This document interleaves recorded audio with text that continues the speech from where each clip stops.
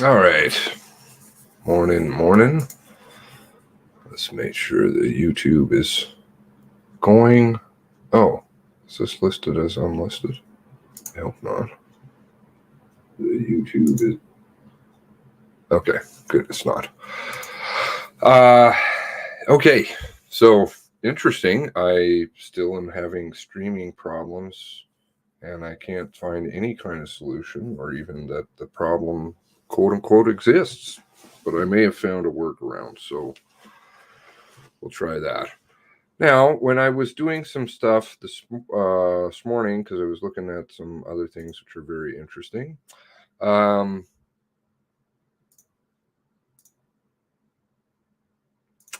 suppose I should say good morning to everybody.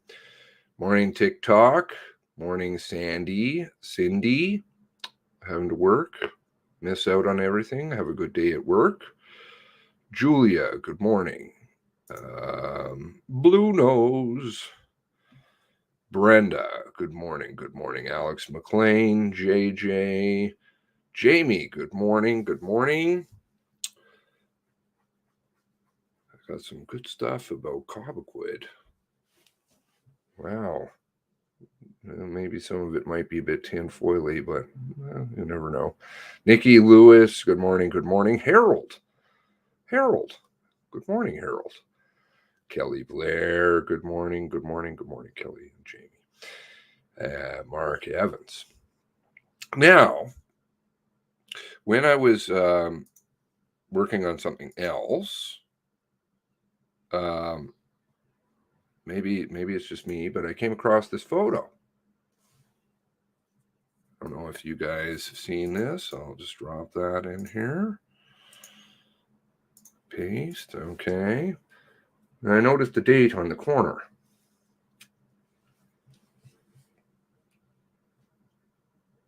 I never can understand these things. Is it March? Is it February? Let's go with let's be the most optimistic. Give them the benefit of the doubt. March 2nd, 2019? Well, that seems a bit early, no? Why does it seem a bit early? I don't know. You have a car that has, you go to the warrants or the receipts. Here we are at the warrants. Oh, he's ordering a push bar. March 26th, 2019. So how could it end up on the car beforehand?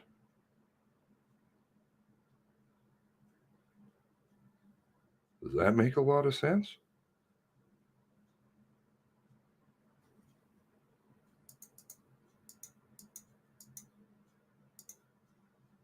Certainly seems fully equipped too.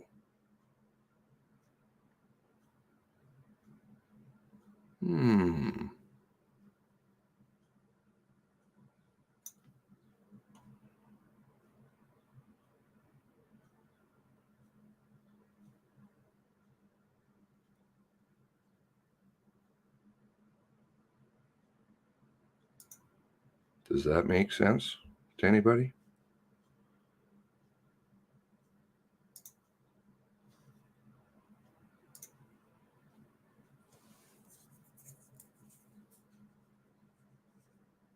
This is in an email to Bud.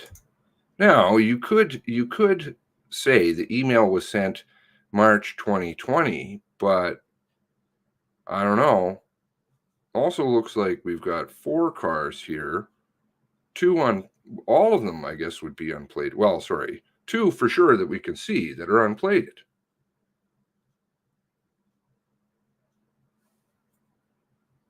And apparently the cruiser was unplated, so that would make 3 unplated.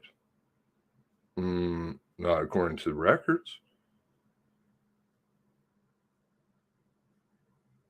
So what's going on there?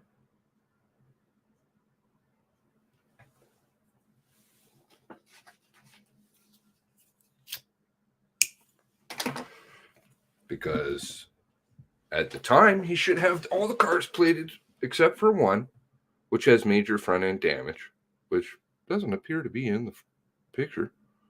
Plus, you also have the car off here in behind.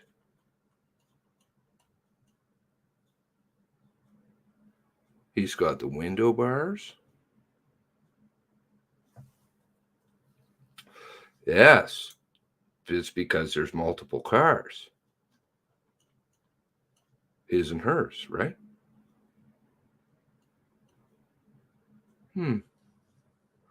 He calls the photographs, he names them mask. I like that. Mask. Now, the email is dated March 2020, St. Patrick's Day. Okay, interesting. To a Bud Olenkow. I don't know if that's some kind of a pseudonym for something. Mask. Captain leaving, rebuilding my Rhino big mess, my personal RCMP car. I don't think what they're telling us about the dates has ever been true. Now, let's see if I can make sure I got the... I can do this. I did it before. Where are we at here? Witness. Uh-oh. Oh no, I got to make sure I have the workaround working, or the workaround won't work, will it? That'll be kind of hard.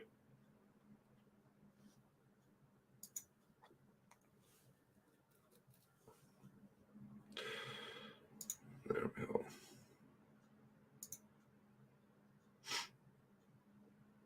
Okay, hopefully that's working.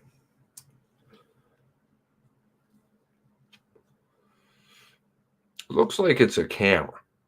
Looks like it's a digital SLR, I would think. But I think I've seen the same date and time stamp on some other pictures, and I believe the date and time stamp matched on those. You know, they can keep playing hokey games, which it's all just shell games, mixing things around. Well, you know, it's the camera, and he just didn't set the date on that date, but he set it on another date, and oh, the time was out here. No, at some point you just have to call a spade a spade. Quit shitting everybody. I wish I had time to get into the, but that's oh, I can't show it now. Not with this fandangled system. I can't believe that there's something really hokey going on with my sharing screen stuff. It's almost like they don't want me to stream. I don't know. Is that true? Or is there something? I can't find out anything technical on it. I searched. Hello, Shar. Saw you on the news. Downloaded a couple.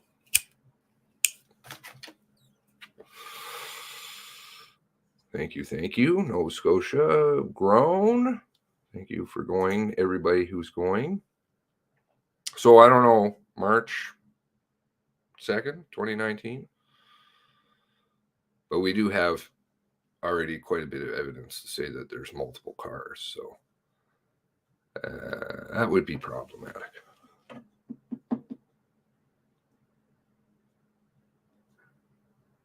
Yes, but see, the dates on the same type of camera match up later. So, yeah, you can keep arguing and building up arguments, but then it just becomes self-defeating because, well, frankly, then it becomes just defense. When you keep getting hit with over and over. The proceedings will begin in 2 minutes. It could be this. A reminder please turn your cell phones off No. or Then to it just silent. becomes, it is. Excuse me. Today is round tables and furnitures. Yes.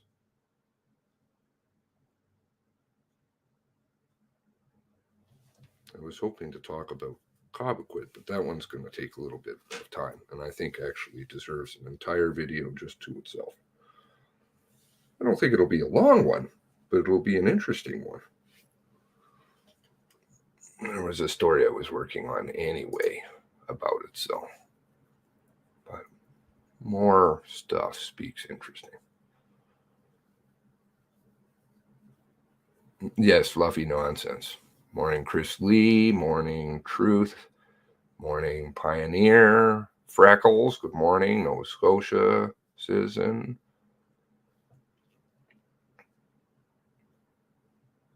Okay, it was you, Ms. Fox, right?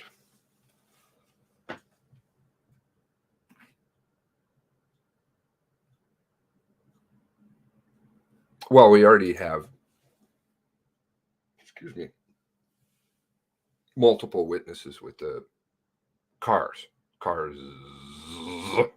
marked. So is it so improbable?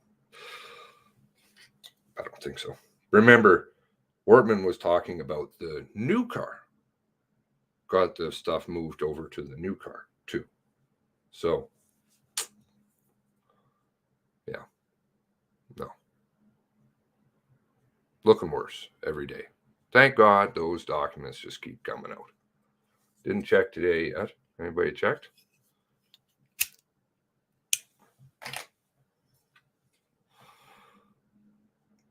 Well, they're out there. The other photos are out there that have the correct date that were provided. Emails that were sent with the same photograph, SLR style date. So they are out there and the dates were correct on those. So, well, then you could just say, well, the date was set in between. Yeah, okay. And the time on the weigh scale is wrong, and the time on the every single clock in Nova Scotia is wrong. Or maybe it's just Occam's razor. Maybe it's just right. Yeah, probably. Why did he have to email so many people? I'd like to know who this Bud person is. I find that interesting. Bud Olenkow. I don't know if it's a pseudonym. I should probably look it up quickly. Bud. Pen name, maybe. Olean. I haven't found any other reference to it yet. So clearly an email address that exists. Anybody come across a Bud yet? No.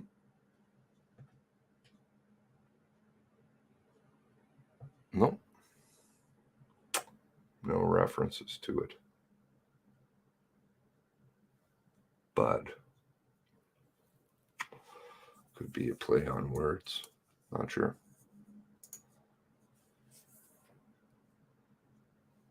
Who is Bud? Bud Olenkow. Good morning. Bonjour et bienvenue. Hello and welcome. We join you from Mi'kma'ki, the ancestral and unceded territory of the Mi'kmaq. Let us begin by remembering those whose lives were taken, those who were harmed, their families, and all those affected by April 2020 mass casualty in Nova Scotia.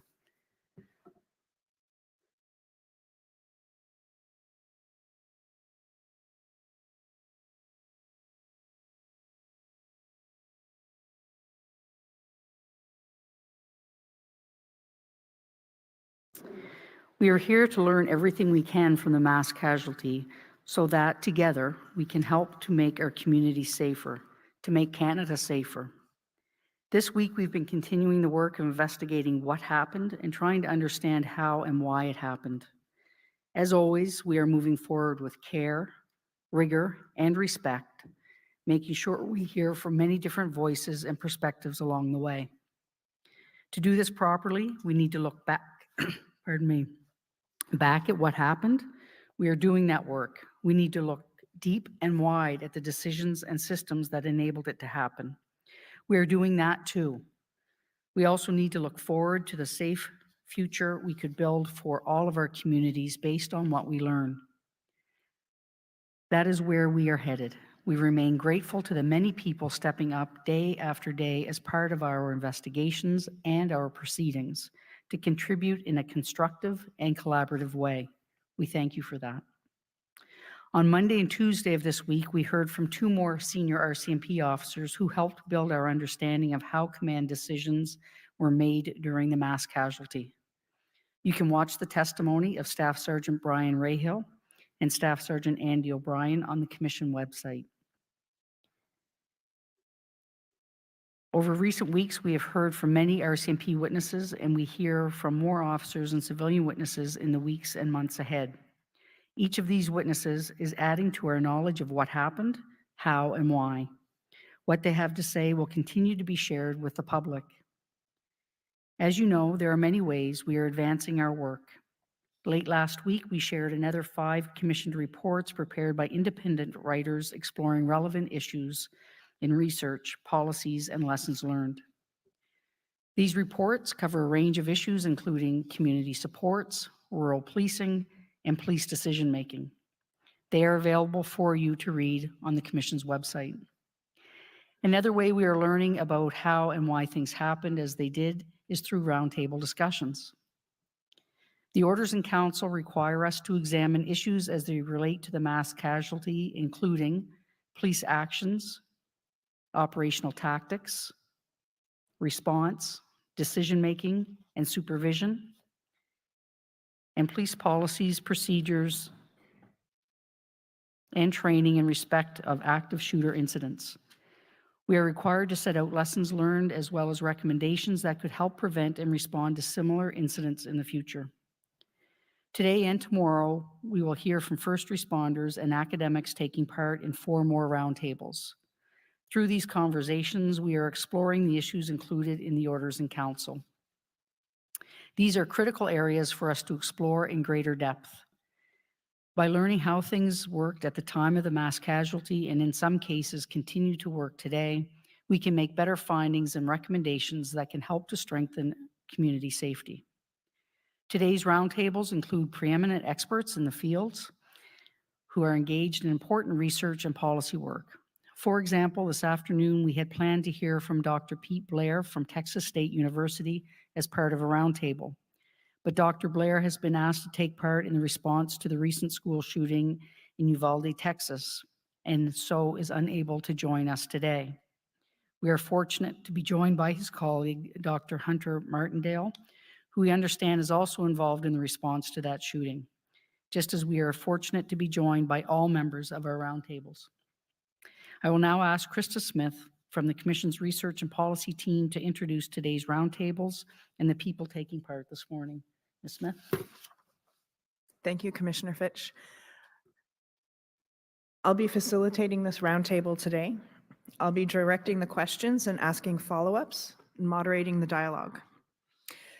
The commissioners may choose to pose a question or ask for clarification at any point. And as you know, roundtable discussions form part of the commission record and are being live streamed and will be publicly available on the commission's website. I'd ask each of you, when responding to questions today, to speak slowly enough for our ASL interpreters to do the interpretation. And this morning's roundtable will be discussing aspects of critical incident preparedness. So this is the first of 4, as Commissioner Fitch indicated. So for this roundtable, the core themes are planning for critical incident response, including emergency preparedness, coordination, and resources. Second, the role of organizational learning and adaptation. And third, lessons from past reviews of critical incident responses. And as with every roundtable discussion, the intention is to provide the commissioners and public with a deeper understanding of the core themes so that everyone is well positioned to engage in conversations in phase 3 about lessons learned and potential recommendations. So I'm ready for each of the roundtable participants to introduce themselves now. And I see our virtual participants or members just joined us, so welcome. And we're just going to go around the table now and have each of you introduce yourselves and explain a little bit about your work and how it relates to critical incident response. So maybe we will start with those who are far away. Kimo, can you start us off? Thank you very much, Krista. Yes, I can do that. Hello, everybody. My name is Kimo Himberg. I retired at the beginning of this year from the position of rector at the Finnish National Police University College. I believe not many of you are closely familiar with my native Finland, so I'll give you a brief introduction. This is a northern country basically in the northeastern corner of Europe, thinly populated, 340,000 square kilometers with a population of 5.5 million. We have a very small police service in the country, currently approximately 7,500 police officers. And the Police University College is the only police education institution in the country. So all police officers are educated and trained there, both when it comes to degree education, but also most of police continuous training is given by the University College, or POLAMK, as we colloquially call it, abbreviated from the Finnish name. I served as the rector for 11 years. I've served the Finnish police all in all for more than 30 years in various management and leadership positions. My background is originally in natural sciences, but my academic background also contains studies in criminal justice management. Finland is one of the so-called Nordic countries, together with Sweden, Norway, Denmark, and Iceland. And these Nordic countries are socially have socially been, I would say, relatively successful in many ways. Policing is an example. In Finland, according to international measurements, public trust, citizens' trust to the police is the highest in the world. According to the latest police barometer, 91% of Finnish citizens trust the police a lot, or close to that. Why is that? Our understanding is that one of the reasons is that we educate officers extensively. Basic police education leads to a bachelor degree in policing and takes 3 years. There's a lot of both theoretical and practical content in the program. And we put a special emphasis on values and attitudes in the education. I believe that we will be touching these details later on during this occasion. Maybe I will stop here. Thank you very much, Krista. Thank you very much. Martin? Hunter Martindale? Sorry, we just met yesterday. Yeah, no worries. So Hunter Martindale. I work for an organization called ALERT, which is an acronym for the Advanced Law Enforcement Rapid Response Training Program. We're located at Texas State University in Central Texas. The commissioner mentioned Uvalde. We're a couple hours away from that location. So Texas DPS, which is our state agency, asked us to come down and help with an after action report. So we sent a film crew, and they're down interviewing and doing things today. So if anybody's attending all 4 sessions, you're going to see me a lot over the next 2 days. Pete was taking today and I was taking tomorrow. So I'll be here both days. So Alert was founded in 2002, just to give you a quick background, after Columbine happened in 1999. It was founded by local SWAT officers from a joint team in this area. So the 2 PDs, police departments, and 1 sheriff's office. Some of the SWAT officers from that joint team formed the training center, purely to try to teach officers better ways to get in and try to stop a shooter in that type of incident. And over the years, our training has evolved and built as we've gathered more and more data on these events as they've happened. And we'll talk about that more throughout the next 2 days. We started off as a straight law enforcement training center, and we have evolved to the point where we now include medical classes, civilian classes, classes with fire, EMS, integration, dispatch. There's a whole gamut of courses that we've developed based off of what we see happening in the actual events. So my role here is I'm the director of research. I take apart our classes and test the tactics and the things that we're teaching to make sure that everything's empirically based. And so our instructors will come up with new techniques that they're seeing in the field, stuff that's coming over from other countries, the military, or just something that somebody in the law enforcement field thinks up. And we'll test it against the current gold standards, and we'll see what's best. And we take this options-based approach. In the United States, there's 18,000 different agencies, and so it's impossible to get everybody on the exact same page. And so we do take an options-based approach. So we tell agencies we're training X because this is what we see, but here are a couple other things based off of your policies and choose what you want to do. And I can stop there, I guess. That's us in a nutshell. I'm happy to talk about our training and how it impacts things. And if Uvalde comes up, I can share some information about that as well as it happens. But happy to be here. Thanks for the invitation, and I'll see you several times over the next 2 days. Thank you so much, Hunter.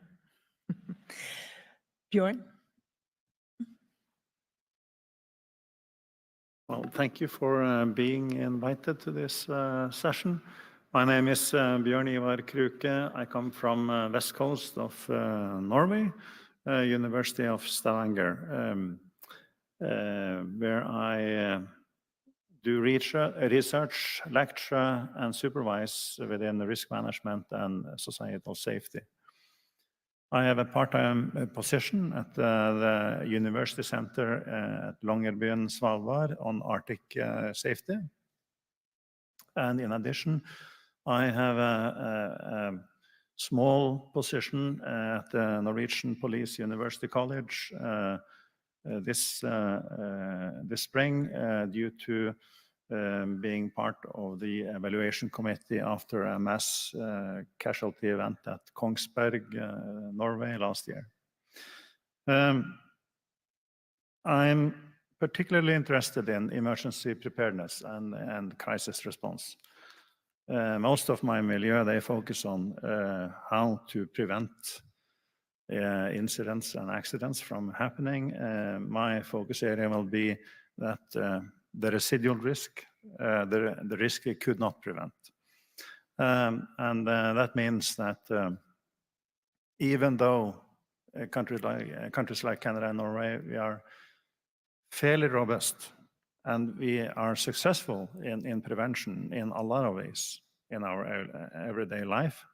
And we don't hear about these events because they are a success story. But we hear about the incidents, accidents we cannot prevent. When it comes to crisis response, I have a lot of colleagues working at the university with conceptual understanding of concepts like risk and preparedness and crisis response. I do that, but I'm also very interested in hands-on experience. In that case, I appreciate the value of direct experience. When it comes to crisis response, then I'm extremely interested in how is it to be there while it is going on with the threat and the uncertainty and the urgency of the event, important values at stake. How is it to make decisions in such situations? And that means that with that interest, I've been in a few crisis areas. My fieldwork for my PhD was in Darfur in Sudan during the civil war. There, I've been doing assessment of crisis response in Aceh following the tsunami. I have sent students master students to crisis areas on all continents so that they can get that direct experience. When I started my career in the Army officer, 16 years in the Army, including NATO, been working with a lot of good colleagues in NATO, even also with the Canadians in Kosovo during the campaign there. After leaving the Army, I've been a part of the European Union Civil Protection mechanism. So I'm a so-called European Union Civil Protection expert for deployment to disaster assessment and coordination in crisis areas. My primary interest is crisis response, crisis preparedness, field level type of understanding of what is going on. Thank you, Bjorn. Go across over to Carrie. Good morning. My name is Carrie Murray Bates. Currently, I am the manager of the Toronto Police Communication Center. That is the 911 public safety answering point for the City of Toronto.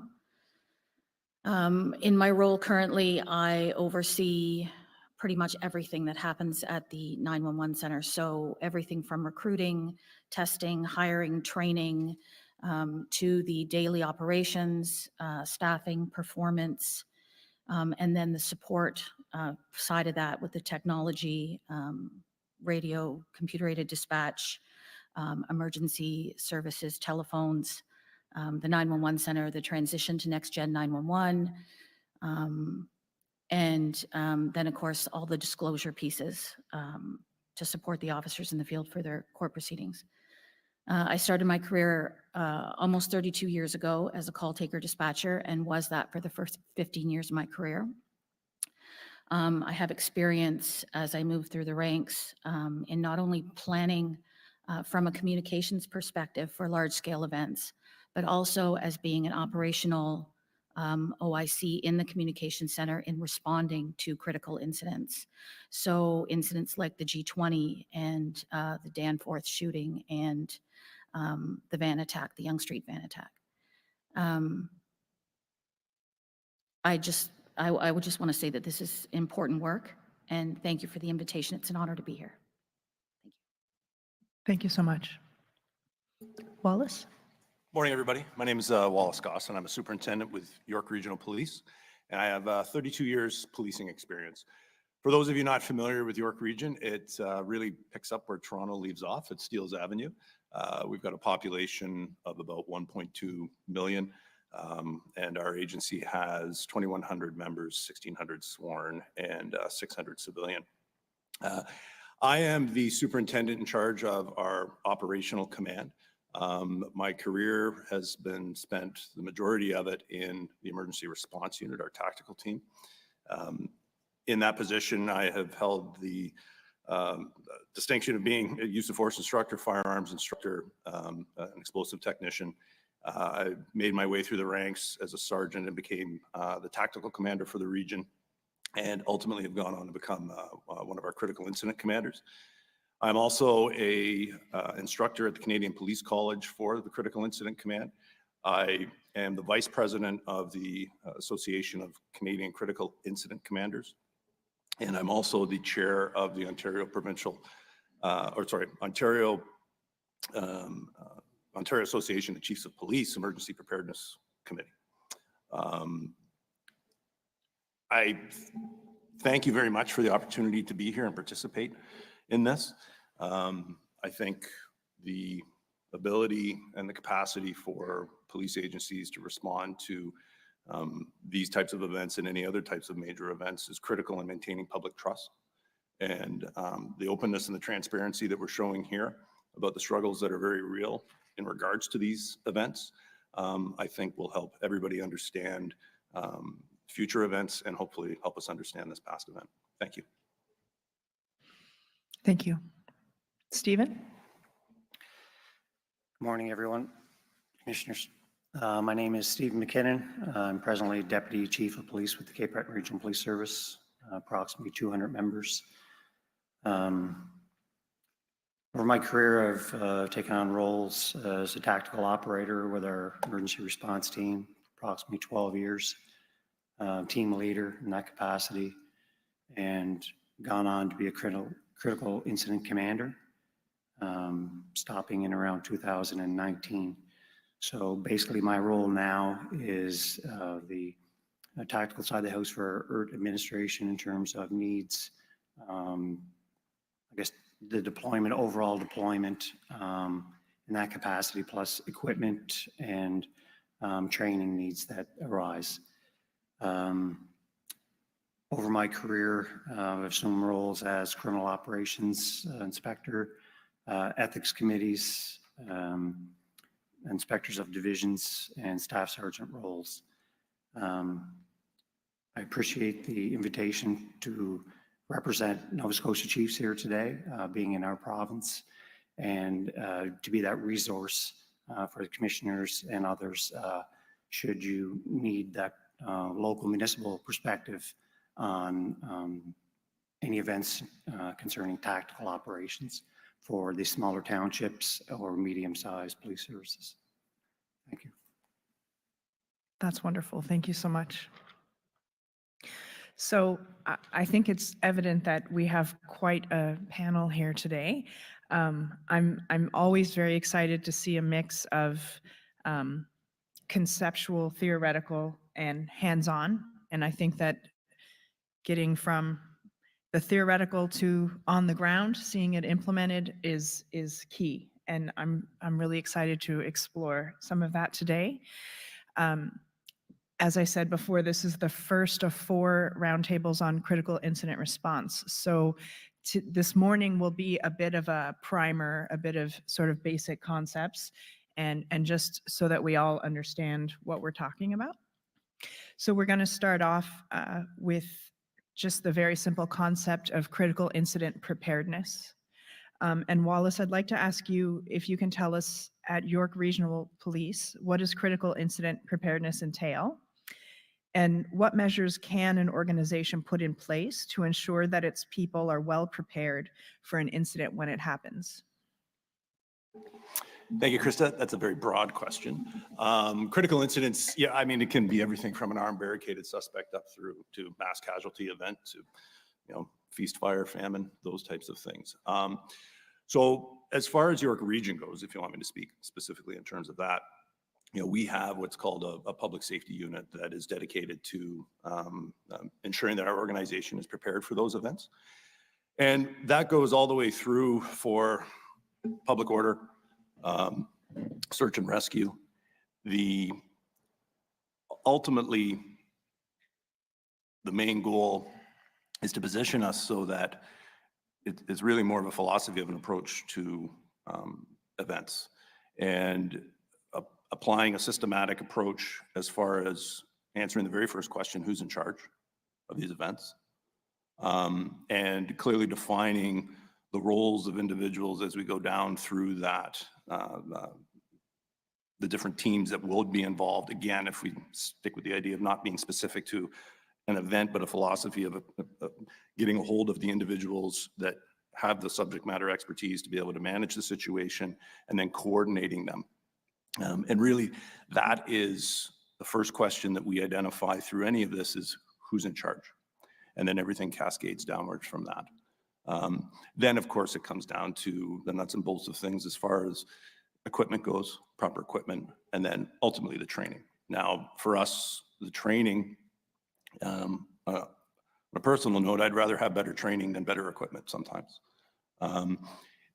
we mandate that we have 4 major events scenarios that we run, that the public safety unit puts on, that have, the scenarios are created such that they try to involve as many of the groups as possible that we might need. So those are our regional partners as well, so fire, EMS.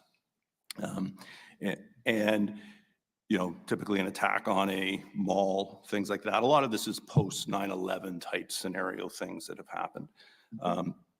And replicate some of the events that have happened around the world and then respond to it. And I think, again, going back to the better training, the training isn't necessarily set up for success in the true sense of the word, that everybody comes away feeling great about everything that they did. The scenarios are designed to be very challenging so that mistakes are made, so that we can go back and analyze them and make a more robust system in the future. So without getting into the exact details of each unit and what the structure is, that's kind of the philosophy that we apply for critical incident management in York. And again, it's scalable, and sticking with those principles, you can deal with a single arm barricade event all the way up through to mass casualty events. That's helpful to set the scene for us, I think. And I'd like to turn now to Carrie to tell us a little bit about critical incident preparedness at the Communications Center in Toronto, and especially what role policies and procedures can play in assisting with people being prepared when a critical incident arises. Thank you, Krista. I think the point that Wallace made about the training is so important, but the process being scalable. So for us in communications, I mean, communication services, we have policies for everything. So, and we train our people, our COs, communications operator COs, they have to know the policies verbatim in their training. So they're very well versed on what the steps are for each role for a call taker and a dispatcher. But the key really is to put in place training that is scalable. So it's the same thing every time. It may just be on a larger scale. And then, of course, for us, depending on what's happening, of course, that can shape what happens next, the questioning that the call takers do, the actions that the dispatchers take based on the size of the event. But our policies and procedures are quite clear, and they are very scalable. So if an event is larger, it does outline what we do next. I'm trying to imagine maybe an example where a policy gets scaled or a practice gets scaled. Can you think of an example? So it will depend on the size of the size of the response required, right? So I'll talk about from a communications perspective. I'll just briefly touch on the Danforth shooting, and I can only speak from a communications perspective, not from the police perspective. So initially, the event came in as a person with a gun, right? And a shooting call. And then as we received more and more calls, it was quite evident that it was more than just something that the local division could handle themselves, right? So for us, there is a process of notification, and then notifications grow as the event grows. So we have a series of events where a notification from a dispatcher to a supervisor is mandatory, so that there's an extra set of eyes and an extra set of hands looking at the event. And then the supervisor has a list of notifications that they have to perform as well. So again, there is more oversight. There's our duty operations center, and then depending on the size of the event, there's our command team. So in the case of the Danforth shooting, we realized quite quickly that the response was going to be significant. So at the communications level, we are able to expand the resource deployment based on the way the policies are laid out. So our response is the division, then it's neighboring divisions. But we also have a process where There has to be a site commander get on scene. So normally in the initial stages of an emergency response like this, it's the road sergeant. And then as the event grows, it becomes the duty inspector. And then of course the command will appoint incident commander. And they'll have an on-site incident commander, and they will also more than likely stand up our major incident command center, which will also have an incident commander in it. Is that Yes, okay? that's helpful. Thank you so much. Stephen, I'd like to turn to you now and sort of have a similar kind of conversation, but in the more the rural context, given that you've been policing in Cape Breton for over 30 years. Thanks, Krista. I think when we look at tactical response in not only in Cape Breton, and I can loosely say in Nova Scotia, we always adjust to our needs. So knowing your environment, knowing your community first, taking it back a step. You know, we have a university, we have, you know, the school systems, our downtown business community and what their needs are. So that's something that we look back, you know, several years, unfortunately, because of these types of incident, and built those relationships with the leaders in those areas. Primarily is to introduce ourselves, because that whole world of tactical approach is somewhat scary for civilian people. When they see big guns and helmets and vests and those types of things, it's immediately that unnerving feeling. So what we recognized over the years is that relationship piece first. So now what we have done is gone into the school systems, done educational pieces, find out their logistics of their schools, because knowing high schools and universities, the corridors, the hallways, those types of things are multi-complex, especially if you're not used to that environment. So we build training plans to support those. We engage with those leaders in those areas to find out firstly their needs, break down those barriers of when we come, and we do it in a plainclothes setting to further reduce that stress on people when they see. And then we take it to that next step of actually doing training scenarios loosely in and around those areas. So when that actual event comes, as we all know, the more you practice, the better you're at what you do. So knowing that environment primarily in the preparedness piece, I think that's largely our approach over the last 10 years or so. And to echo Wallace's themes on training, building training logs, recording our scenarios, and actively staying up to date with research and development in terms of what are current themes, training themes, the technology that's out there, try to be current. And some of our struggles are the part-time component to tactical operations. You'll see full-time tactical teams, and you'll see part-time tactical teams that officers go to work, do their duties. But as we talk about go bags, or you know, have certain positioning of tactical officers throughout the divisions and platoons. So when you talk about rapid response, if we do get that call, then we don't have to wait several hours for a full team to muster up and get going. That we can have that, you know, in an active attacker type situation, that we can have that immediate response, and then the rest of the teams come back to support with whether it's armored vehicles or drones or dogs or whatever we need to support that event. But I think that's where we've kind of the concept in Cape Breton that we've tried to lead over the last 10 years. That's really helpful. It's very interesting to me to hear that you spend some time working with the public to prepare for critical incidents, so that it's less scary when the moment actually arrives. The other thing I wondered about for more of the rural context is knowing that some of the police, municipal police services tend to be smaller. How does that impact preparedness and training for critical incident response? Yeah, that's a great question. And I didn't get into the budget aspect and where those monies fall to. When you talk about some of the smaller departments, you know, some have $400,000 operational budgets. So when you talk about tactical response, I'll give you a perspective of night vision for officers to work to their full capacity at night.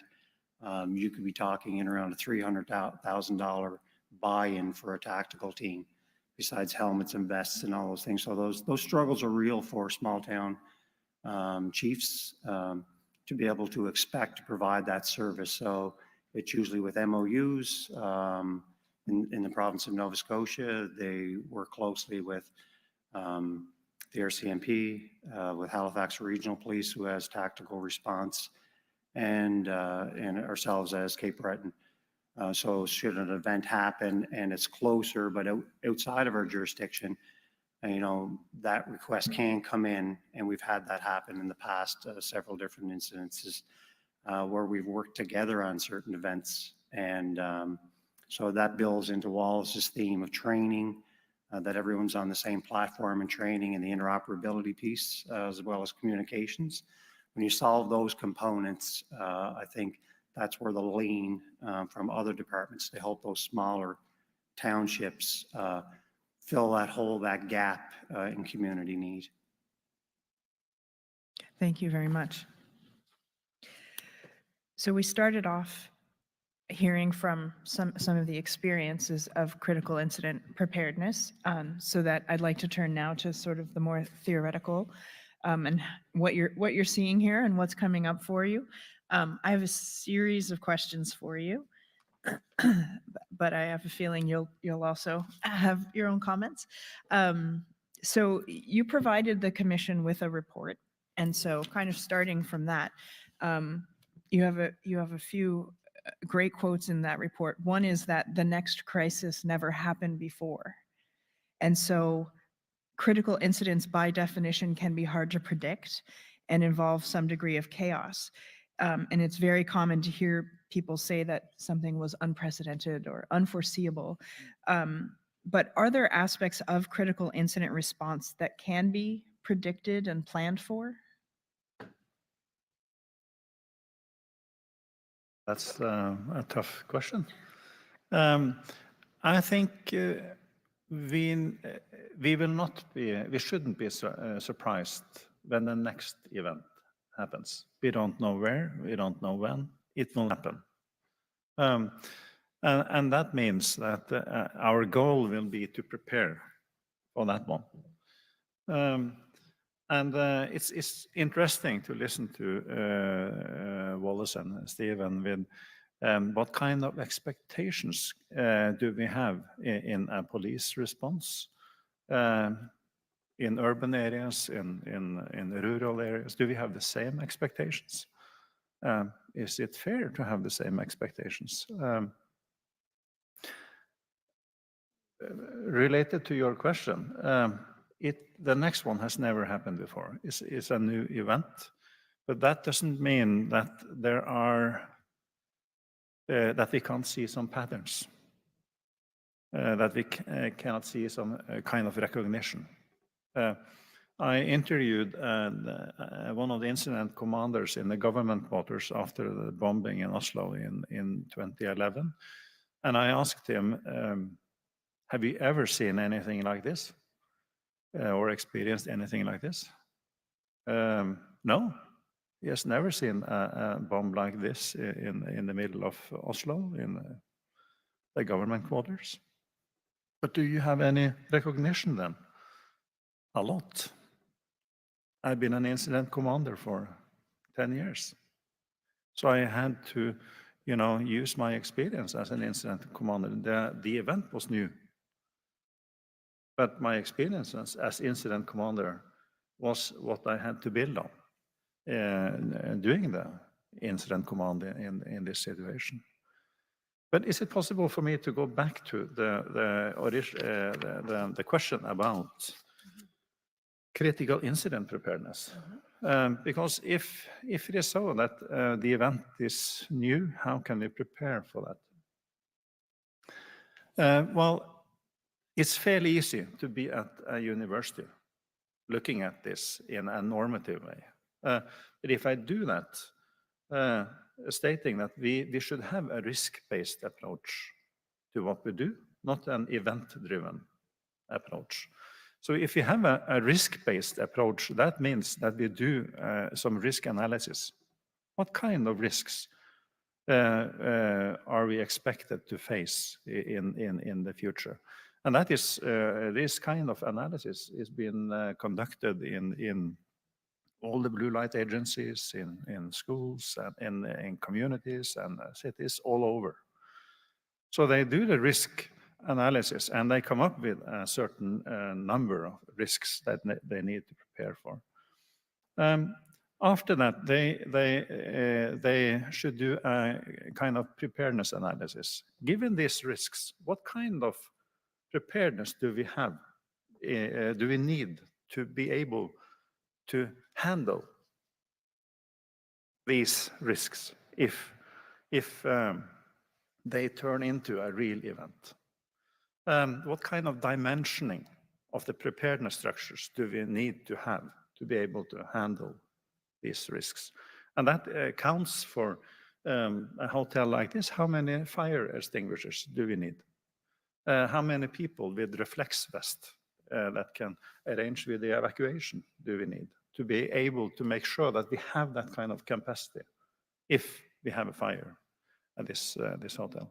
Related to mass casualty events, what kind of preparedness structure do we need to have in place to be able to respond in a reliable way? Let us say that we have a response in an urban area of 10 to 15 minutes, and we will be on site. If that is the requirement, what kind of number of police cars do we need out there to be able to respond in that time frame? And when we have done these calculations for all the risks, we have dimensioned the preparedness level we need to be able to handle these risks. Then we go to, well, the schools. Then we go to the training facilities, because then we know what kind of training we need. We know what kind of equipment we need, the amount of equipment. And then we make the plan, the preparedness plan. And we test the plan in the relevant exercises. Because if we test the plan in the relevant exercises with the relevant actors, then we know, does it actually work? And then we evaluate, and that's the way we do it. That's at the university, this is fairly easy. When it comes to real life, of course, when it comes to the decision about what's the level of preparedness we will go for, that's a political decision. That's an issue about prioritization of resources. And of course, we need to deal with that at all levels, in all organizations, every day. These kind of discussions about priorities, giving priorities to certain important activities, including preparedness. So if, and of course, the risk picture is dynamic, it's changing. That means that we need to have a constant focus on what is actually the risk, and we need the discussion about, do we have the relevant preparedness to be able to handle this risk? So that is, you know, the university, if you will, type of understanding of a normative understanding of dimensioning of preparedness level. And in addition, it is a link over to what kind of decisions do we need from the politicians related to the dimensioning of the preparedness. And it's also an issue about how do we exercise? Do we include the relevant equipment, the relevant people, the relevant actors, cross-organizational exercises, so that we actually are able to test if it works? Now, That's helpful. That's helpful. And just a note that in our afternoon roundtable tomorrow, we'll be talking about that prioritization of, say, politicians and civil society. Would we be spending our finite resources on? Yeah, because it can be a tough decision. Kimmo, I'd like to take it to you. now. And of course, please comment on anything you've heard so far. But as well, we're very interested to hear how the model in Finland works for critical incident preparedness. So, you can tell us, but my understanding is that the model of police education in Finland is research-based. And so that you provide police recruits with opportunities to actually participate in research. So I'm hoping you can talk to us a little bit about that important component that both Wallace and Carrie mentioned of training. Thank you, Krista. You are right, yes. Of course, in such a long education program, and as a matter of fact, I'd like to emphasize that we don't like talking about police training. We prefer calling it police education, exactly for the reasons that you mentioned. We are in a lucky situation. There is a national police service. The whole country is divided into only 11 regional police units, which are led centrally by the National Police Board. So basically, the policies and procedures that the police uses, they are harmonized throughout the country. Just like you said, Krista, the Finnish police education is research-based, and indeed, we, as curious as it may sound, but we are involving our police students in the research projects of the university college.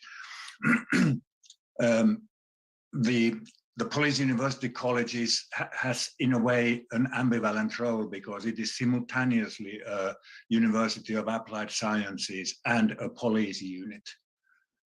Myself, as director, I was a senior police officer at the same time. But this is important because this way we can ensure an extremely close cooperation between operative units and education and research. So we are provided by research project teams by the operational units, and thereby the Police University College is deeply involved in developing policing in this country.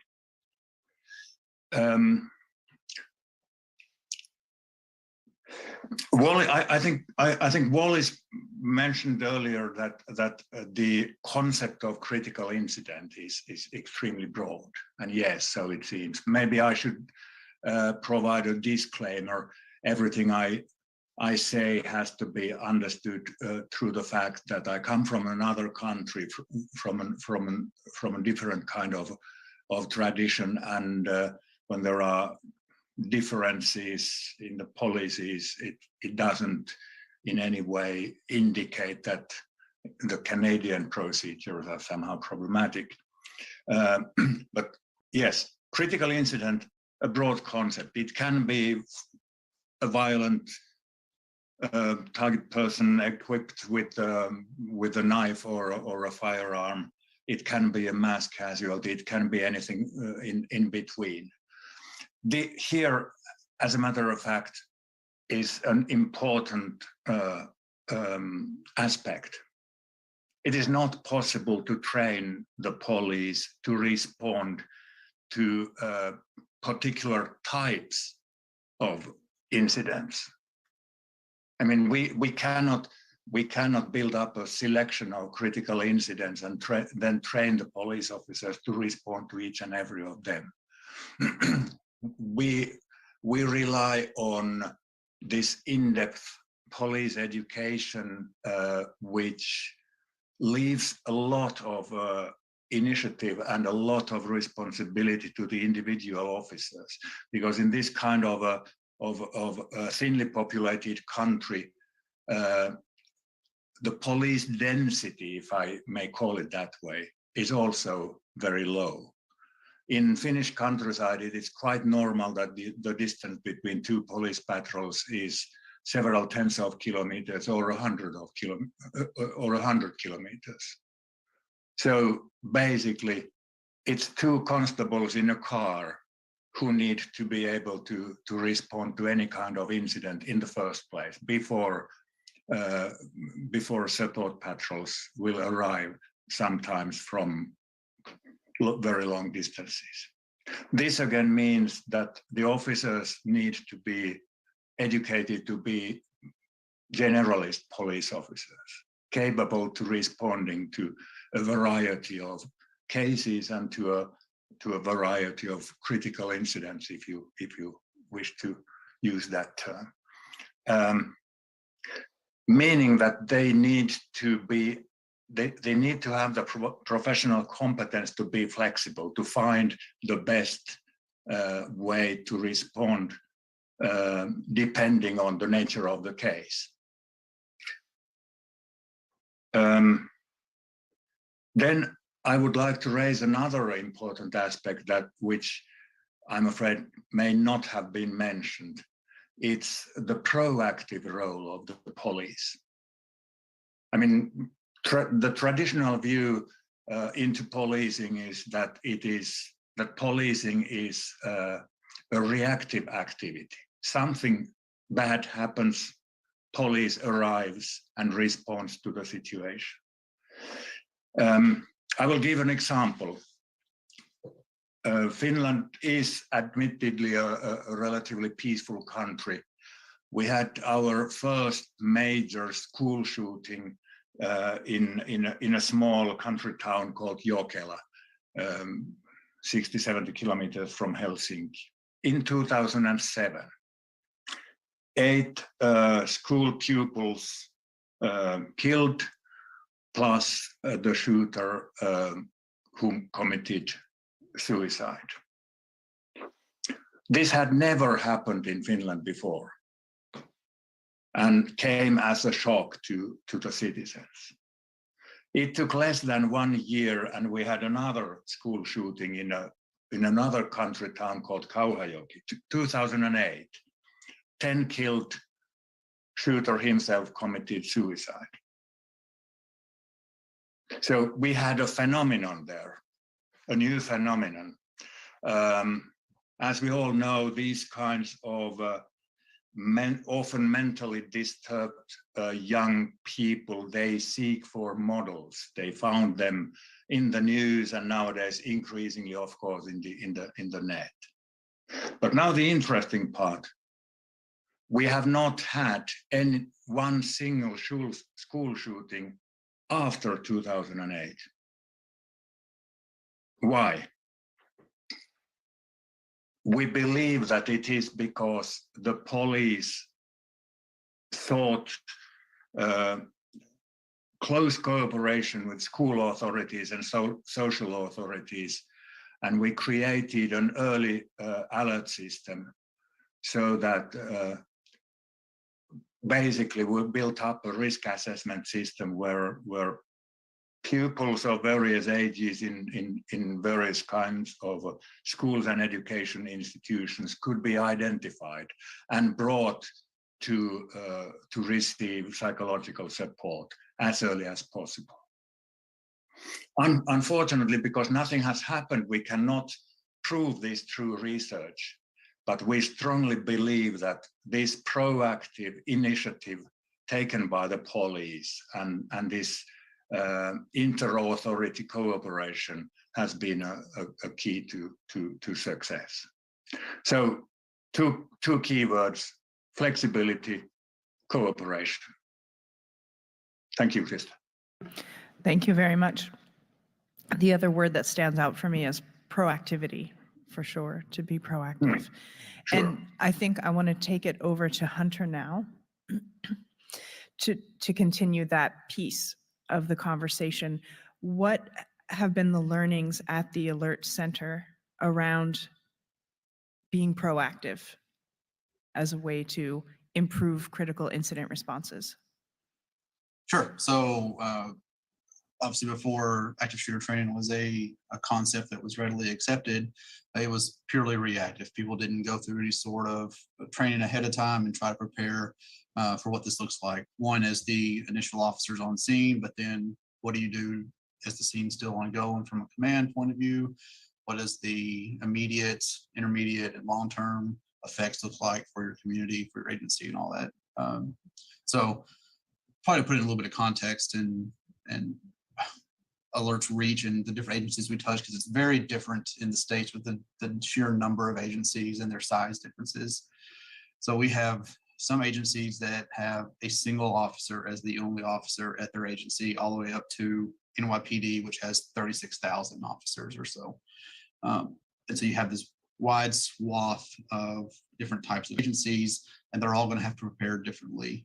Some agencies will be like Kimmo's and Stephen are talking about, where you can have miles and miles or kilometers between people, and how long they're going to be able to take to get there and respond. So sometimes preparation means that that single unit, single officer or a double officer unit is the only responding unit for a long time, or you could be somewhere like NYPD or Los Angeles, where you will more likely have backup within seconds, if not at the exact same time. So they're going to prepare very differently. So for us, when we started, it was only in the state of Texas. It was all Texas funding. And we very quickly built up the interest in seeing that this is something that officers wanted and they were hungry for, and we were able to get federal funding. And over the years, we've trained all 50 states. It's about 180,000 officers and 9,000 of the 18,000 agencies. So we've been spreading out, but we can only do so many touches in direct classes. And there's only so many trainings that can happen. So to be proactive and to help these officers practice in their own settings, we don't do very many trainings in our facility. We have a really nice training facility in Central Texas, but we're not traveling officers in to go through this one sterilized type of environment. So what we do is we go to the agencies. 95% of all the training is out on the at their locations. We send the equipment, we send the instructors, and we don't just train a single agency for the most part. Because there are so many different agencies of different sizes, they intermingle when these events happen. And so we usually have a host agency. So I'll just name something, I don't know, Denver, Colorado, and then a lot of the suburban departments around Denver will send officers to come in and train with them. So now they're integrating with each other. They're learning common language, how to communicate. So in that proactive sense, if one of these things happen, they now know how to speak with each other, because they're all going to be showing up at the exact same time. We're very close to each other in a city like Denver, and they're going to be forming teams and having to work together to try to solve the problem.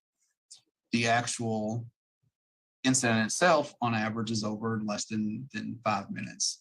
Something like 70, at least in the state, 70, 75, 80% of these are over in less than 5 minutes. And so that initial rush is there, but you still have this deluge of officers showing up. So how do they need to communicate and solve the problem? How do they hand off command? How do they build up the necessary resources to contain that situation and then build out for all the recovery phases going on? And that's all just preparation and being proactive and pushing that out. So that's the approach that we take. It's a very different system from what Kimmo experiences, and even in Canada, just because the sheer volume and difference in agencies.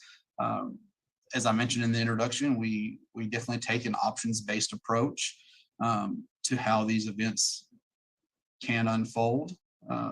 As both Wallace and Stephen talked about, these are complex events. There's a lot of different things that can happen. Kimmo hit it as well. You don't know, you can't train for every possibility. So the officers have to have some sort of understanding of different options that can happen. Uvalde is a good example of how that broke down a little bit. The officers were not able to get into the classroom because it was locked. And the commanding officer, the chief, came in and basically halted it and said it was a hostage situation. They couldn't get in. There was still some gunfire happening. But there are more options to get into that classroom. There are what we have is Knox boxes. So they're boxes with keys, universal keys at the school. Breaching equipment, if you don't have it, you can get it from the fire department, which is going to be right across the street from you because they're all showing up at the same time.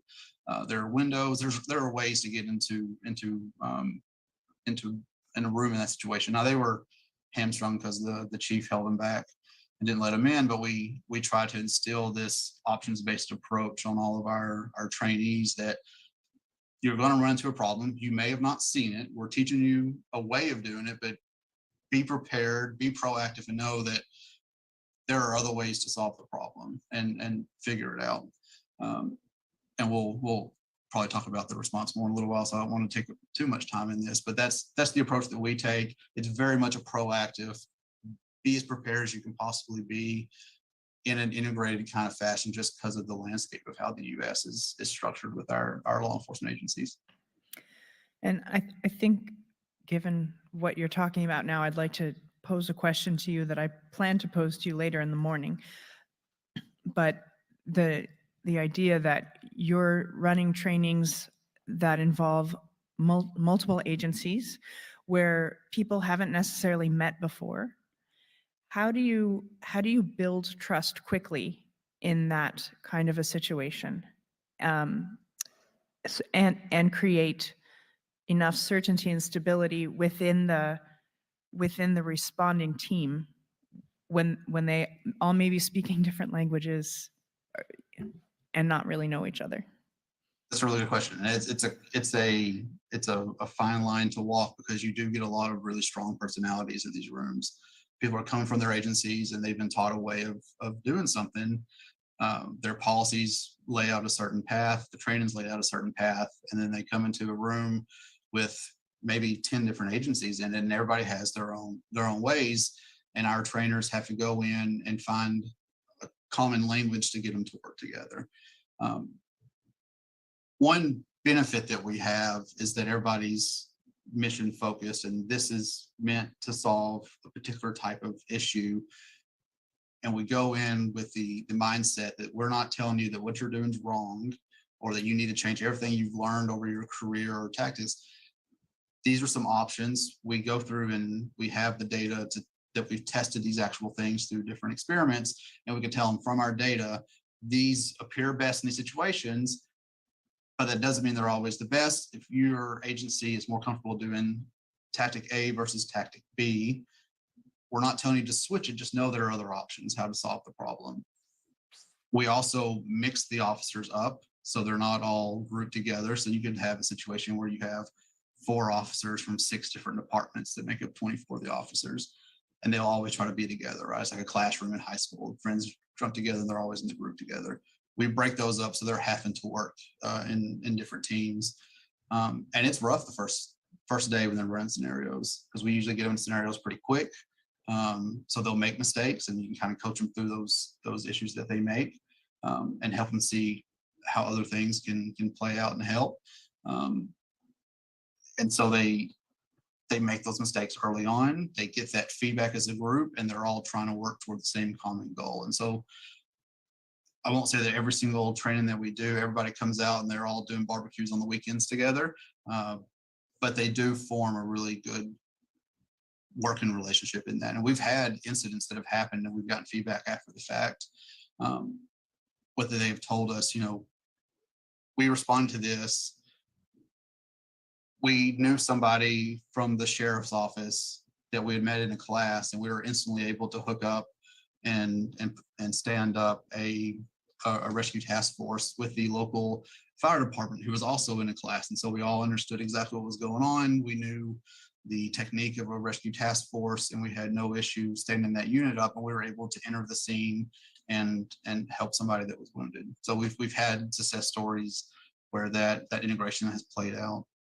But yeah, it's always a challenge when you have this many different types of organizations mixing together.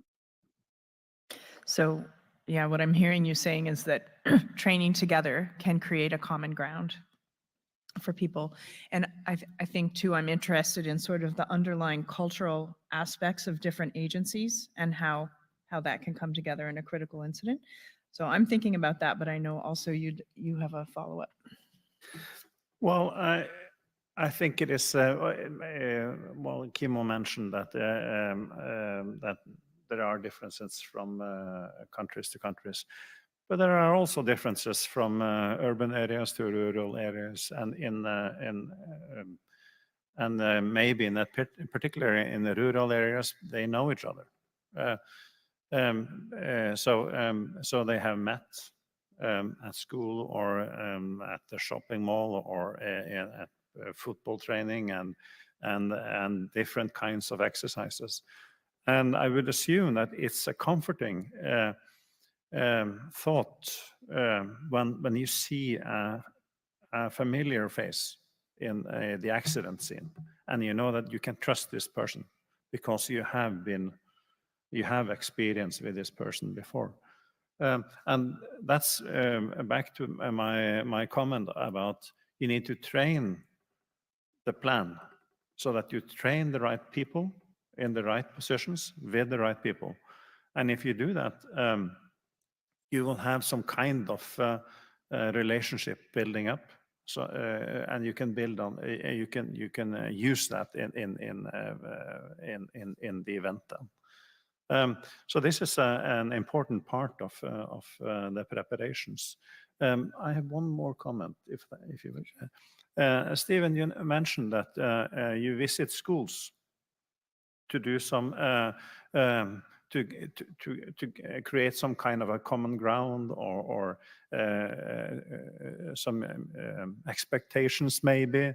And that is part of the issue about you need to train with the right people, and the staff at school, they need the guidance from the police because they have the first shift in a school shooting scenario. They are the first dealing with the issue, and they need to know what to do. And in addition, it might be that the police will need some information from the school when they approach the scene. So, and of course, this is an important part of preparations, that we have agreed upon some expectations about who's doing what at the scene of the event. And a final issue. If you look at the evaluation report after that 22nd of July 2011 bombing in Oslo and the Utøya shooting, you would see that 30-40% of the report will be related to prevention. Could we have prevented this from happening? Could we have seen this? I've now been a part of the commission studying the police response at the Kongsberg mass casualty event. It was a bow and arrow event, a guy killing 5 people. And close to 50% of that report will be related to prevention. And the issue is the surveillance, the police surveillance department. Could they have seen it coming? Is it a terrorist issue? The police, have they got a history with this? The healthcare system, he was psychotic. Are they good at talking to each other to prevent? And in quite many cases, you will hear that, well, we saw signs of something. So people were not feeling, well, they felt maybe that something is wrong, but they didn't tell. So these signs of, are we good at, looking for the signs of a kind of change or a kind of escalation or something like that? That's part of the prevention. Thank you. And I think that is a topic that we'll be looking at later in the summer. Yeah. Following up on your point to Stephen, and as well, I was thinking about how you were saying it's back to relationships and how the dynamic of critical incident response, especially when it's multi-agency in a rural setting, can be, really goes back to that relationship. I just wanted to check in with you, Stephen, if what your experiences have been with multi-agency critical incident responses. Thanks, Krista. Again, going back to 1996 when we started to realize in our area that we needed some type of a containment or a tactical response in situations. These people can't even speak English. Like, they're seriously in need of some grade school. They just fly around. They do the same shit all over the world. That's why they can't even attend this one, because there's another one. Blood money. Shame on these people. Shame. That's all they do. Shame. We reached out, we make it a plan each year to contact and work with to keep those communication lines open, more so than ever now, in the events that have recently occurred. So it's something that it's top of mind. Going to, well, as I said about training, training standards is usually one of the setbacks. And what we've heard from our other colleague, when you have 2 or 3 different disciplines, no one really wants to give up their way to form a path. I know within Canada now, and a lot of the tactical teams, they're on the same training platform. So when you look at that piece, that's solved. So you look at fixing problems, so we can train together when we do joint operations, that those things are out of the way. The interoperability piece of, I know Bjorn from our last training experience, and next year we'll do it again, and next year do it again. So we're not learning from each other every year over and over. It's we've already, kind of had those experiences to get us to that, just doing the event. So that combined with communications. So when you look at portable radio systems, that's always one of the factors that, my team can't talk to the other team on joint events. So within Nova Scotia and interoperability with TMR system radios that we've had since, I believe, 2015 or earlier, that's one of the mutual aid channels that we can work to.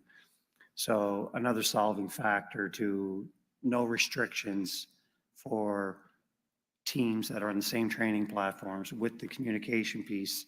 And all we have to do now is, in which we have been, is train together, get to know each other. So when these events happen, and up to recently, when we talk about examples, in 2020, we had an event of a missing person. And it turned into something that spun off to be larger. But we worked fantastic with that project and the successful outcome. So it reinforces our decision making to keep those channels open, to continue that training, to continue the dialogue. So if it's working, keep it working. One of the flaws that we've noticed is the change in the guard. So I might do this practice or the predecessor before me and continuing on, but if that's not continuing on with the new, somebody retires, somebody changes their position and goes to a different role, to ensuring that that training piece continues on, those relationships continue on, because the platform is solved, the communication piece is solved. Now it's the last 2 pieces that continue to have those relationships. So I was going to take it to Wallace next. I know that you teach at the Canadian Police College, and I'm wondering if you can speak a little bit about the platform that is taught, and whether, to your knowledge, whether that platform varies much across Canada?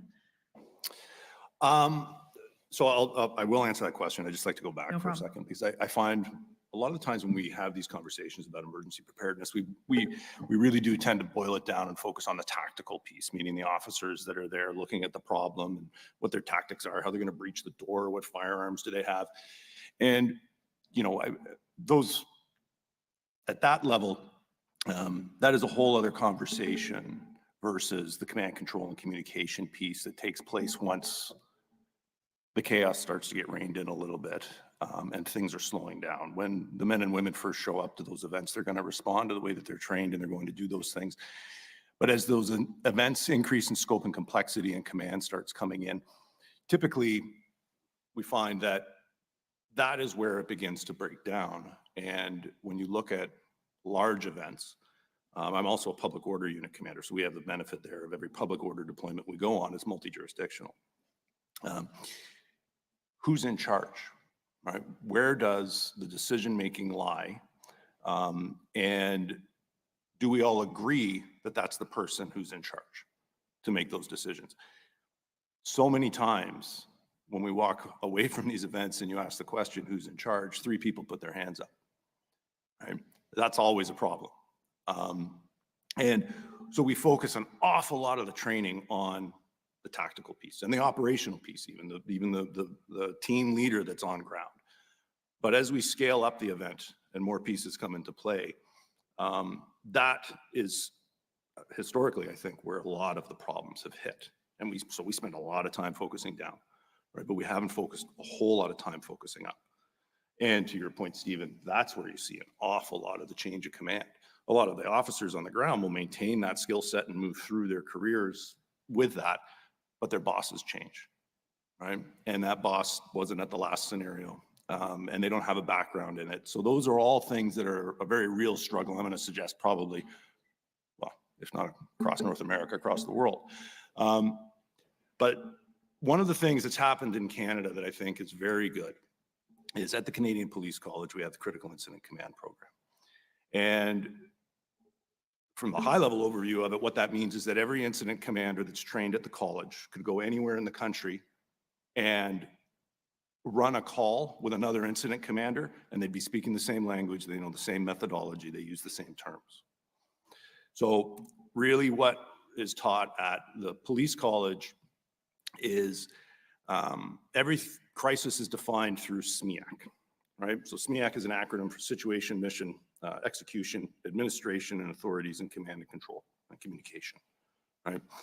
So that is the initial framework that they use on. All of their decision-making is based on NRA. Is it necessary? Is it risk effective? Is it acceptable? And when you're examining those 3 points, is it necessary goes back to your priorities of life. And what we teach the priorities of life for a commander is the exact same for the priorities of life of a frontline officer. It's the public, the officers, and the subject. So when they make those decisions, right, everything is contextualized within that framework, right? They're also taught within the execution phase, constantly coming up with plans. You've got your deliberate action plan, you've got your immediate action plan, meaning if something goes bad right now, what do we do? Well, we're making a bigger plan. And then whatever other contingency plans that you may need based on the situation that you're following, right? So within that as well, if we go back to that acronym SMEAC, that command control communication piece at the end, the C, that is what we call the command triangle. So the command triangle is composed of one person at the top, the incident commander for the event, and then the 2 branches of that are the negotiation team. And again, most of this is framed around the idea of it's a armed barricaded suspect of hostage taking. So you've got your negotiation team, and then you've got your tactical commander. Those are the 2 subject matter experts that inform up to the incident commander, who then bases their decision on what they think they should be doing, going back to, is it necessary, is it risk effective, is it acceptable, based on the priorities of life and what you've sent as your mission. So the mission is set by the incident commander. It's one of the first things that we teach them to do. They're also told to take command as soon as they have the recommended situational awareness, right? And then they begin gathering whatever resources they need and start tasking out things. Now, that's a very rapid overview of the program, but maybe I'll just leave it at that, and if there's further questions. But that is what every incident commander that comes to the Canadian Police College gets. And it's finalized with a hour and a half long scenario where they have to, it's like an oral exam where they have to demonstrate that in a realistic scenario. So again, covering all those components, SMEAC, NRA, priorities of life. I can get into what's ICLEAR, but that's more the acronym for the on-ground officers, but it is something that they have to go through. Because one of the things that we found under stress, people can't remember things, right? Their brains shut down. So, Stephen referenced go bags. Within my go bag, which is right around the corner from you here, I've got those things written down as much as I teach it, right? As much as I've experienced it and lived it. I don't trust myself to remember everything that I need to remember in a high-risk event. So I pull out my card and I go through it, that checklist, to make sure I haven't missed anything. That goes back to the importance of that training, right? Those components of the command control communication and having commanders experience that, having them work through the process under stress, right? And not getting focused in on all of the things that we know can happen to them under stress, which I understand we're going to talk about later, is really the key, separated from the tactical operational side, but that movement up through the chain of command. That is where the training takes place for, in Canada, our incident commanders. And so far it has worked quite well, but all of this, any training is dated, right? That repetition, that constantly doing it, all of these things are perishable skills. Even just remembering what SMEAC is a perishable skill over time, and under stress is sometimes very difficult. That has to be trained constantly, not just how do we breach a door, right? How do we make a hostage shot? Those critical decisions moving upwards, and again, going back to who's in charge. When you're multi-jurisdictional and there's 3 or 4 agencies in that room and they all think that they're the ones in charge, that's a problem, and that needs to get sorted out in training before a real event. So again, I think I'll leave it there. Okay, I have just a couple follow-up questions from what you've just said. Can you tell us what SMEAC stands for again? That went quickly. Certainly. So SMEAC, S is situation. Yep. What is the situation that you're dealing with? It really ties into situational awareness. Mhm. What is the M is the mission? What is it that you are trying to accomplish?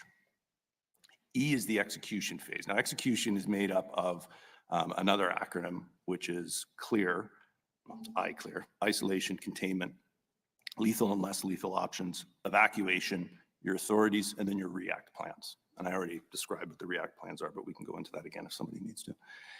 The A is administrative and authorities. So administratively, what resources do you need to solve this problem? And what are your authorities to do that? Mhm.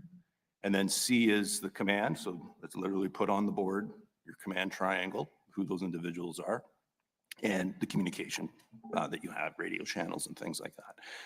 In that quick framework to rein in, again, that chaotic piece of what do I do right now, just start that process and you're already moving towards resolution, right? So that, and I can get into as well the importance of scribes and boards, but again, we'll leave that, Krista. Yeah, for now, that's really helpful. And then the other follow-up question I have is the way I heard you talking about it just now, it's training for commanders, critical incident command, but is the incident command system taught to all levels of responders? Yes and no, Okay. depending on where you are. Right now, and I can only speak from the Ontario perspective, the Ontario Police College has done a fantastic job of implementing a scaled incident command program. So there's the incident command 100, 200, 300, 400 level. And I've been involved in the development of the 300. We're trying to finalize the 400 level command. So that is really the incident commander is whoever shows up on scene first. So if 4 constables show up on scene, one of them's in charge, right? They need to understand, for them at an operational tactical level, the ICLEAR concept. How do we isolate this? How do we contain it? What less lethal options do we have? Do we need to evacuate? What are our authorities and what are our reactionary plans, right? So that is starting as of 2 years ago being taught to every frontline constable. Because again, if 2 constables show up and they've both got 6 months experience, somebody has to take charge. So we give them that framework. Then at the 200 level, we dive a little bit deeper into the instruction of command and control, because that's for the patrol sergeant that shows up, right? So again, now they're introduced, again, they're really just reinforcing ICLEAR, NRA, and priorities of life at this point. So the goal is to get to a position in Ontario where, you know, we'll have a generation of officers that have come up with this vernacular and are just very comfortable using it. They NRA all their decisions. We're not there yet, but it's begun. So then the next level is the 300 level. So that is for, typically most organizations have a duty officer on duty, a staff sergeant or a duty inspector. They then show up and relieve the sergeant who happened to be in charge at that time. They also use iClear NRA, priorities of life, for sorting out their decisions and process. But that's when we also start to introduce SMEAC, because now you're getting into the strategic level of organization. And if it's going in that direction, it's going to require a higher level of organization. Then we call it, they set the table for the incident commander, because typically the incident commander is the last person to show up. Sometimes they aren't, but so when the incident commander comes in, they're briefed by the duty inspector, and it's done in a format. Here's my iClear, here's my SMEAC, here's the plans, here's what I've approved, here's still what's outstanding. And then at that point, the incident commander would say, they've got enough situational awareness, I'll take command. I think that answered it. Yep, that's helpful. Lays the groundwork. So Carrie, I was wondering if you can talk about response, critical incident response in the communication center. It may look a little same or a little bit different from what we've just heard. So critical incident response for us, like we talked about before, communications operators do the job the same way every time, right?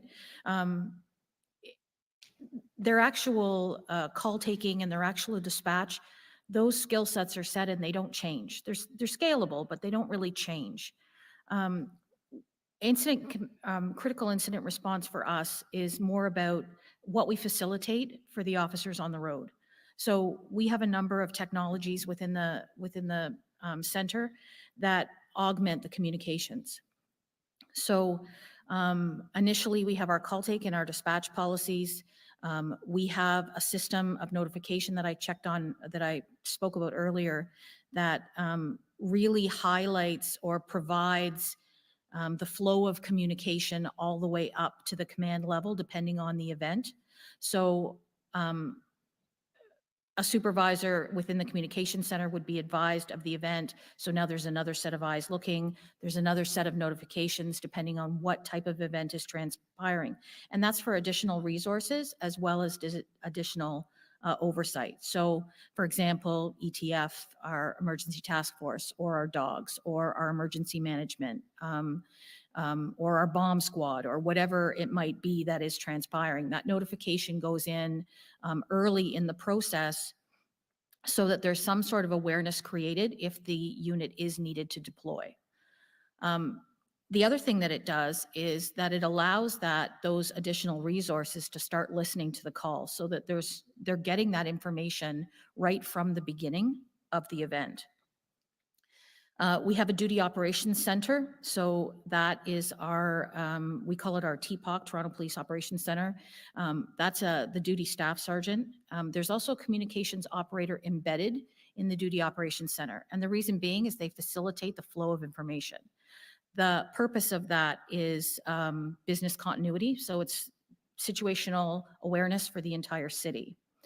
They look at resources available. They look at competing priorities within the city if there's major events, multiple major events happening. And then the next level would be the Major Incident Command Center if they decide to stand that up. And that would be the incident commander for the police side, but we also deploy a communications operator in the Major Incident Command Center. And again, it's all about the flow of communication.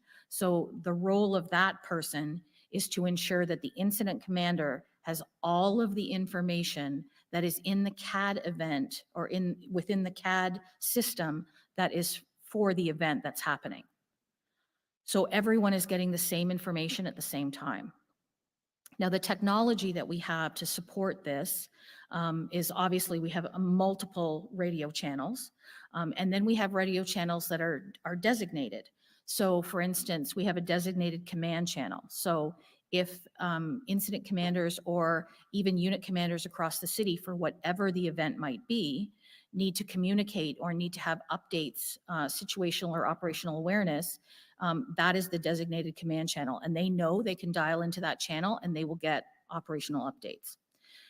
We also have our joint emergency services channels. So those channels can be implemented to facilitate communication between our ambulance, our fire, and our police resources. And I believe we have 10 of those, 9 or 10 of those. Then there is also the ability, our interoperability piece. So we have the ability to patch channels with our GTA partners. So we can patch other services, so the OPP or York Region or Peel, and so that we can establish a common channel so that everyone can speak to each other and everyone can hear the same information. And we also have that capability with our ambulance and our fire.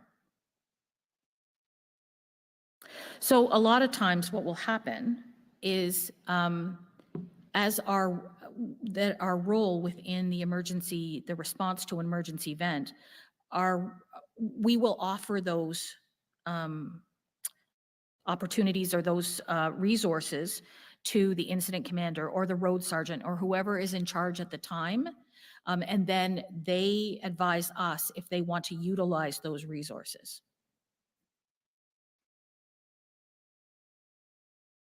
So one of my follow-up questions was going to be how the communication center, just to get a better sense of how the communication center is working in tandem or in cooperation with the duty operations center, but that might be the answer. Is there more to it?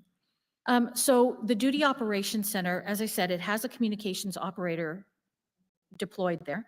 They have the same CAD that the communications operators at the communications center use. What's a CAD? Sorry, CAD is computer-aided dispatch, and essentially that is just the system we use to facilitate the flow of information. We process calls. It's how we log everything. So it's the same system across the board, right? So the call taker that initiates the call for service initiates the CAD event, and that CAD event is consistent through every level of notification on every CAD system. So the information from the very first phone call is available throughout to everyone who has access to the CAD. Are other agencies on CAD, or is that Absolutely. strictly a policing? Okay. Absolutely, yeah. And there's multiple vendors. You know, it's just like buying a car, right? A car is a car, but you can have Hexagon, you can have Mark 43, you can have Motorola. Like there's a number of different CAD providers, but they all have the same function. It's just different options, if you will. Okay, that's helpful. Thank you. It kind of gives us a picture of how operations roll during a critical incident. I'd like to turn now to Kimmo and hear a little bit about how operations to a critical incident response work in Finland. And as well, if you can comment on multi-agency responses as well, that would be of interest. Thank you, Krista. Yes, as a matter of fact, I almost asked for the floor already earlier because I think the discussion, starting with Wallace's presentation, were touching some very essential questions. It is, of course, enormously important to ask who's in charge, who's leading the response, who's leading the situation. And I would put the answer a little bit bluntly. There may not be situations where the answer to this question is unclear. The system, the procedures have to be built in such a way that always from the start, it is crystal clear who is leading. Of course, on a level of individuals, the responsibility of leading the situation may change from, for example, if the situation escalates and more patrols have to be involved. From the Finnish viewpoint, I'm relieved when I can say that we don't have situations where the answer to the who's in charge question is unclear because of multi-agency involvement.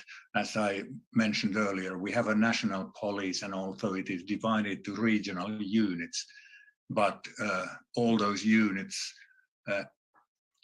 operate according to the same rules and same procedures. There is no such situation when we, well, I would put it simply, we don't have multi-agency situations at all. In the Finnish police procedures, even a patrol of 2 constables has a leader. One of the 2 constables is leading the patrol. It doesn't necessarily, the leader role does not necessarily become very visible in the normal everyday police work, but in a critical incident, it certainly has a meaning. Also, as an example, it is required by our police procedures that, for example, always when it is possible, I mean, when time allows, even a patrol has to agree among themselves which one of the 2 constables would be the primary user of firearm. So this role is given to one of the 2 members of the patrol. When the incident is larger or escalates to become larger, so that it becomes a multi-patrol situation, then typically the leadership is transferred to a field sergeant. If I translate the word that we use for this role in the Finnish language, it would be something like a field leader. Basically a sergeant who is a member in one of the patrols involved, but she or he will take the responsibility of leading the situation. If it escalates further, or if it's an even larger, even broader incident, then the leadership responsibility is transferred to a command center. And here perhaps I should emphasize that despite Finland being such a large country, but we have only a few command centers in the country. And the senior police officer who becomes the responsible leader does not typically work from on site, but she or he works from the command center. We have a highly developed computer and communication system, so that the commanding officer has a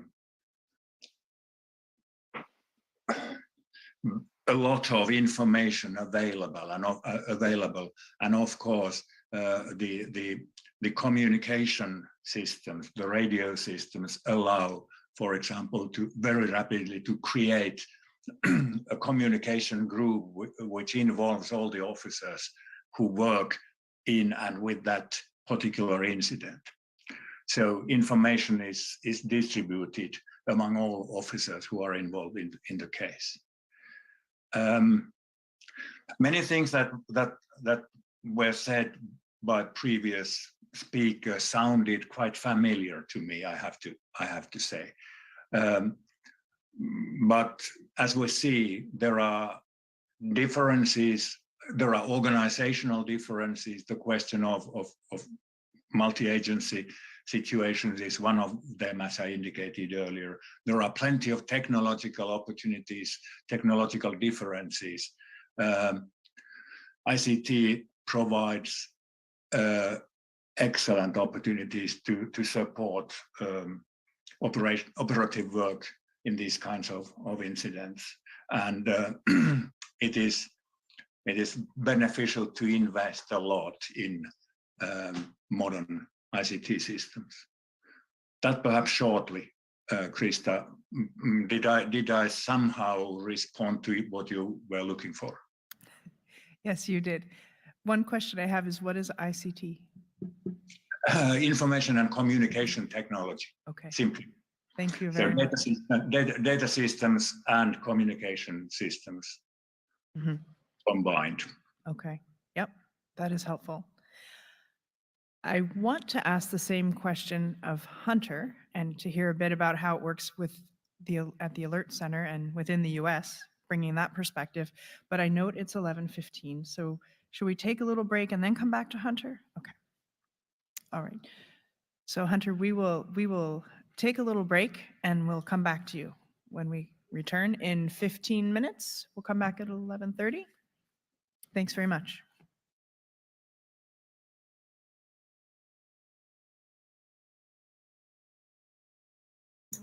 Wow. These people are ridiculous. Same shit for, I was thinking about pulling out, I don't know, Toronto van videos I used to do. Oh, might sound very familiar. Ouch.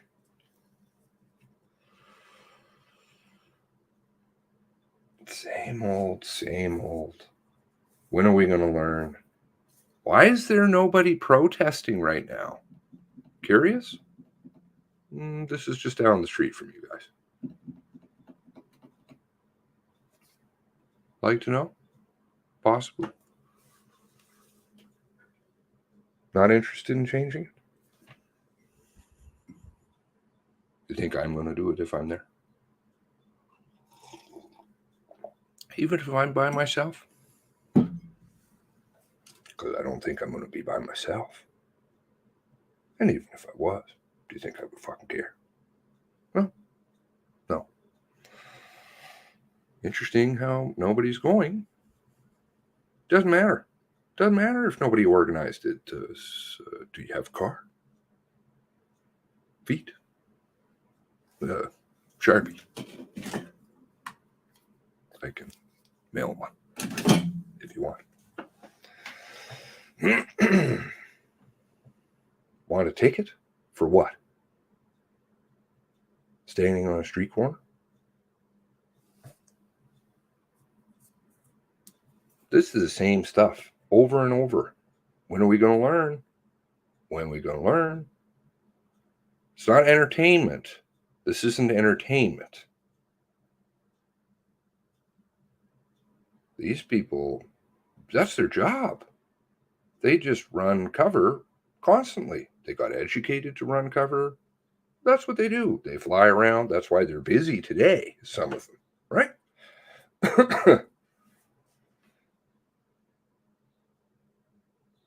Even one sign will bring attention. For a flight. Yeah, well, I could fly there. That's true. Then I can't do this. So what do I do?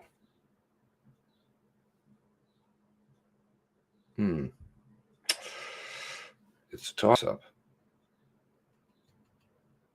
God does his things.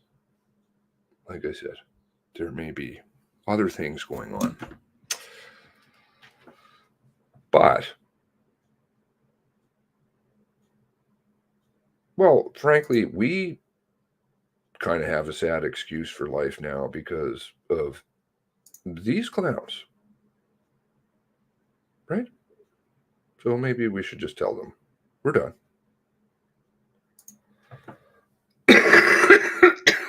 Excuse me.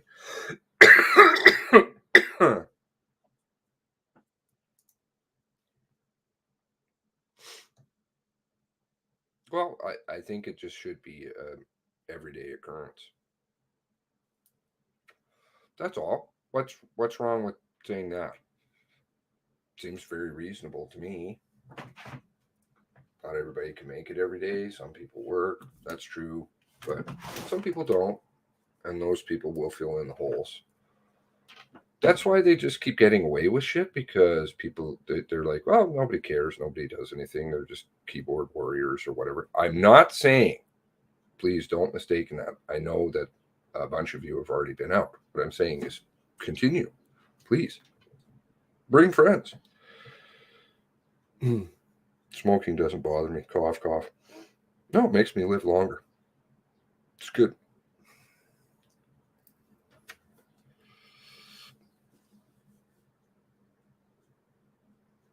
But, you know, it's down the street. That's all I'm saying. Your future is right at your back step. Most here street corners are only so effective. No, they don't need to be organized at all, actually. It's just every day that there is an MCC, there are people, because let me just check. Right, they do give the address every day. That, I don't know. Best Western Truro. Hard to find? I don't think so. Timing is now. Exactly. So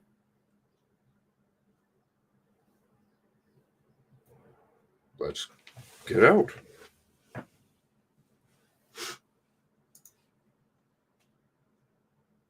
I'd stand on a corner here. Maybe I should do that. Maybe we could start doing it all across the country. When I'm not reading or streaming or visiting with family or sources, I guess I can do that.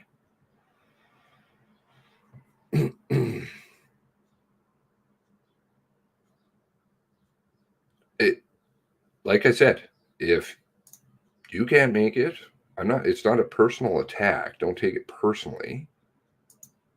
Make it when you can make it.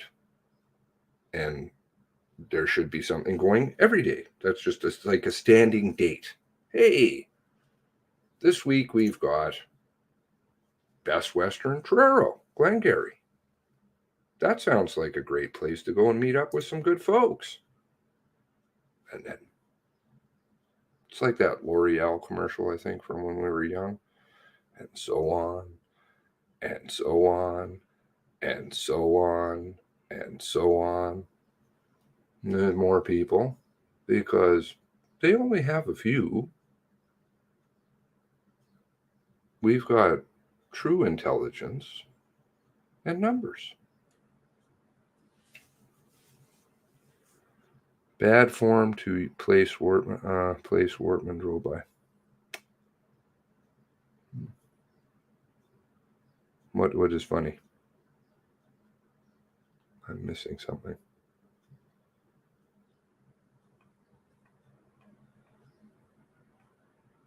It's just the same circle. These guys have been around. That's all they do. They make their living off of blood. You know, they don't like to get themselves fired. Then they just educate others. That's education. I'd love to see IQs on some of these people. It would be very interesting. I'm being cynical, which is not good, but it is truthful. I wouldn't mind sitting down. Maybe we could bet, I don't know, coffee, $1. They don't even remember their own acronyms. We have such great training sometimes, but sometimes not. Depends on when we need to use it. You know, we've got all this training level 100 and blah, 200 and 300, but we don't have enough training. We need more training because that was the problem. We just didn't have the training, but we have great training. Cognitive dissonance. That's called mental illness. Sorry. Oops. Get live streamers to film and share. Yeah, absolutely. That'd be super. We could have a bunch of people live streaming. You know, like maybe I could try and figure it out so I could stick like a little box, you know, in the corner of the live stream outside. That would be really awesome. You know, That's what's really going down. Inside is a complete and utter farce, covering up all their garbage that they continue to run Mr. Balin and others. Yet in the corner of the screen, there are some people that frankly don't like to get abandoned, don't like to get shot, don't like to watch officers get shot by themselves, don't like to see ladies dying on the side of the road for hours, don't like to think about families possibly in their home dying for hours, don't like to think about fire services being unable to respond, don't like to think about, hey, if I wear a safety vest, maybe I might get shot today by my own employees. Don't like to have mental induced trauma upon families while I pay for it. Just kind of logical things. They could be sitting in the corner of the screen while this hoo-ha goes on.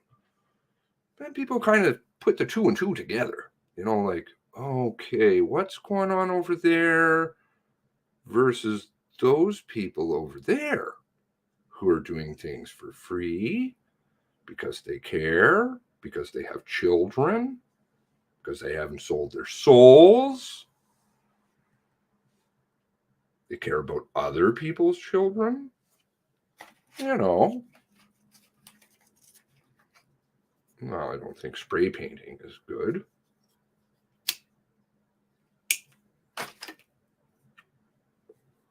That wouldn't be so great. That's kind of criminal, but hopefully spray painting on signs or something. But it would be great because it did generate publicity. Publicity is good because it travels. That's why this has all been very important. What's happened over here? Because it would have gone away without you all sharing. I see on the tweeters. I'll throw out my tweeters for those of you who aren't following. I don't like to do that stuff, but because I'm not a person that's into, what do you call it? Self-aggrandizing garbage. But to help the message travel is very important. I love all the people who share, because the liking part, no, the share is the important part. The share on your Facebooks and because everybody knows quite a few people, some maybe more than others. And, well, it kind of lets other people know I don't like to see ladies sitting on the right side of the road dying for hours. I don't like children being left in homes. Generally good messages we like to convey to our friends, like, hey, you're in trouble. We're going to come help you too.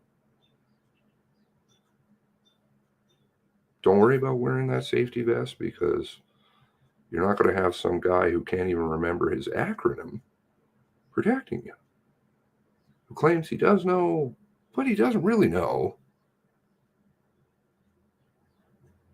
They want to leave night vision at the end of the road. Oh, Cobequid is going to come back in a bad way. D49 is going to come back in a bad way.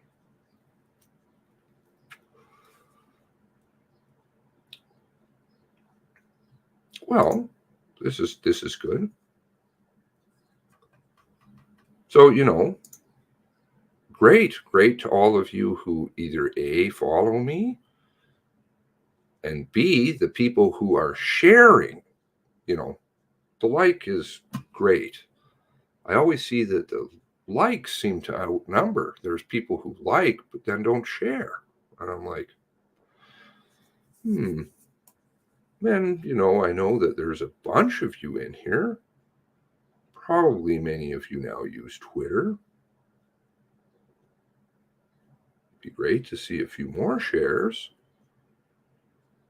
because it kind of lets other people know I care about children. I care about ladies. I care about my neighbors. I care about my friends. I care about my country. Or otherwise it kind of might send another image like, I don't care. I'm into entertainment. I'm not going to be there for you.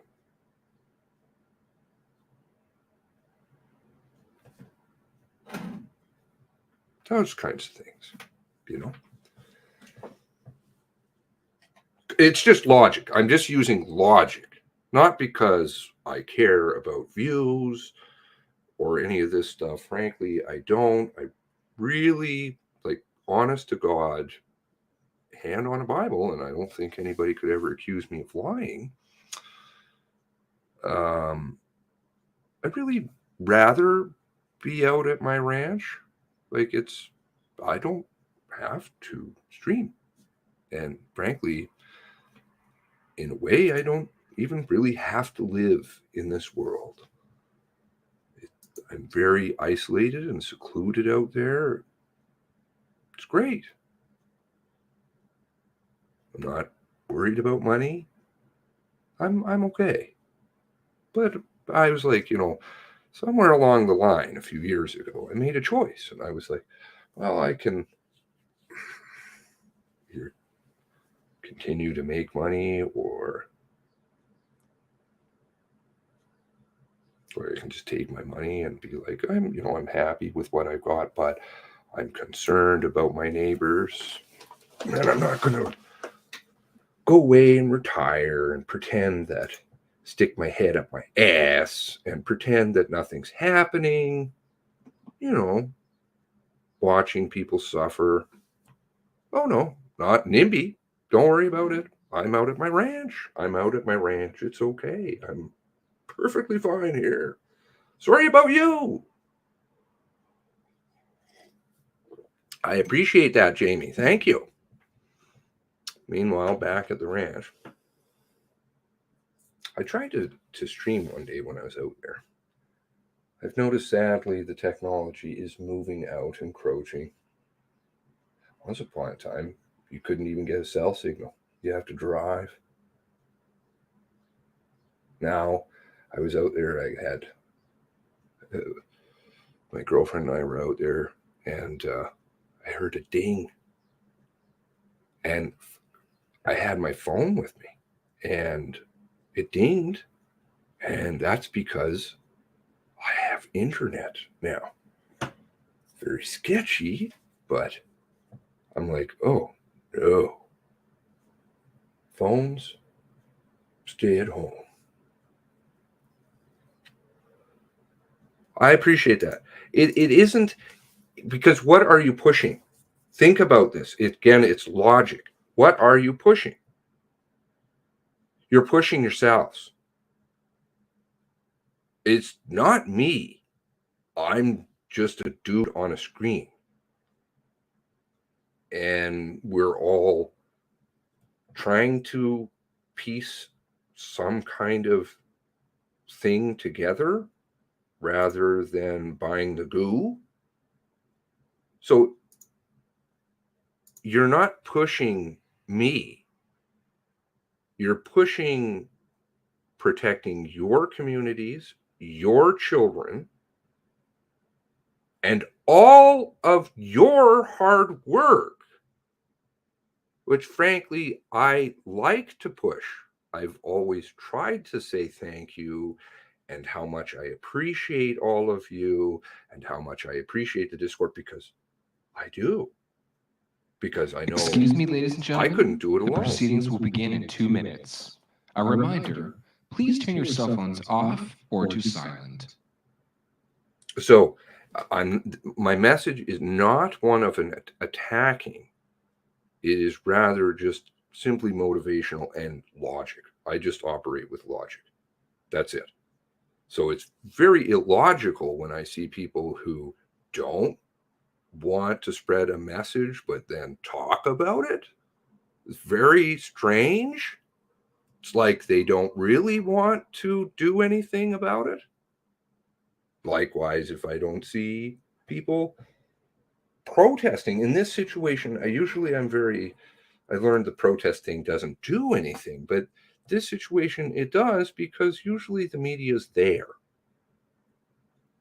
and they can't really ignore it.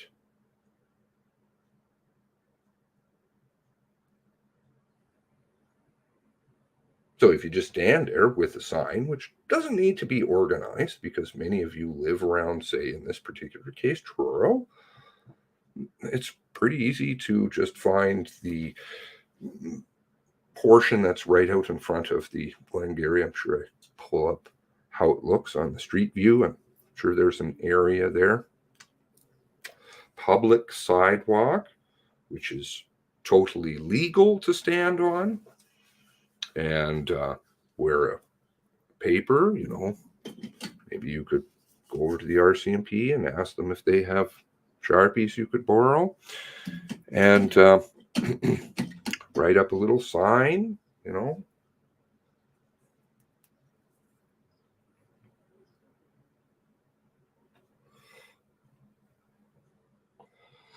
The story I'm working on is very interesting because God works in very mysterious ways, and it's spooky how relevant. And I'm not a person that generally I try to just weigh things equally. Though I have my affinities, yes, but it's just logic. Tara is somebody who's extremely important. And the story I'm working on, the stuff I came across last night, I was like, what in the fuck? I shared it with her, and it kept her up all night. She's like, holy shit, man. Strange. Welcome back, everyone. And as promised, we're going to pick up with Hunter. It would be helpful if you could tell us a little bit about how the Alert Center's system, what do you teach when it comes to the response system for critical incident response? Sure. This is, I'm glad this topic came up in this conversation. This is something that we've started addressing the last few years. Again, every response is multi-jurisdictional, so it's an issue. We started taking cues away from the fire service initially. So in the US at least, probably everywhere, fire service is going to respond as well to basically every one of these events. And the fire service here uses an ICS, an incident command system, very similar to what Wallace was describing. There is a commander, at least a lieutenant, if not a commander, and even sometimes up to a battalion chief on an apparatus that is responding. So they'll send multiple apparati to an incident, and so they instantly have a command structure built in. They stage away from the actual location, so they're out of harm's way. They're able to allocate resources where they need to go. People that are responding go to that staging area. They're not flooding the building. Historically, law enforcement does the polar opposite of that. It's everybody's tail's on fire and they are flying to that scene. And it's not just the people that get dispatched, they hear it on the radio and everybody is showing up. There was a case in Fort Lauderdale Airport, I think, a few years ago, and something like 2,000 officers responded to a shooting that had, well, off memory now, 4 or 5 victims, I think. So you end up having 2,000 officers flood an airport, and the officers historically aren't very good stewards of parking spots, and so they flood the very front of the location. And so now, if you have to get ambulances in, how do you get them past just the blocked arteries of the roads to get there? And so seeing this play out in a few incidents, it was noted in several after action reports from larger incidents And you don't fault the law enforcement officers. Everybody wants to help. They know this is a bad situation and they're trying to help. And all they know how to do, because how they're dispatched in the US, is you're going to go help, not realizing that there's going to be just thousands of people responding to this exact same event, and it's really not a good allocation of resources. So what we've done in our courses, we've been pushing out a class called acronyms AIR, AAIR, Active Attack Integrated Response. And it's a class that we integrate to dispatch personnel, half fire, EMS, and half law enforcement. And so one, it gets those groups together, so they're getting real information from the dispatchers as they would actually get it. The dispatchers get the training doing it. The fire and law enforcement personnel work together. They form rescue task forces, and they work through that process, knowing that the law enforcement are more than likely going to arrive before fire in most instances. Not in every instance. We teach a system to the line officers, very similar to what Wallace is talking about, where that first officer is in command. It doesn't matter who it is. It can be a brand new officer. If they're by themselves, they're instantly in command because they are the only person that's there at that point. We teach them to do another acronym, LCAN, LCAN, stands for location, condition, actions, and needs. So we teach the officers when they show up, you're constantly pushing out information. The dispatchers have been receiving information from victims, and the victims are trying to help and give out the best information, and they're able to give out a lot of good information in a lot of instances. But that officer is going to hopefully have more training than the civilians have had and be able to try to dissect what's going on. And so they're supplementing the information that's coming in from the civilians. And so they start off just saying, where are they, right? What's my location? I'm at the main entrance to the school. It's at a school.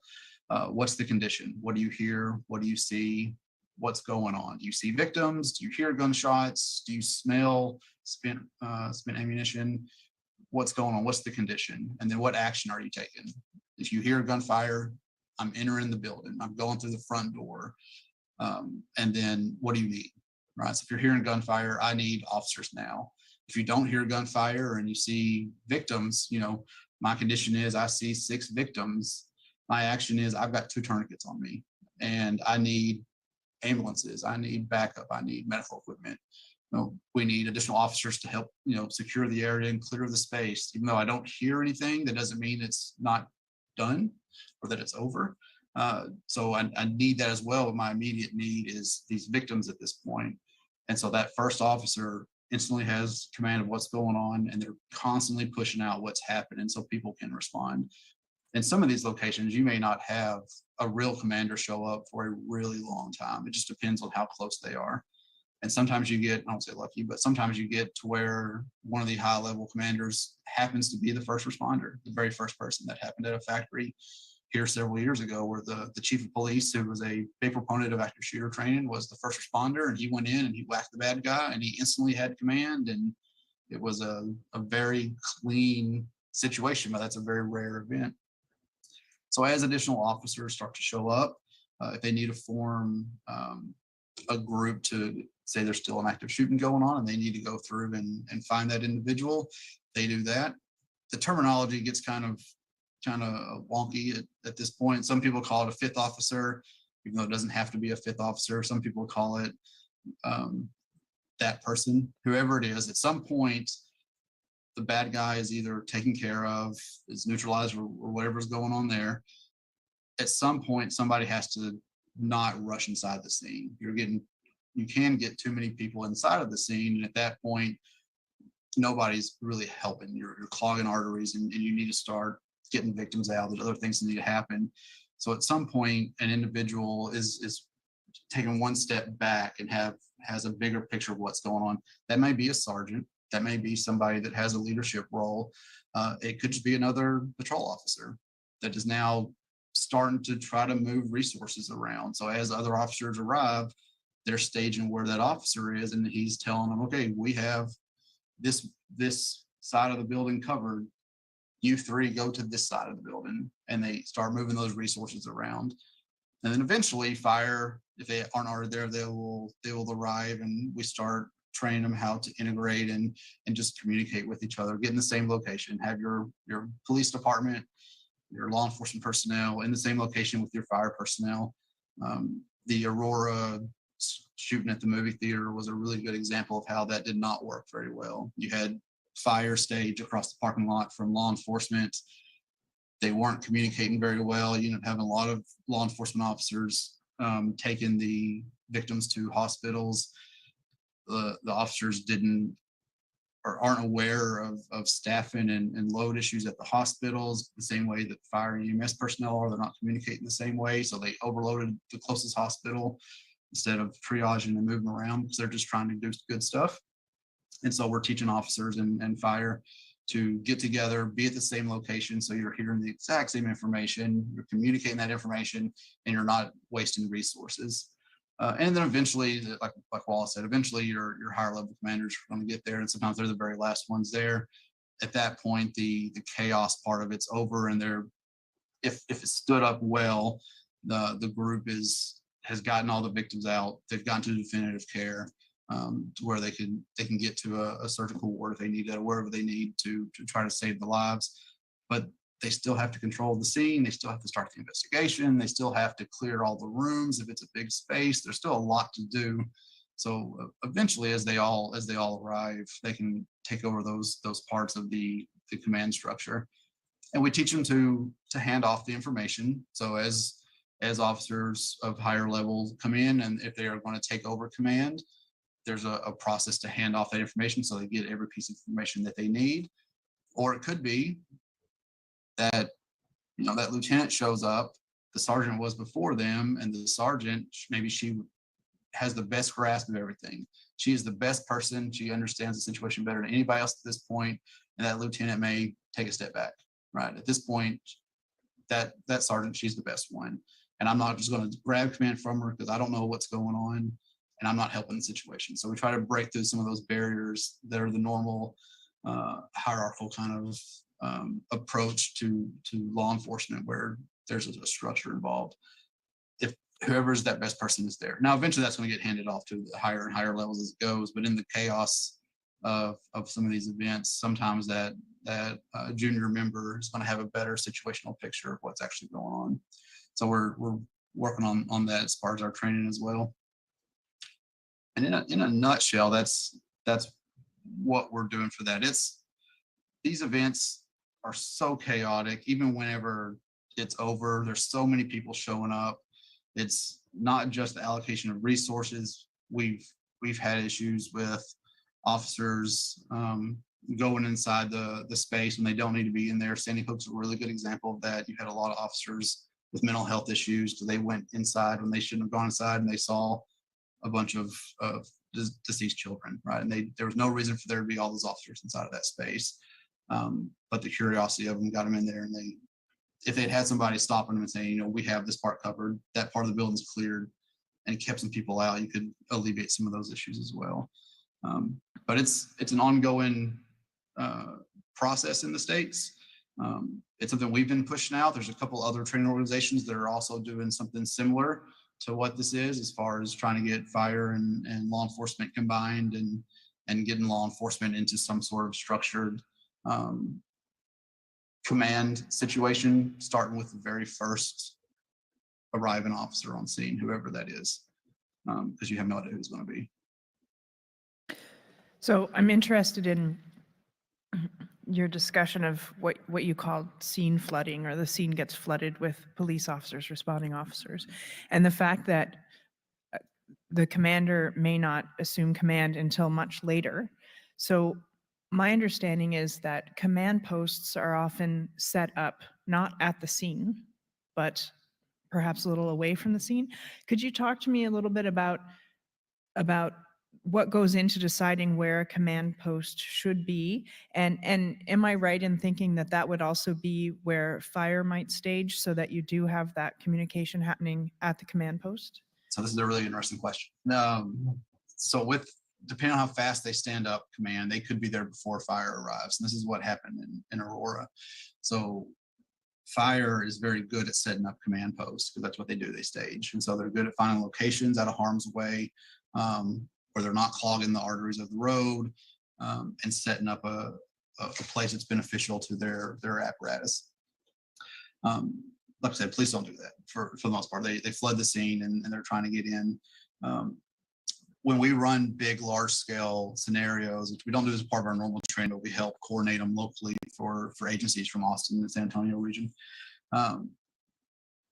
We always have big multi-jurisdictional scenarios. There may be 100 officers and firefighters. There's a lot of people flooding the scene. They always want to stage in different places, and it's always interesting to get them to realize that's a big fire truck. That's probably where the fire people are. And then realizing I need to talk to those people. So even though they know they need to communicate, they're so focused on what they're doing. And usually at that point, they're still hunting the bad guy, depending how fast the fire apparatus gets there, that they're tunnel vision down and they're not seeing the big giant fire truck. And the fire, they don't realize that that's the command post for the law enforcement because it's just a squad car, right? It's not a big giant truck that you can easily see and know it's a command post. So there's that communication part. As soon as they link up, they usually go to the fire location, just because it's much easier to move over to where the fire are located at.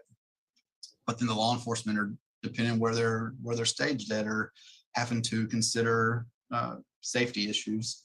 So not knowing if it's still an ongoing scene, does the individual have, a weapon capable of reaching out and touching somebody? Where do you set up your command post? I mean, ideally, it's not in line sight of what's happening, so you're not, a target. Think back to Columbine. That you had those attackers that were shooting out at the officers in the parking lot. So if you see a big fire truck and a bunch of people around it on clipboards and you happen to be at a window, that's just a target to shoot at. So being cognizant of where to park. One thing that we definitely train is trying to keep people from being right on the scene. Officers want to get there as fast as possible, and they're rushing to that scene. Recent projects we put together, and we always train officers on the internal tactics. You're inside the building. This is how you move through the halls. This is how you enter the room. This is how all these things happen. We find that most of the officers are shot outside the building, right? So they're shot on the approach, and that's partly because they're pulling right up to the building. That shooter may happen to be right in that foyer, and then you're instantly the target, right? So being cognizant of where you're parking, giving yourself the best situation to bound up to the building so you can have a better sense of what's actually happening. Thank you very much. I'm just going to take this conversation over to you folks. And Wallace, I wanted to ask if that is, especially with this question of command posts, are the same considerations at play from your experience? Oh, absolutely. And I mean, quite frankly, the system that we've developed in Ontario is from the lessons learned in the US. And you referenced the Aurora shooting, that self-deployment piece of officers showing up, just wanting to help, but actually increasing the level of chaos was something that we realized had to be addressed. And both Toronto and York have what's called a clearance stage protocol. So if something bad happens, there's obviously going to be the immediate group of officers that are going to go and respond, but it would be up to communications at that point to declare a clearance stage, which means that anybody that's not on a priority call, clear that call, go to a critical infrastructure area and wait for deployment instructions. Then further down the chain for those on ground, we've implemented the idea of the unified command where fire, EMS, and police link up right away. So going back to the big scenarios that we run, we're teaching them right now, as soon as you get there, find your counterpart, right, of authority level within the fire or EMS service. And then you guys are now the command group, right? And whenever that should happen, right, obviously they've got to deal with some things. They can start communicating with each other and then communicating out to each group. And then we've got, their job is to set up hot, warm, cold zones, right? Once they've established the hot zone, which is where the individual, the active shooter or wherever the problem might be is, establish what is the warm zone where they can now go with fire, EMS, and police and get in there and start triaging individuals that may need assistance. So did you want to add anything to that, Carrie, as far as the clearance stage piece goes?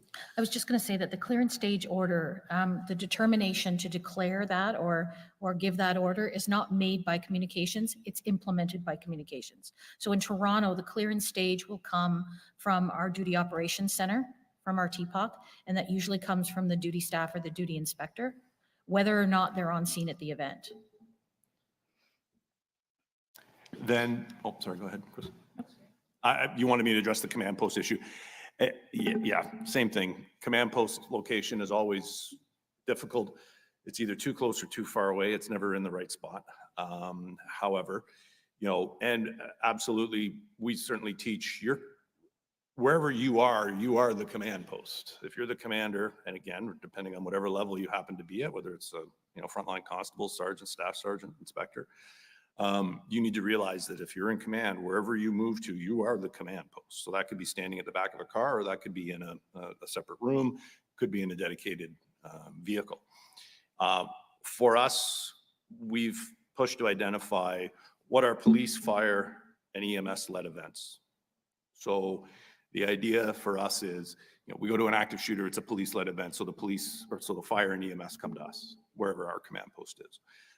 If it's a train derailment with chemicals on it, it's going to be a fire-led event, so we'll go to the fire command post, and then EMS, whatever situation happens to be.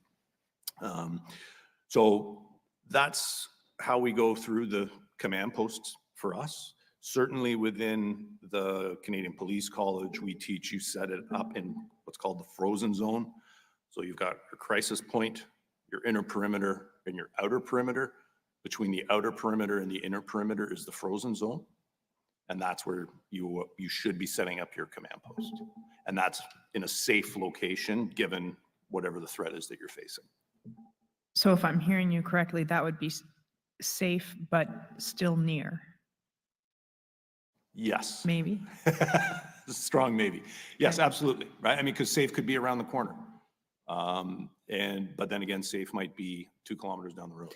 So this was the follow-up question I've been holding in my mind is, Carrie, you had mentioned that as an incident escalates to the critical level, it might be that a major incident command center is set up. Am I right in thinking that that is like a command post? And is that in a centralized far away location, or is that? So there's two, right? Okay. So the command post is at the actual scene of the event. Again, safe but nearby. And the command post is where the additional resources will be deployed so that the actual on-the-ground incident commander, whoever's in charge of that event on the ground, is located at the command post. So as the dispatcher's getting additional resources, they're telling those resources to attend the command post. And once they get there, they're given their details by whoever is in charge of the event on the ground. The major incident command center is in one location. It's at our headquarters, and it's a standard setup with all the technology, and it's offsite. So And that will have the incident commander who's part of the command cadre, right? So that'll have the higher ranking officer that will be taking charge of that event over the long term. So the only thing that I'll add to that is, so we'll have, there can be the command post on ground that is the dedicated incident commander who has overall command of the event. And to Carrie's point, the major incident command center is really acting in support of that, right? Because there's so much going on. Once you have to set up a major incident command center, they're going to look after a lot of things that normally an incident commander would look after, but they just don't have the time because of the scope and complexity of the event. So they take a piece of that off of that commander's plate and deal with that. And they're in constant communication with each other so that there's no overlap or duplication of process.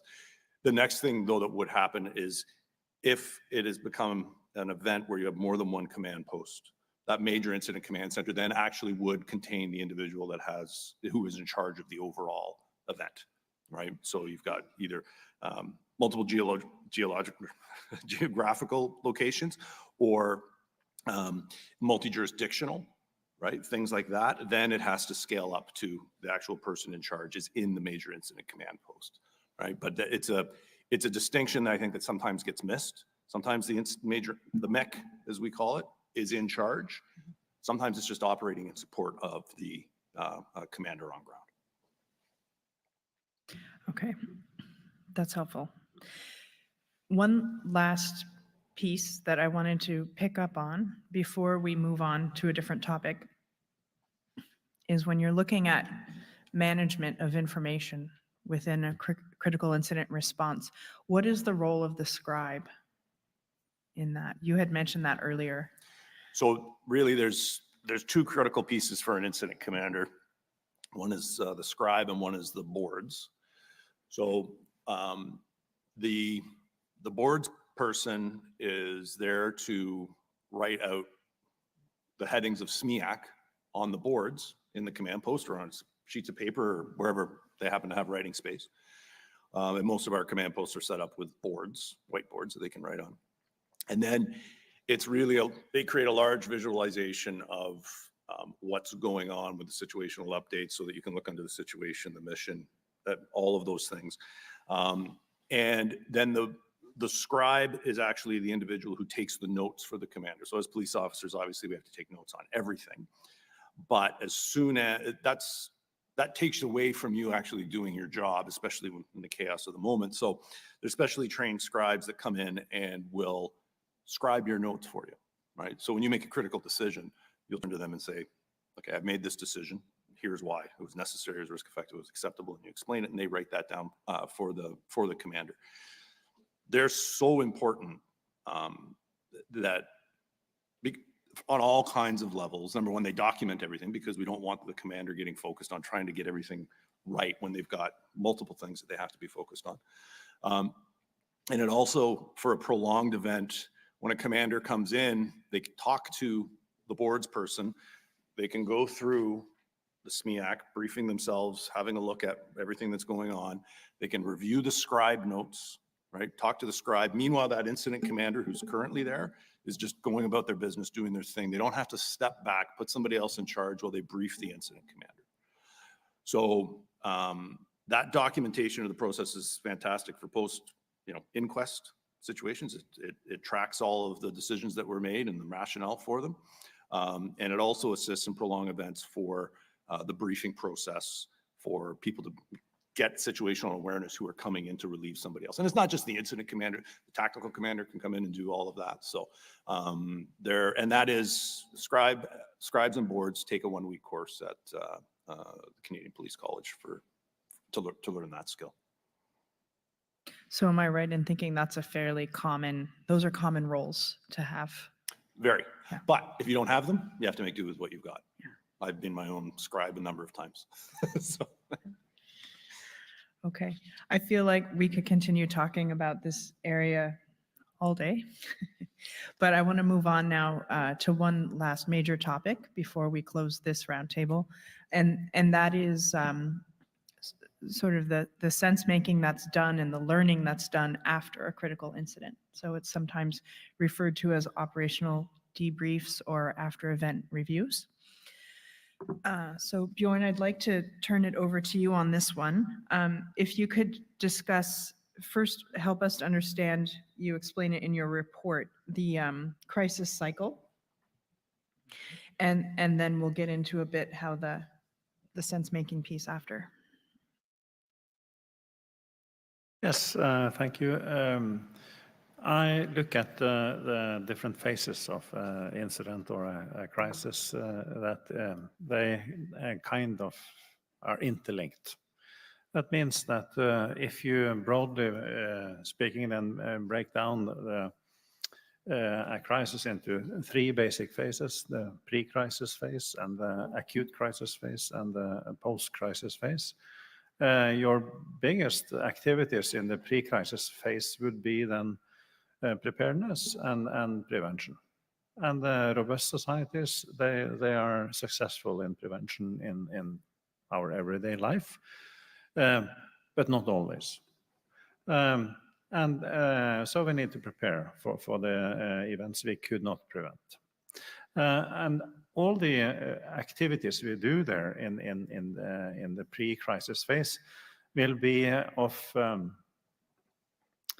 help to us when we end up in the acute phase with the response. So that's more or less the exam, the test of the training, the test of equipment, the test of the response structures that we have prepared in the pre-crisis phase.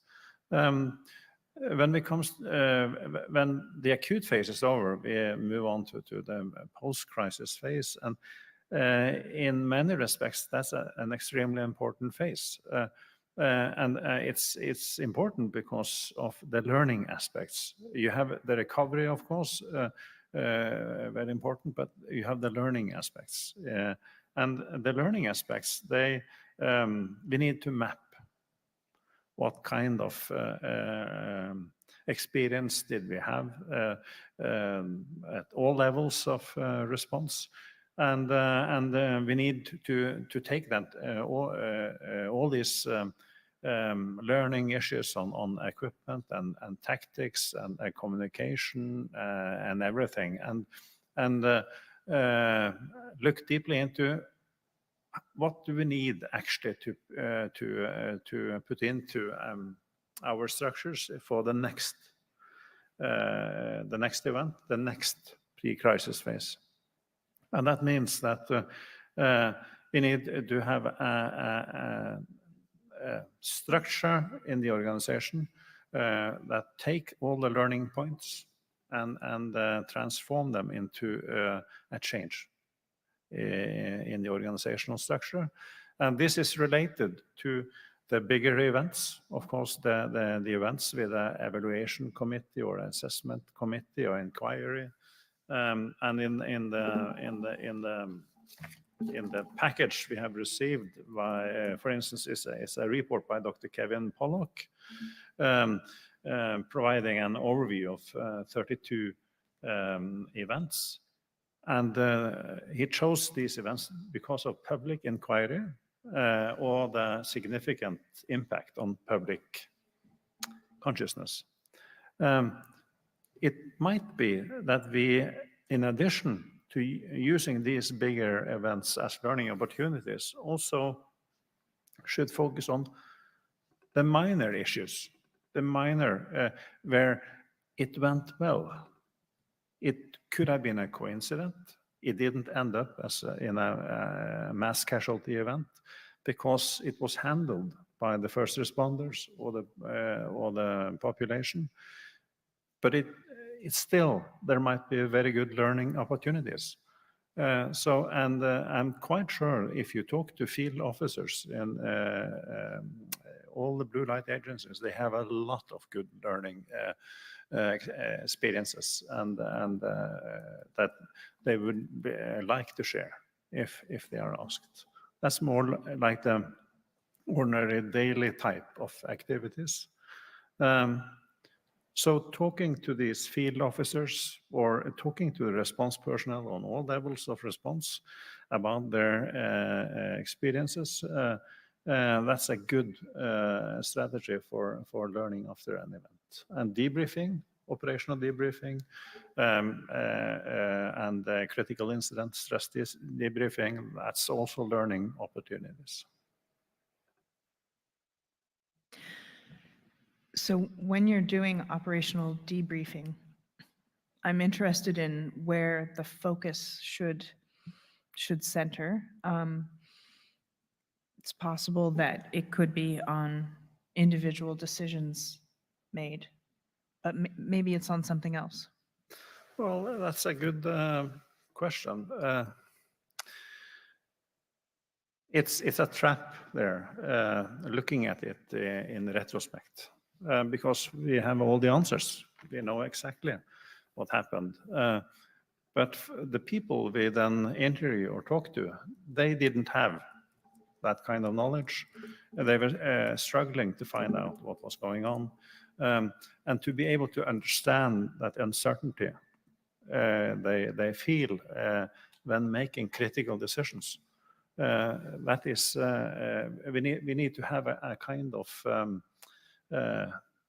deep understanding of that when talking to people that has been making difficult decisions in a mass casualty event.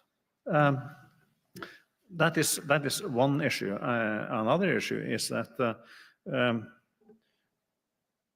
they make decisions and they implement action based on what they have available. And of course, it might be that what they have available is not sufficient to handle the situation at hand. And I believe we should be careful in criticizing people for not having the equipment they should have to handle the situation at hand. And also criticizing people for making decisions based on, afterwards we know exactly what was going on. So we have all the answers they didn't have. So it's a delicate type of interview process, talking to people, trying to make the best out of the situation in which they find themselves. And I think the other piece that I'm interested in exploring a little bit is the individual and very unique circumstances that any one person finds themselves in at a point in time.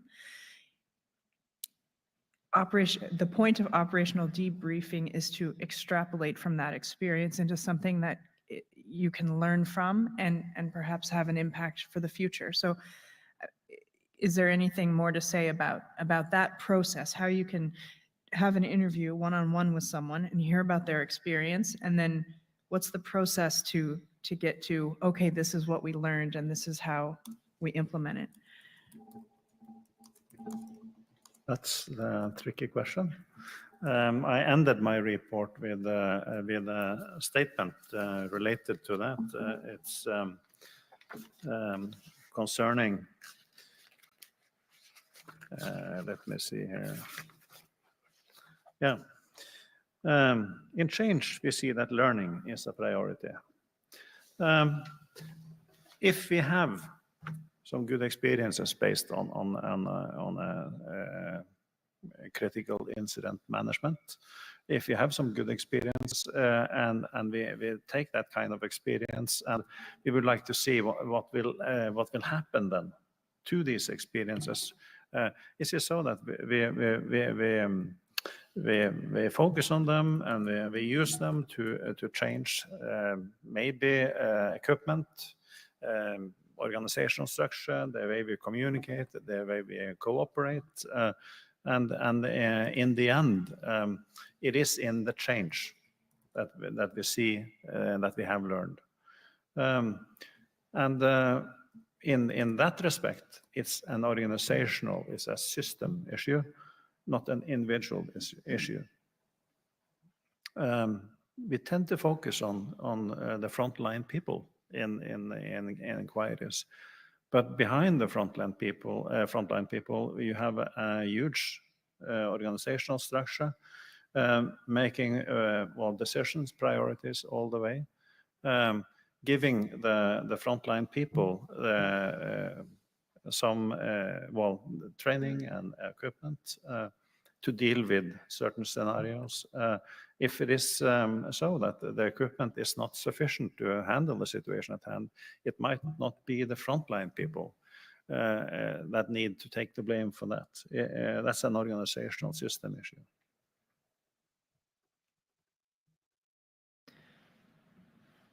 And then when it comes to implementing learnings after an operational debriefing, what are some of the factors that can get in the way of implementing learnings? A lot. One issue could be fear of blame. It could be that, you have a lot of barriers to learning. And you have some incentives not to provide all the information that is available. It might be that the information you have is incomplete and you don't understand. And in the organizational priorities, of course, there are different interests in a huge system with all the levels of the response system. So you have different agendas, you have different mandates and different priorities, and you have, well, it was mentioned earlier today that we have people working on prevention, very important. And we need also to focus on response. That's also important. Some decisions needs to be made based on how much effort should we use on prevention and how much should we use on response. So different priorities. And in the end, it boils down to back to the risk analysis, the risk-based approach. What kind of dimensioning of preparedness structures do we need to handle certain scenarios and certain situations? Okay, thank you very much, Bjorn. I'm going to take it over to Kimmo now. And still on this topic of operational debriefing, and given the model that's used in Finland, where research is just part and parcel of developing good practice, how does operational debriefing fit into that picture? Thank you, Krista. I have to say that I feel a bit uncomfortable with the term operational debriefing. I'm not sure if you are referring to a kind of evaluation of the success of the operation with that. We have built since 1990s a debriefing system for various psychologically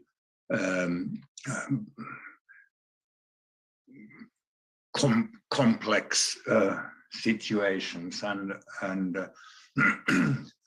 the process starts with what we call diffusing, which is a rapid debriefing, which is done as soon as possible after the incident among colleagues. I mean, there is a number of police officers in Finland who have been trained to lead defusing, and that phase, which is, if possible, performed before the end of the shift. So as soon as possible after the incident. That's often enough. In many cases, the simple discussion about what has been experienced between colleagues may be enough. In the major incidents, the process continues with what we call debriefing, which is then a longer process where very often occupational health services is involved. So we have medical doctors and psychologists taking part in the process. There is no fixed scheme for that, because it depends on the situation and it depends on the people involved. Some may need, depending on the type of the incident, some may need more support than others. And this psychological support to officers needs to be clearly separated from from an evaluational phase or an evaluation of the operation itself. There is often no hurry with that.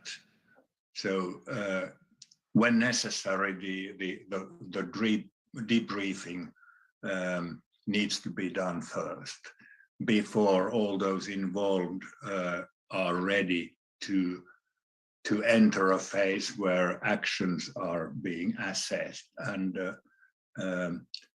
decisions that were made are being evaluated, etc. But as I said in the beginning, for me at least, operative or operational debriefing sounds a bit confusing. So yes, to clarify, which I should have done in the beginning, I was using that term to distinguish it from what we might call, or what I've heard called, psychological debriefing. So I think that the evaluation piece is what I was referring to, but it's helpful to hear you say, really to summarize, that there would be your immediate debrief, the diffuse piece, and then it's necessary really to do some processing psychologically around what's happened before you then have kind of the space to talk about, okay, what went well, what didn't, what can we learn? Yes, and indeed, we wouldn't call that debriefing at all to avoid confusion. You would call it evaluation. Evaluation, Okay. assessment, yes. Okay. Yep, and Bjorn's just going to jump in for a second. Yes, I fully understand what you're talking about. When it comes to the defusing directly after an event, especially with the people directly involved with the team or the group, that's, well, you have several reasons to do that, and one will be to alleviate some stress. But in addition, you will be able to bring certain issues on the table that might be important for well, it's a learning opportunity. And in addition, you have in certain organizations, you have at the end of the shift, you have a few minutes where you are able then to talk about, okay, what happened today, and how did we perform, and that is also a good learning opportunity. So the team learns. It's a lot of good learning in the team. Do we bring that one up on the organizational level so that also the rest of the organization will be able to learn from what this team did experienced on this shift? So good learning is happening on field level in teams. I believe that it is a challenge to lift that kind of learning up to the organizational level. So if we could pick up on that piece of it, lifting the learnings up to the organizational level. I'm thinking, Kimmo, in the work that you've done at the college, that's precisely what you're involved in. It is indeed, yes. Exactly this. So for example, examining carefully how the police operates or operated in a major incident. Well, first of all, of course,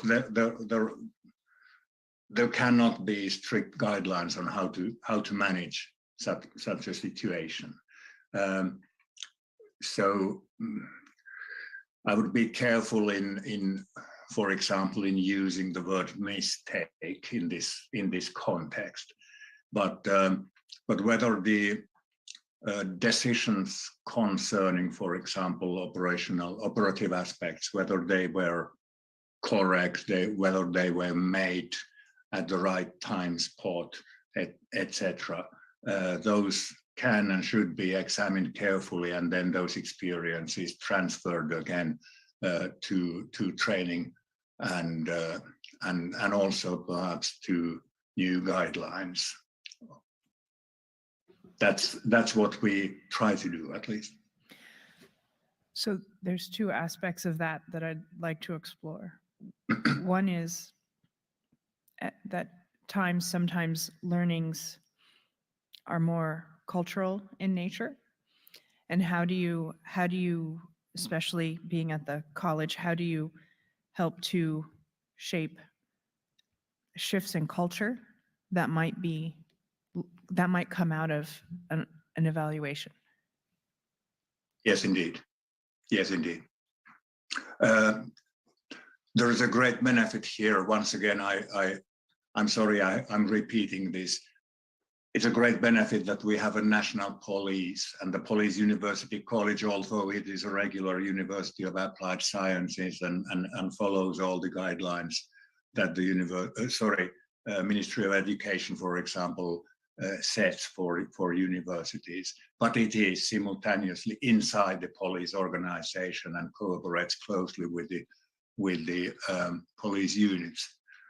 It gives us a great opportunity nationwide to collect experiences. And it goes without saying that that's not only done in the context of major or critical incidents, but we continuously perform research projects where police practices and police experiences collected and evaluated, and then on the basis of the analysis, we are able to either to immediately influence and make changes in the training procedures, in the education degree programs. But we also cooperate so closely with the National Police Board that we are able to influence the orders and guidelines that the National Police Board will give for the police nationwide. So there is a very direct connection between collecting research data and then utilizing it in developing policing. Okay, that's helpful. So I want to take that thought about you're in the context of a more centralized and coordinated system. If we could take it to Hunter now, where the system isn't necessarily centralized or closely coordinated, how do you work some of the learnings of evaluation or operational debriefs into the training that your center does? Yeah, I'm almost venture to say it's the backbone of every change that we make going forward. Like I said, we started off as a straight law enforcement quick response type of program. We learn from after action reports that there are incidents that single or double officers are able to get in and stop this. So we started shifting the training away from having a 5-person team, which was the SWAT model at the time, and bring it down to smaller units. We see civilians responding and stopping some of these events. We adjust training to give civilians some tools, some options of what you can do. The avoid, deny, defend system, which got turned into run, hide, fight, which most people know. We see issues with the command and control part of it. We adjust and build out systems to try to push those best practices that are identified in after actions out to our people. Dispatchers came to us with ideas about how we could better incorporate that part of the training in, so we develop some dispatch training. Everything we do is based off of learning from events and running research projects and figuring out what works and how best to incorporate that to just give people options, basically. The US is very interesting and very different from Finland in this way, in that there are so many different agencies. And every now and then you will have officers that go through and get a research-based degree, and they study police for the most part. Not all of them, but a lot of them study police. And they have the ability to get into police departments and have police officers as participants in their studies. They're able to get in and do surveys, which is the police here are really hard to survey overall. They're very protective. So the U.S. is interested in that. You do have pockets of researchers spread around that have access and are able to learn things from officers and have them as participants. And so you get this just large pot of research. It's interesting in that you now have to try to extrapolate those findings to 18,000 different departments and training practices. And because every department is so different, is that unit generalizable outside of, wherever PD it is. And so it's interesting that there's a lot of people doing it, and you have the ability to run a lot of research, but then you have to take a lot of those projects and really evaluate them and see if, think about the validity is larger than just that single department that they could have done. At Alerts, we do maintain a large sampling frame of everybody that's ever gone through our training. And so we send surveys out and we try to hit at information with those groups. And people retire and they come and go, so we don't always have great response rates, but we try to hit as many agencies as we can because they are so very different. And we try to figure out, are y'all incorporating whatever policy or procedure? How has this worked for you, kind of thing. We take that information back and see what's working for them. If they're doing things, if it's a tactical question, what tactic are you incorporating in your training, and we can get a picture of this is what people are doing. We should test this idea. So we use it to try to lay a foundation for what we're currently doing and what we're planning to do with new courses going forward. So huge part of what we do. We've been pushing to try to establish, so NTSB is a organization for flight accidents. When a plane crashes, NTSB goes out and investigates that plane crash. And there's always an after action report, and it's structured and it follows the same thing. The same organization does the after action report. We've been applying for funding for the last few years, trying to get an agency to bite that will help us establish essentially that for these types of events. So if there's some sort of, it doesn't have to be an active shooter, it could be anything that has these type of outcomes, mass casualty type of events, where if it's us or if it's us partnering with other people are able to go out and have access to do those after actions.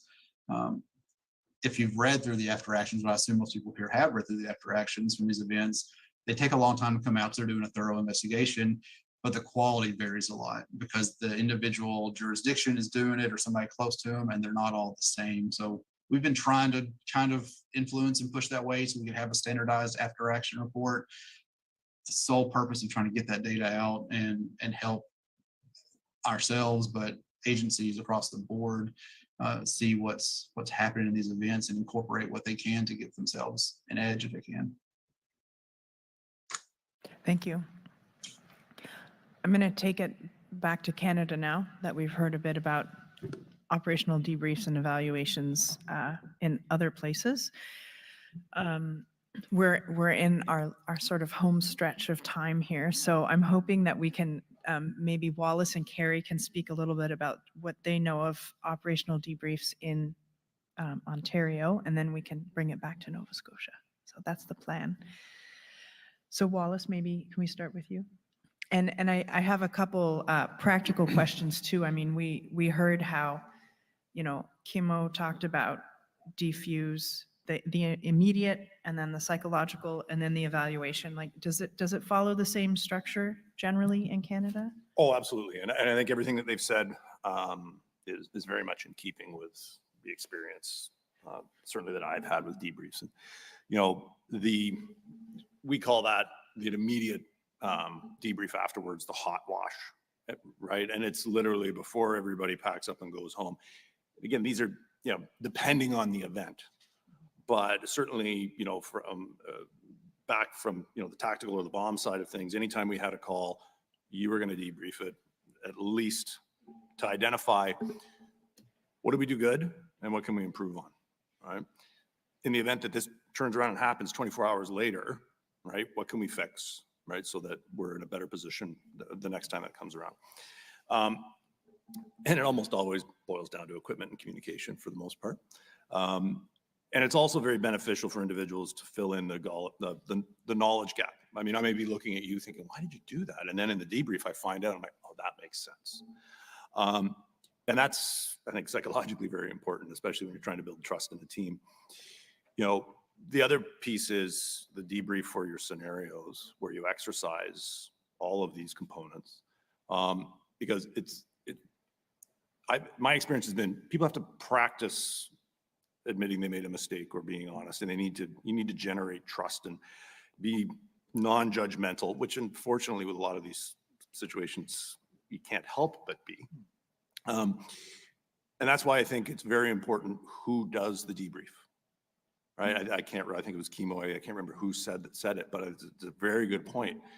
You know, if it's a situation where there's going to be criticism, and we know there's going to be, it needs to be done by somebody who's been there, done it, and is going to be sympathetic to somebody who's in that situation. And, you know, again, the debriefing is a very complex thing. And, you know, the worst debriefs you can do, in my experience, are you throw everybody in a room together and say, okay, let's go through what happened. It really needs to get broken down into trusted groups where those individuals can go and talk amongst themselves. One individual is tasked with bringing forward, you know, the issues, shall we say, the good and the bad issues that arose in that little group. And then those spokespeople get together and have a discussion. Because I've found psychologically it can be very difficult for people in a large group, but they don't know, being, shall we say, not challenged, but sometimes it feels like you're being interrogated, especially if you don't know that person and trust that person, or at least have an understanding of where they're coming from. Your debriefs can almost be to the point where you may as well not even do them, because you're not going to get the honest feedback that you need. So again, I think, you know, everybody here has hit on it. Debriefing is a skill, right? It's a skill for the person that's conducting it. It's also a skill for the individual that's being debriefed. And the only way that you get those skills is through experience.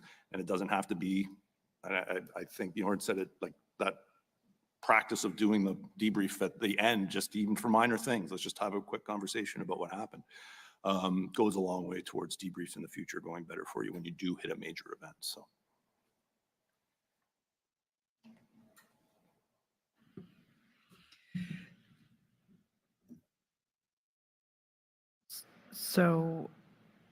from a good debrief, one that is more evaluative in nature, how do you see the insights from those operational debriefs carrying forward?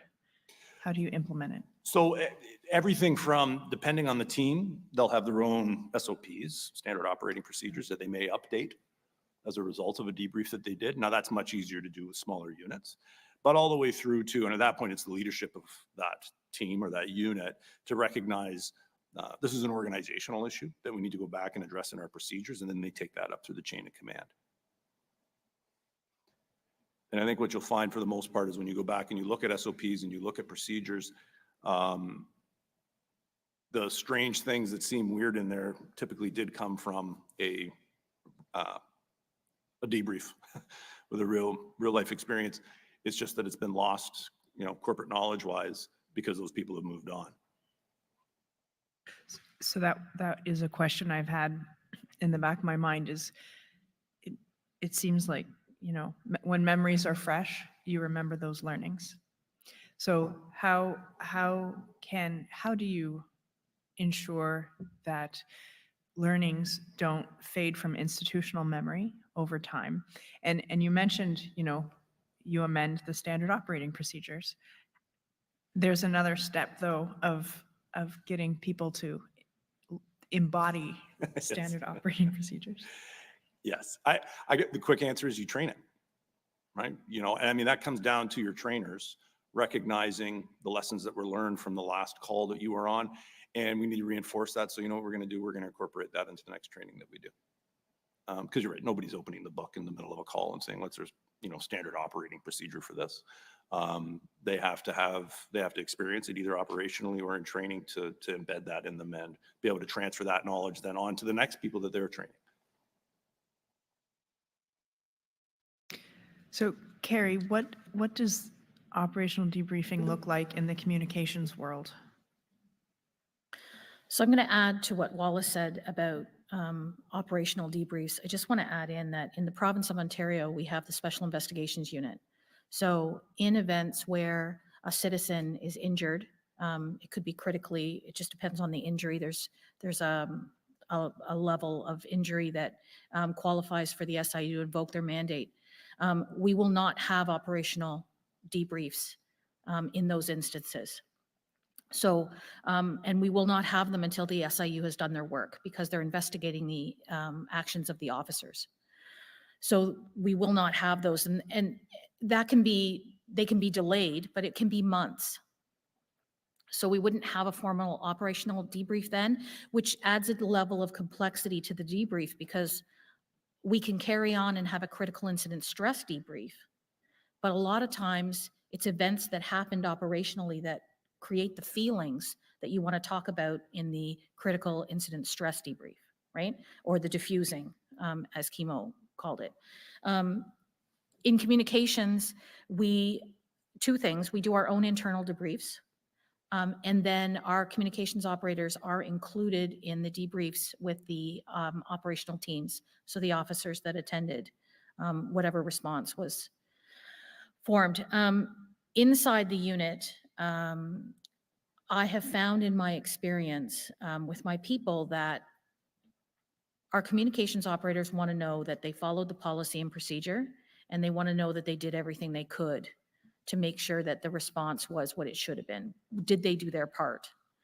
So often our debriefs will be very informal and very quick, like a hot wash, like Wallace suggested, where a supervisor will sit down with that person and they'll review the call and they'll review the procedure and they'll perform some reassurance. If there's mentoring or guidance to be performed, it'll be performed in that moment. And this helps the communicator, not just professionally, but emotionally as well, right? Because it offers that reassurance and support. And I find that that's very important.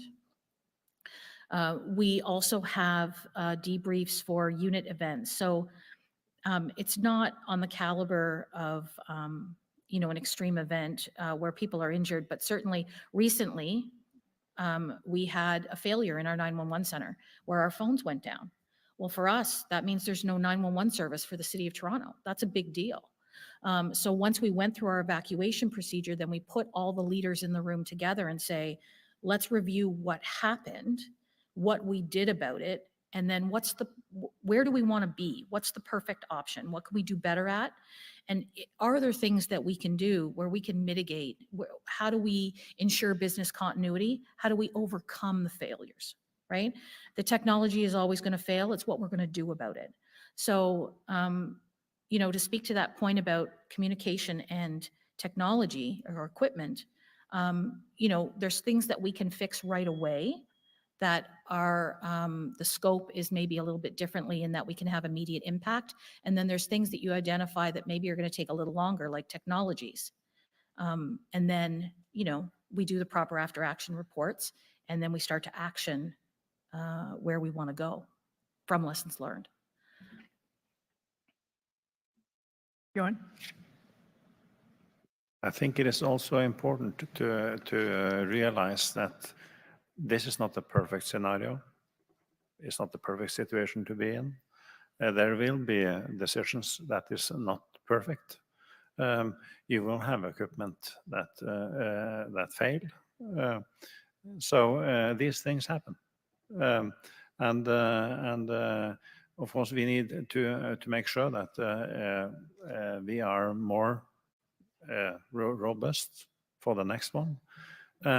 But going into an accident investigation with the idea that we are looking for the perfect solution is not a perfect situation. So, and Kimmo mentioned, was it failure or mistake? Mistake. It might be a decision at the time that is understood that this is a good decision for the situation at hand. Later on, you will realize that no, it wasn't a good decision. But you need to make a decision. To realize that when we do these accident or incident investigations afterwards, inquiries afterwards, realizing that it's difficult to be in this situation, difficult with the uncertainty and the urgency of the response, and to realize that if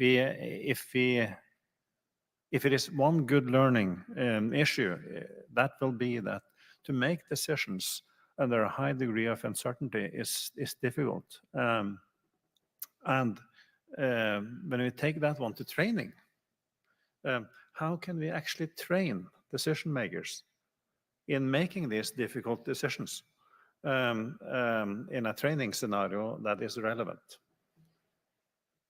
You're giving us a teaser for tomorrow morning. We'll be looking at critical incident decision-making. Wallace, you okay?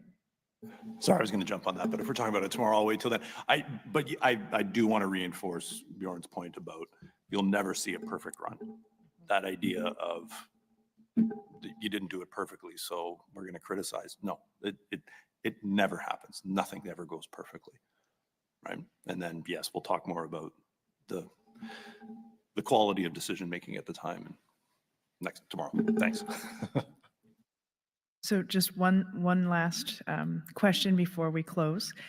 Stephen, let's bring it back home to Nova Scotia and talk about maybe operational debriefing norms and how lessons get incorporated into practice among municipal police agencies. Yeah, I think thanks, Krista. Operational, tactical, psychological debriefings, we do them all. That's based out of failures, and that's where we recognized back in the late 90s that we didn't really do debriefings a lot.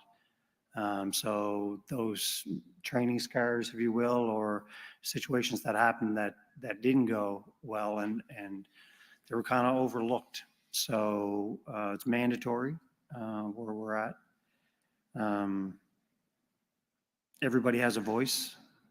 That's from the outer containment traffic officer who experienced being left there for 6 hours and somebody forgot about them and it was a hot day. And so because your next experience with that individual, no matter what part of that plan, has a direct effect on the successful outcome of the following, the continuing. So we treat everybody as, sometimes we put tactics up here and outer containment here, but it's all part of the success of that plan. So everybody has a voice in that. If you don't evaluate performance after each and every event, and we do the hot washes, the operational right afterwards, knowing full well the people that we're with. Some people don't want to disclose anything at that moment. So that's why we wait and kind of observe. And if we feel that there's people that need maybe a touch from our wellness or a clinical therapist afterwards to check in to say why you didn't attend, or is there something that we need to talk about privately, because everyone processes differently. So that's in place. So there's successes for us there. But I think going back to the learning piece in training, that's where you learn. So we, even when things are successful, like Wallace said, there will be a piece that we didn't do something properly. Maybe we did get that person to the house successfully. There were no injuries, but there would have been something inside of that event that we could have changed for the next event. So it's mandatory. We constantly evaluate that and try to, I know even in other units, from K9 units to situations where calls happened and they didn't locate somebody, and they'll go back and do that in their training to say, what could have happened better, what could we have done different, and evaluate that within their own unit. So we apply that in several different facets within the police department to get a better look at what we're doing and try to each individual time make it better. So operational, psychologically, and tactically. The tactical officers usually do that. They'll do their own wash alone because of just the, I think it's that world, some of the things that maybe the patrol officers or somebody outside of what tactics is actually all about maybe wouldn't understand it, or maybe they don't want to air what those things are in a public forum, so they'll deal with it in-house with their team commander, their team sergeant, and the rest of the team to make those changes for next time.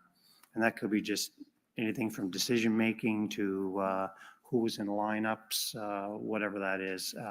So that's what we've found. We usually do tactical briefings off the side, but those officers will be part of the over-encompassing operational debrief. And do you ever, this could be for anyone, but Stephen, I'll direct it to you. Do you ever see operational debriefs happen among multiple agencies when it's a multi-agency response? So how could coordination have been better here? Yeah, I'm just trying to reflect back on past incidents myself. I know the recent one a couple of years ago in 19, I believe. There was an operational debrief on that. I can't give you that personal experience of what the outcomes, but it is part of our process in terms of that evaluation, whether it's with our own teams, our own units in our police service, or outside agencies and partners and stakeholders to say, what could we have made better? But I don't have enough experience in that area. I think it only happened to myself once or twice. They did happen, and but no real past experience, maybe because of our geographical location in Cape Breton, where we're on that island where we do our business, and unless it's a significant event that happens every couple of years, and thankful for that, that joint piece, besides the critical incident of a fatality motor vehicle accident, where you have some other agencies and go back and do debriefs on that. So that does happen. On the critical side of the house, maybe not so much. Thank you. I'm quite conscious of the time. I'm going to resist the temptation to ask for more and just check in with each of the commissioners to see if you have some follow-up questions.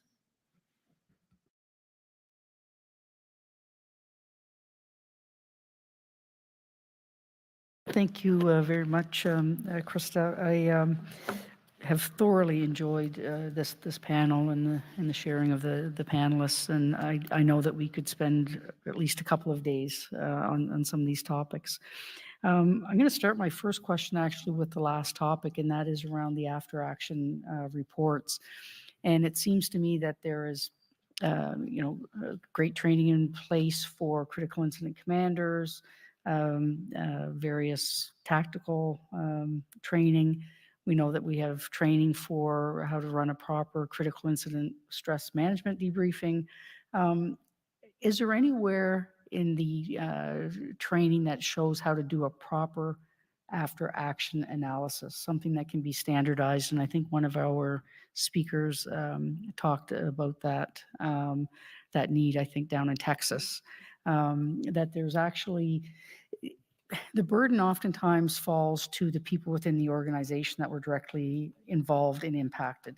And they're trying to process that and really to have somebody step back and do a proper analysis to help draw out some of those critical learnings. Any thought on that from the Canadian front? Because I know we heard a little bit from the US. So. I know just our own personal experience, and that's a great point. I don't think that's something that's been covered in that way. I think we do our own as a group. We usually appoint someone who's a scribe after an event to take notes, the good and the bad, and go back and apply that in our training piece. But as an overall, entity, just to do that piece, that's not my recollection from my experience. No, the only thing really that we teach in critical incident commanders is to make sure they do one, but there's no specific instructions on how to do one. I was just going to add, in our service, it's done internally. Normally it's done by a senior officer that was not involved in the event. Thank you for that. Perhaps an area of recommendation to follow up on. And I'm not sure who might want to speak to this. So Krista, you might be able to help stick handle this a bit. But it has to do with the flooding of police officers to a scene. And I think that was a really good point that was raised here. If somebody could speak to how we can help to train or rewire thinking about the rapid response into a scene and having somebody who is taking command before officers arrive on scene to start to orient the resources as they go. And the reason I'm asking somebody to speak to this is that there seems to be a hardwiring of rush to the incident, and not enough sober second thought to say, okay, we need people starting to think about the outer perimeter on the way in, because quite often somebody's fleeing a situation when we're rushing in, and we miss opportunity. If anybody could speak to that on how we can start to rethink of not only when an individual officer arrives on scene, who is the lead officer, whether it's a constable or a sergeant or a corporal, but who takes control on the way there to start to orient people to slow down and think rationally through as they go. And I'm happy to say that our afternoon roundtable will definitely be addressing that. So in the meantime, do we have any volunteers? Wallace? Oh, Carrie? So in the process of starting to, the event comes in, and the dispatcher is usually kind of the control in the beginning, in that they're giving out as much information as they can. We have procedures that tell us, depending on what type of event it is, how many officers are recommended for dispatch. They will do the initial dispatch, and then there's always the direction of the first unit on scene to advise, right? And so there's that preliminary response. And then once those units get on scene and those officers start to provide information about what they're seeing and what their needs are, then the dispatcher can then act further on deploying more resources and making further notifications. Again, part of our procedures with certain events, and it usually involves, something that is in progress, something that has to do with a weapon, imminent threat to life, the notifications in the background are already happening. So we run on a policy of, we would rather over notify than under notify. So we'll tell everyone, and 85% of the time, all of those other resources are not required. But when they are, what it does is it provides the officers opportunity to start listening right from the onset. So prior to officers responding, prior to a road sergeant being assigned, that's pretty much how it looks, is that we wait for the first officers on scene to give us their first interpretation of what they're encountering, and then we react from there. Thank you. And unless anybody else wanted to jump in, Krista, that's all the questions that I have.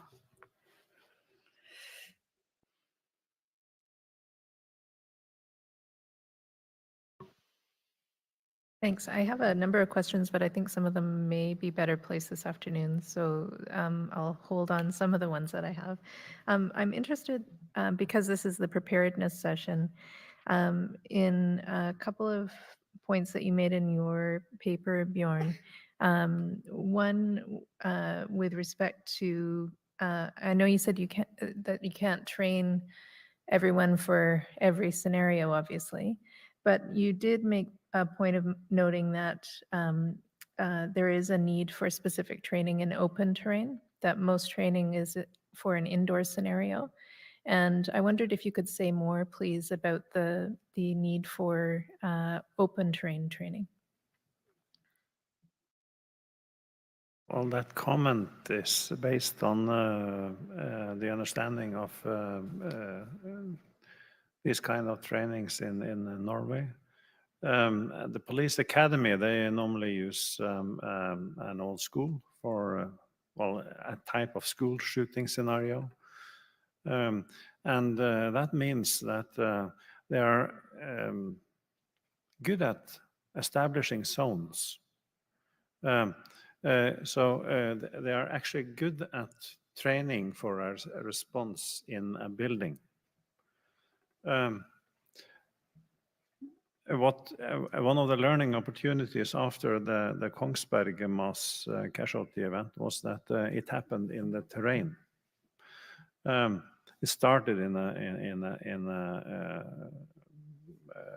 a building, in a shop, but it ended out in the terrain. And then it was some issues about how can we, a dynamic event, how can we establish zones in such a scenario? And then we have had other experiences, other incidents as well, with where the incident takes place in a street or at the Utøya, the island there.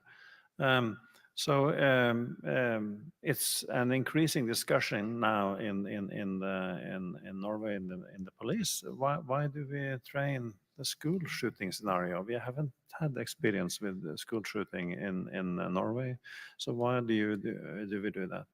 And but even though we train in a building, it's possible, in addition to that training, to have some discussion about, okay, we have now a training scenario like this.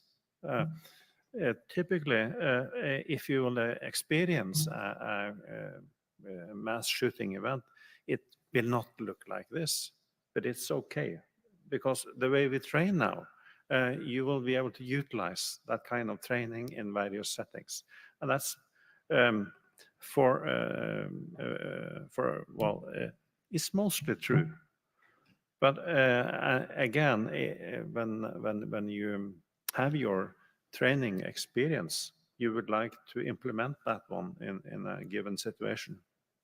And it might be that you miss out in your training on certain issues, and you will feel that when you are in the middle of a situation where you have not that much recognition.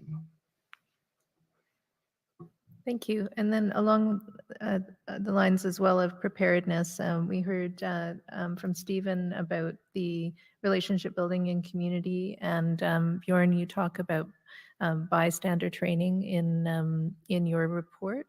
And that whole idea of the first shift is often civilians or EHS or fire that are there.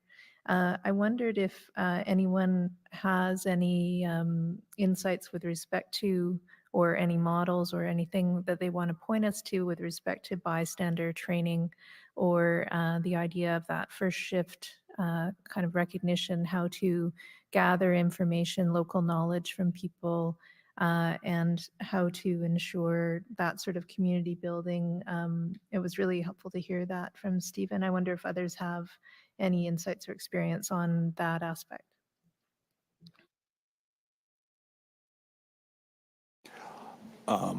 So one of the things that we've done in York, it really taken the run, hide, fight model from the US, adapted it a little bit more to our environment in York. We called it Run, Hide, Defend, and produced a video, and it's for schools. It's for anybody who really wants to have it. There's printed pamphlets that you can print off and have in your business, your school, whatever it happens to be, and it's all free on our website.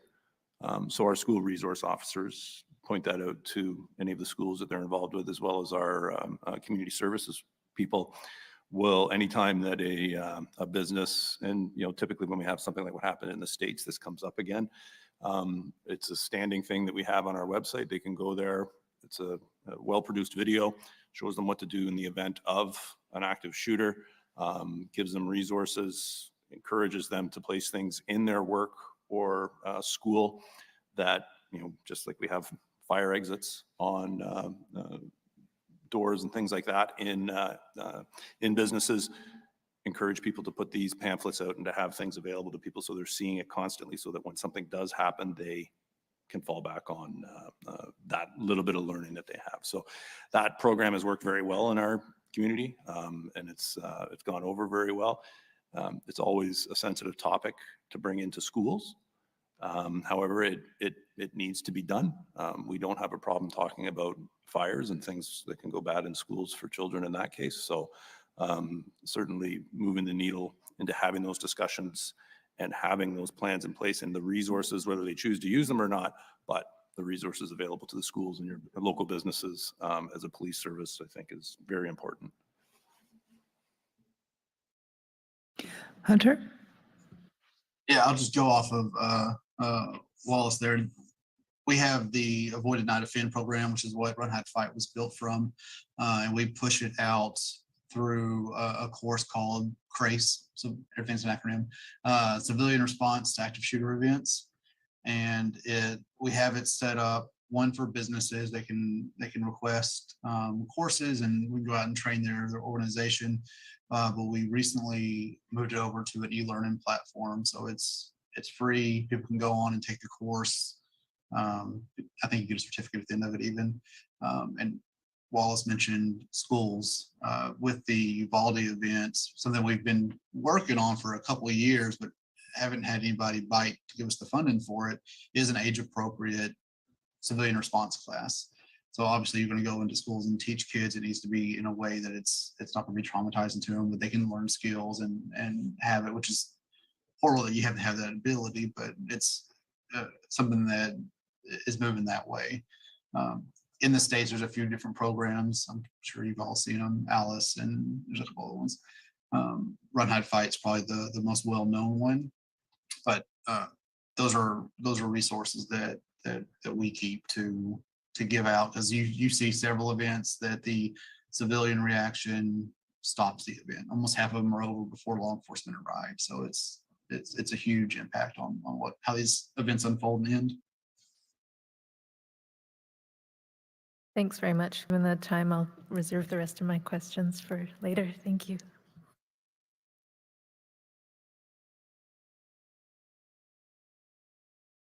Thank you, Krista. Okay, well, thank you so much for coming this morning and for sharing your knowledge. And we look forward to further conversations with several of you over the next day and a half. As we've said to you in our prep meetings, we just so appreciate the generosity that you bring in sharing your time and expertise with us. It really helps us to bring what we're hearing of the evidence into context. Really helps. Thank you so much. And allow me to take this opportunity to thank you, Krista, for your wonderful facilitation. It was very helpful, and I repeat what you said, Krista, on behalf of the commissioners, how grateful we are to all of you for sharing your very important insights, which is directly related to our mandate. And you know, we're doing very difficult work, very challenging work, and it's very inspiring to hear all of you with your forward-thinking focus. And a particular thanks, because I think everyone but you, Deputy McKinnon, will be back at a later panel. So, Deputy, thank you so much for sharing of your time. I've mentioned this several times now, but one of the gratifying things about the work we're doing is when we ask people to step up and help, there's never a hesitation, and that applies to you. And we really, really appreciate it. I know you've obviously given a lot of thought to your remarks before you came today, and they were very pragmatic and thought-provoking and helpful. So thank you, and thank all of you. And we'll break, I guess, until 2:08. Yeah, we have a meeting over the next hour, so I think we're going to need the hour, and 2:15 we'll call it. Yeah, thank you.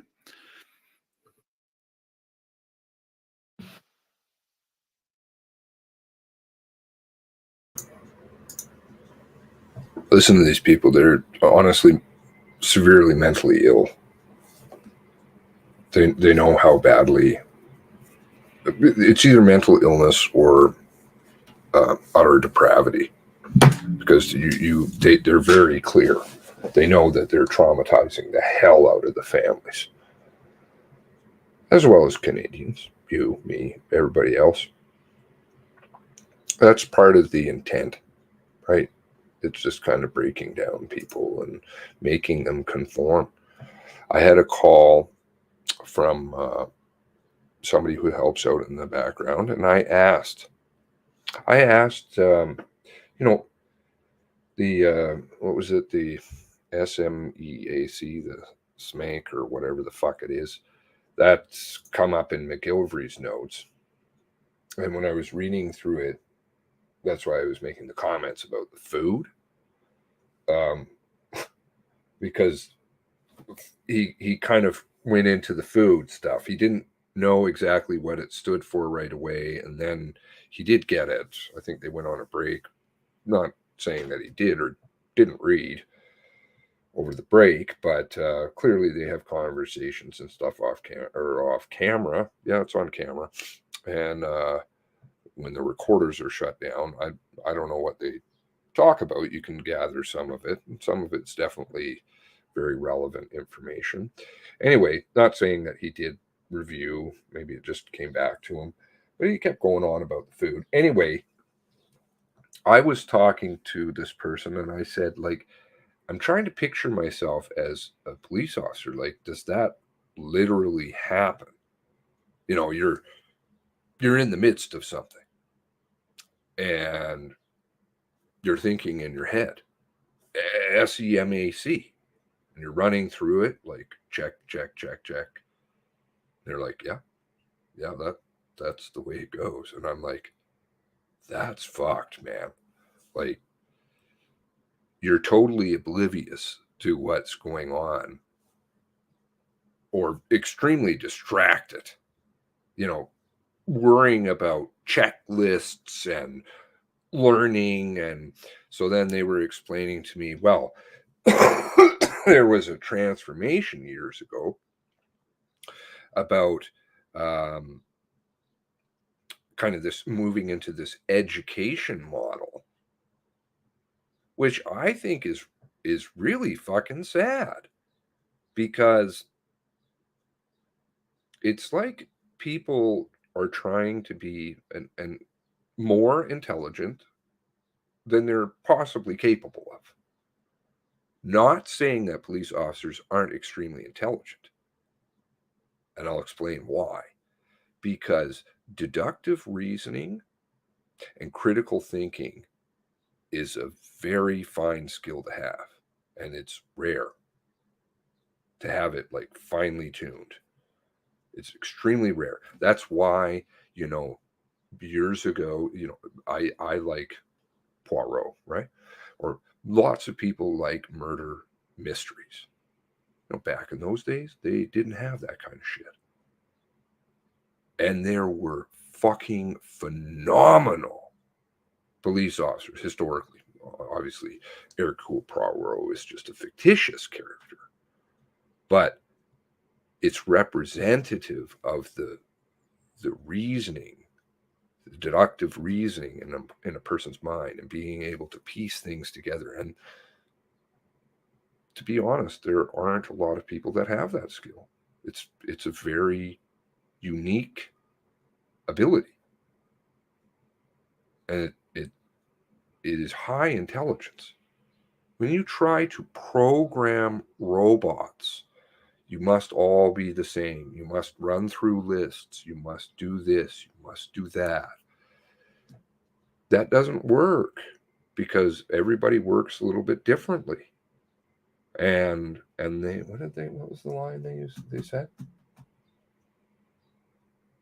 Something to the effect of, you know, you just gotta make decisions sometimes and just take the licks. Take the risks. And I know in that case, there are some very interesting stories behind all that, lots. And, you know, that's what policing is about. It's not about acronyms. It's not about level 100s, things that they can't remember.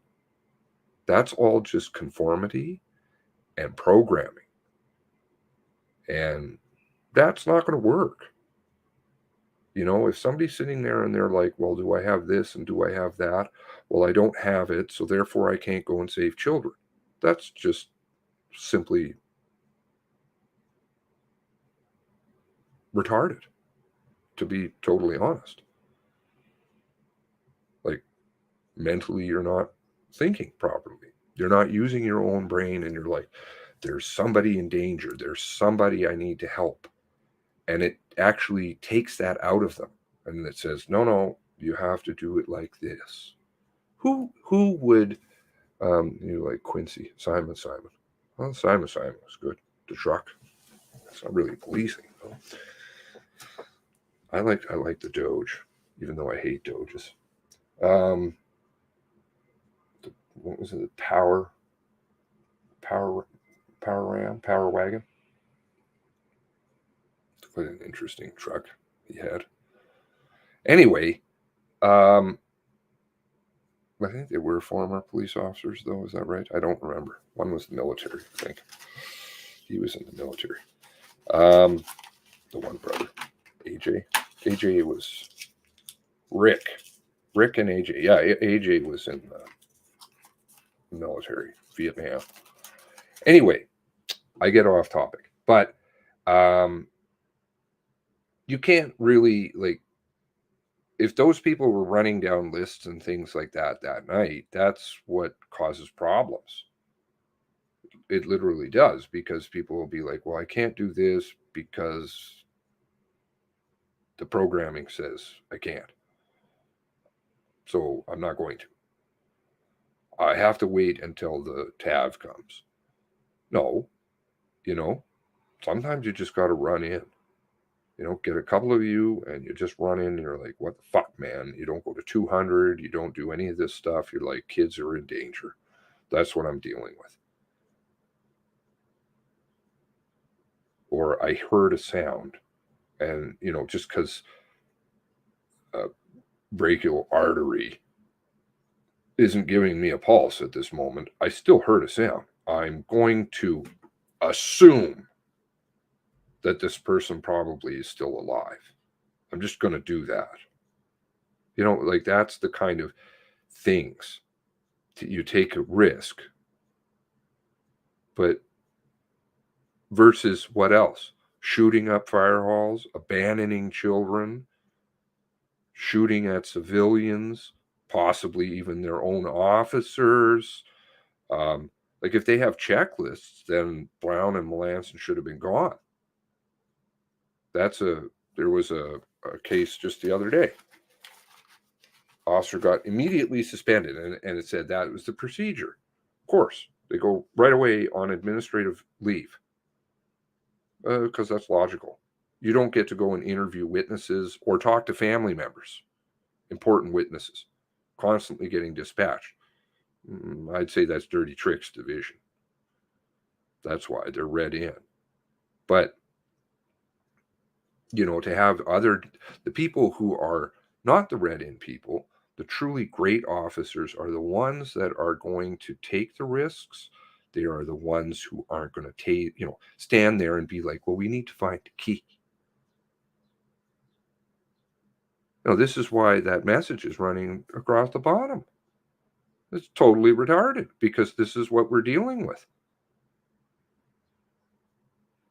And it is not that the public has become adversarial against the police. Funnily enough, the investigators, through all of their meddling and their ops and all of their fuckaroonies and their gigantic bureaucracies and their schools and their training and gear and tech and all this other stuff, when throughout time, it's like, people were suddenly surprised that hospitals had people in it during COVID.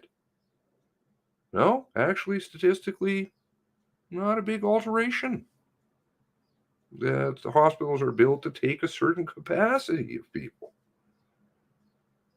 You don't want to have gigantic empty pieces of the hospital, so they just kind of build it with some leeway in mind. And of course, the hospitals didn't fill up. That was just kind of humming along as it was. But they told everybody, oh my God, you know. But I could see this reasoning around from people when I was talking with them about things like that. And they're like, well, they're at the hospital. There's people in the hospital. And I'm like, yeah. Yep. People go to the hospital when they are sick. That happens, you know? But that's what happens when you constantly are inundated with information. It shuts down logic. And it just becomes, I must do this, I must do that, da, da, da, da, da. And then you're going to get officers, of course, who will be very compliant and do things that they really shouldn't be doing. And the ones that are really good officers, well, of course, they won't fit in. Talked about a few of those. We'll bring up more later. And then they've got to go.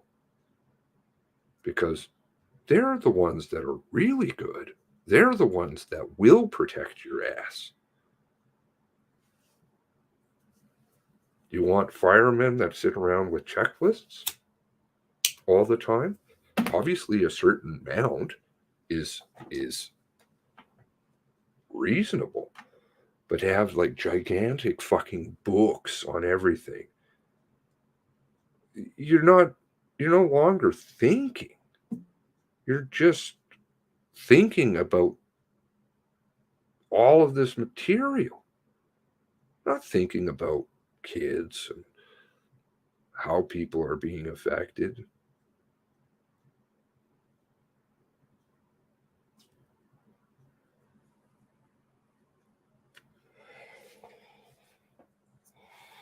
I mean, there is so many things on this list in this case. Again, I never want people to forget that there are ops running. That was what it was all about. But through that, on the surface, there's a fuckload of problems. They're more than happy to single out the problems so that you don't look any deeper. And they'll keep the problems because that's part of it. Then they can just use them in the future.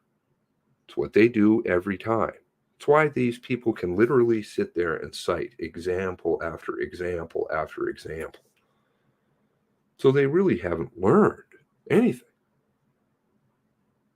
It's just a business, it's a process, and everybody gets desensitized, more and more traumatized. Going to have to, for a rip to clean my head. So I should clear your head. Okay, sorry. What are you going? You're going on the bike. What is it? No fucks, zero fucks, zero fucks. Go make yourself a coffee. I have coffee. It's getting cold, which is, I don't mind cold coffee. So as long as it's not moldy. Just listen to the 911. You can tell exactly that they're doing a checklist. It's sad. It's bureaucratic garbage. And honestly, it's insulting to truly good officers' intelligence because they're having to sit there and become scholastic when every job and thing in this world entails a specific type of brain. Police work isn't necessarily book work.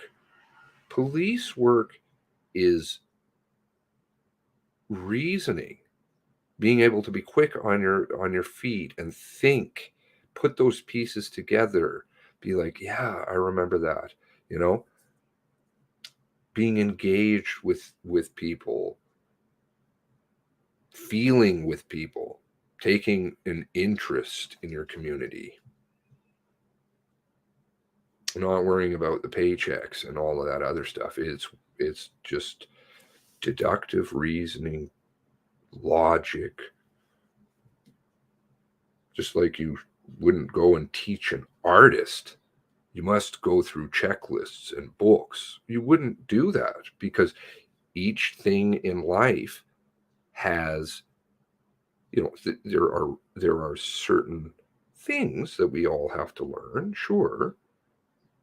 But then beyond that, it's a very specialized, each occupation is very specialized. It requires a special way of thinking. And to try to make robots, which is what they're literally trying to do, and they have been doing it for years, is horrible.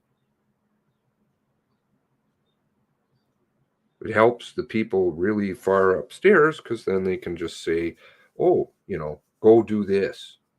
And even though that violates logic, they're like, okay, because look at Surrey 6.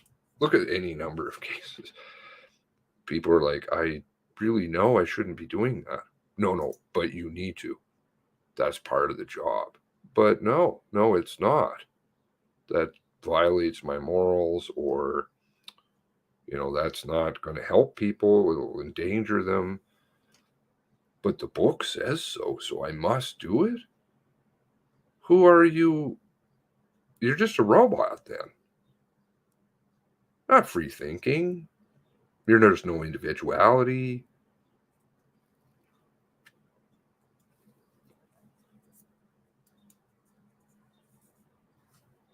Imagine if that's the way, say, the investigative services or like services, or this process that we are all part of. If that was the way that it was, albeit it's very disorganized. But Odier has fantastic video editing skills and can line those pieces up. Maybe I might bring some case histories to the table that somebody else has provided to me, and just amalgamating data and giving a platform. Okay. Or some of you have Facebook groups and then you're going out, or different people are doing protest things. It's all unique skill sets, which is how things get done. Maybe they're not the most effective, but you utilize all of those different tools in the toolbox. Their toolbox is the same. How drab, how insulting to intelligence.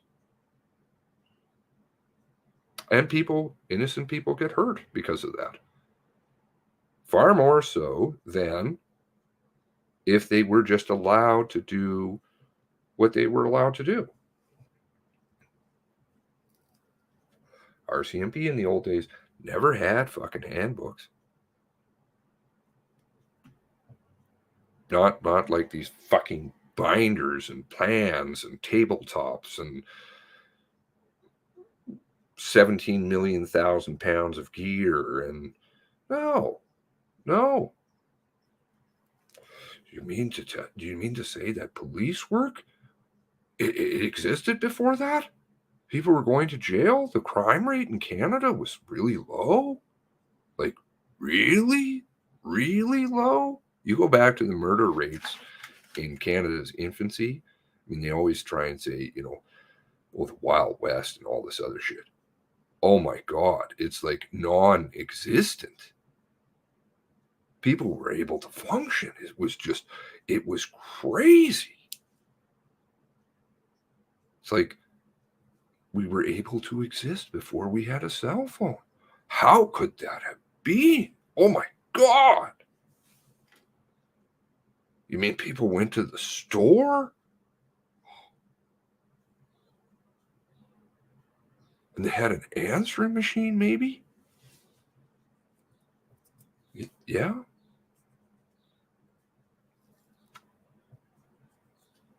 Instantaneous gratification on demand. I can get it right now.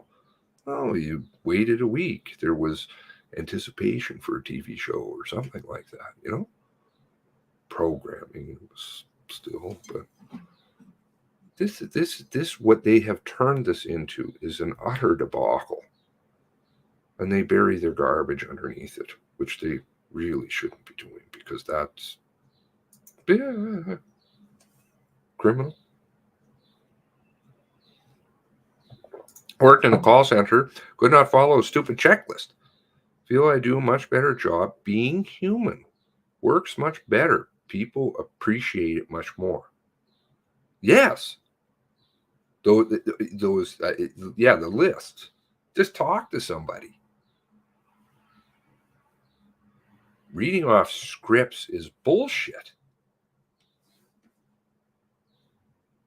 It just detaches you from other people. I've become a robot. If they follow government-sanctioned checklists, they are free of legal ramifications to get Privy Council protection, aka security ABCs. But that's exactly part of the problem, right? It's carte blanche. You can do whatever pretty much because, well, there's not any accountability. We'll pay for that too. We'll pay to protect you from doing bad things. So then you end up with, Todd knows what I'm talking about. I'm not talking to Todd. I'm just speaking in general. You all do. Most.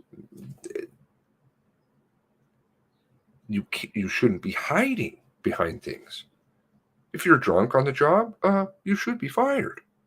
If you can't do your job, I don't care if you're black, white, straight, gay, purple with polka dots, you like to stand on your head, whatever.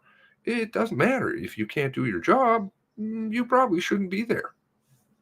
I don't want a doctor operating on me that has green hair just because they have green hair. No, I would rather make sure I have a doctor who knows what they're doing. Just like we'd all like to have a police force that knows what it's doing, that wants to know what they're doing, doesn't want to have silo over here and silo over here so that you can do dirty tricks over here and nobody knows over here, and then they're ending up running into each other and not really caring about the public and phoning their friends and warning them. I mean, could you imagine? Look at the outcry down in the United States. 58 people on here are watching. After two, I don't believe their numbers. I don't believe that. Sad was very right. I know that to be provably false. And it's the tech that does that. Tries to convince people, it's just not there. Nobody's watching. People are typing and they're typing in messages and they're like, nobody's responding. That would be because you're shadow banned, right? There's lots of people that would be shadow banned. Views that get removed. Oh, nobody's paying attention to those fools over there. No, that's why this whole fucking shit show is going on. Otherwise, it would have just been under the rug, remember? It was just a crazy man who had a mental autopsy, psychological autopsy, right? Or was it a few people who just stood around and were like, no, this is really fucked, man. And you know why? Because we've seen it before. So we'll try and get other people that know, hey, I don't like what's going on here. Maybe I don't know all the nuances of everything, just like I don't, and other people teach me, but we'll all kind of get together and we'll get it going. Well, then they shit their pants. Yeah, there's way more.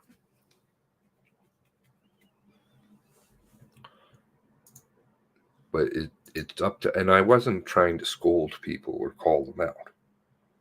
I just am using logic, though. And I'm envious. I wish I was in the position that I could just go down the street. But life is life, and I know that people get busy and things like that. But at some point, we all have to take stands, and we are taking stands. We just got to let them know, ratchet it up and say, hey, you know, we're not going away. It's only going to get worse, as in, there's only going to be more. No matter how many things, and your life, as you know it, is finished. It's done. You've gone way too far this time. You ought to be really ashamed of yourselves. Anybody who's participating in this debacle on any level, whether it's the glowy trash in the background that's floating around, because it's there, and it's so sad to watch. I see it all the time. I see it in here. I see it on the... and it's deductive reasoning again, putting pieces together. Who associates with who, whatever. And maybe I get some things wrong. But that's shameful. It's not something that you're going to keep hitting. It's going to come out, right? And truth always does. These clowns, flying around on their circuits, so busy that they're double booked now that they have to go down and deal with another one. Parents being tasered because they want to save their children. While big grown men are standing there with guns and can't save little kids. Sound familiar? Ouch. We didn't have the key, though, so we had to let that happen. Don't worry. We can just get the circuit that's up in Canada. We can take a couple of those people and we'll have them come in and run defense. So we can have it happen all over again. And we'll make them all pay for it too. With their own money. With the mental trauma that they cause repeatedly every day. Turn on the TV. The world is a shit show.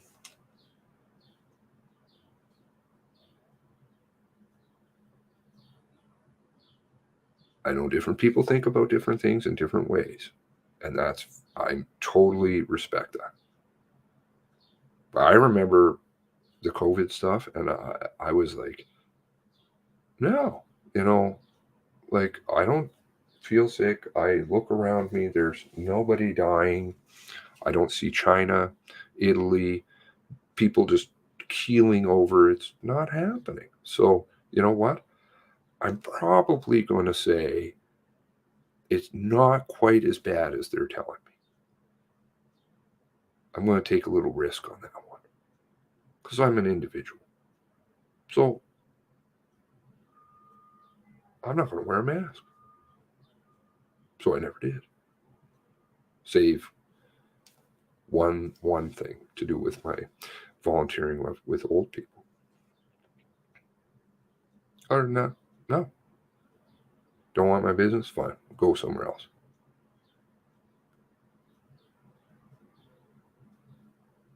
You know what?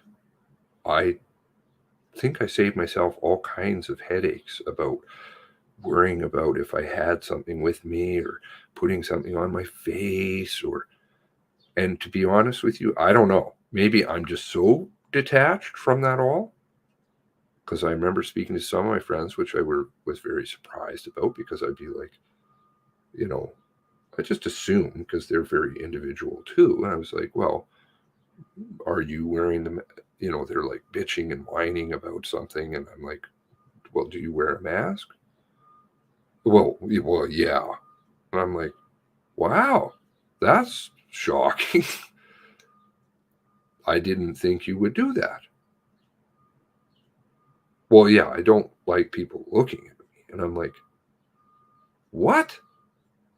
People look at each other all the time. Yeah, but they maybe have, and I'm like, well, are they helping you with something? I'm not sure. Are they your friends? Well, no, but they look at me. I'm like, okay. But I honestly didn't even experience that. And the very seldom times I would experience any kind of animosity from anybody, I was highly surprising. And usually I could just be like, well, this is where I'm coming from. Here's the laws that I understand. If you don't like that, then that's fine. I'm more than happy to move along. Or you don't have to serve me. I'll just stay in your store. Don't worry about it. It's okay. But I didn't have all kinds of grief, and I saw all kinds of people really melting down. I tried to find a guy that I used to be in AA with. Well, he is, I hope. I don't know. I'm worried actually about him. So that's why I was trying to track him down. And I remember talking to him during the COVID stuff. And not that I'm trying to muddy the waters, because it's all about this. People agree with me, disagree with me. That's great. That's what being an individual is about. I'm not going to dump on other people for doing whatever they do. But it was so sad because he was on all kinds of medication. He was a totally sane guy, really great guy. And he had to go on all kinds of powerful, SSRIs and stuff because he was so terrified to go out of his house. He thought he was going to die. Like, he literally thought that. And I'm like, dude, if you wear your mask or whatever, if you think that's going to help, then wear the mask. You're going to be okay. Do you want to stay at home? Do you want to stay in this condition that you're in mentally, which is not healthy? Wow. And I think it did take its toll. I very worried about him. Anyway, but that's what happens if you remove the ability of people to free think for themselves. You tell them, you inundate them with trauma, and that's what this is all about. And it's playing out right before us. People can see families breaking apart. Only a little bit, because that's only what they'll show you. I certainly see it. I hear it. The crying, the sobbing. And that's only what people will share with me. Imagine in their own home. Ouch. And it isn't just about the families. I remember Tammy Oliver, she's very big on that since the start. She's like, I don't want down here in Calgary, when she was down here, and she's like, this is so important for all Canadians because it could happen to you, and we don't want it to happen to you. It's not about just us here. It's so much more. And I was like, that's so true, right? Because it just breaks down everything. All right, we'll have a good rip on your no zero fucks, right? Is that it? Zero fucks. Psychological warfare. Yeah, you see, and those were terms that I was using at the beginning of this. The balkanizing, the trauma-inducing, mass trauma. I would say those things right at the beginning. Seriously, like persevere, because that's what I was talking about before. And that's exactly what this is. It's all the same.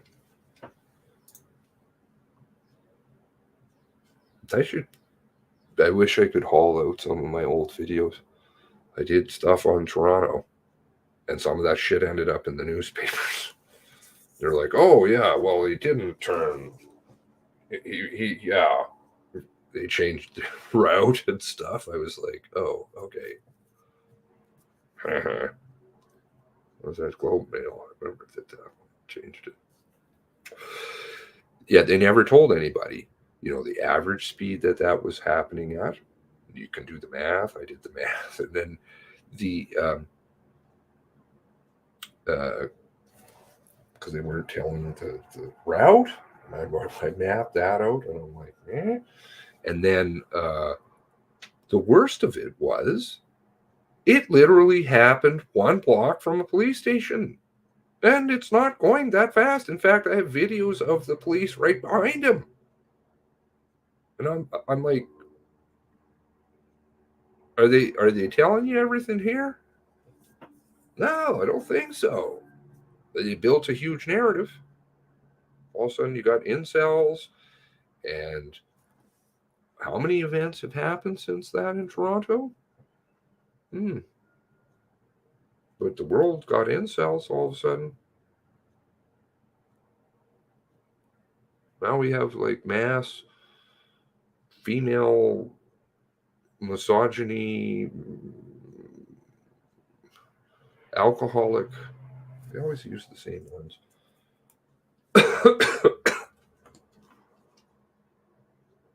Or do you have something more?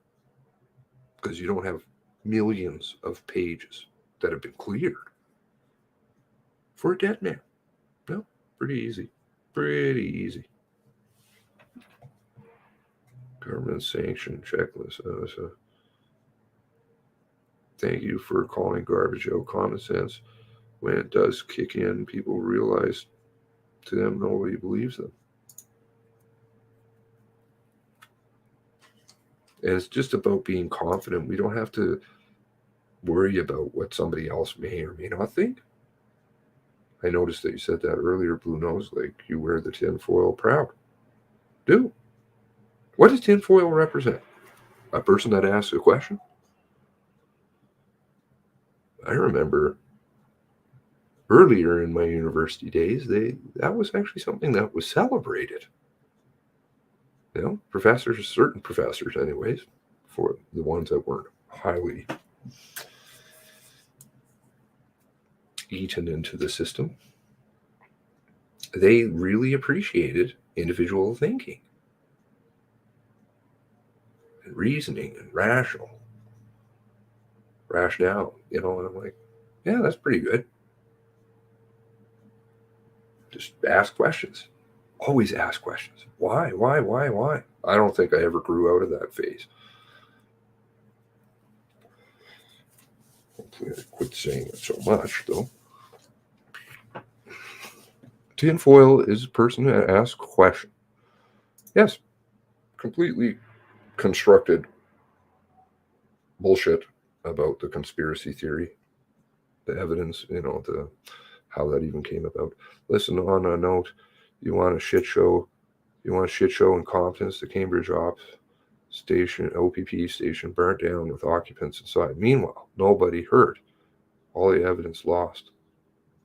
Oh, that doesn't sound very kosher, as Todd would say. No. Sounds like there's something stinky about that. Or is there?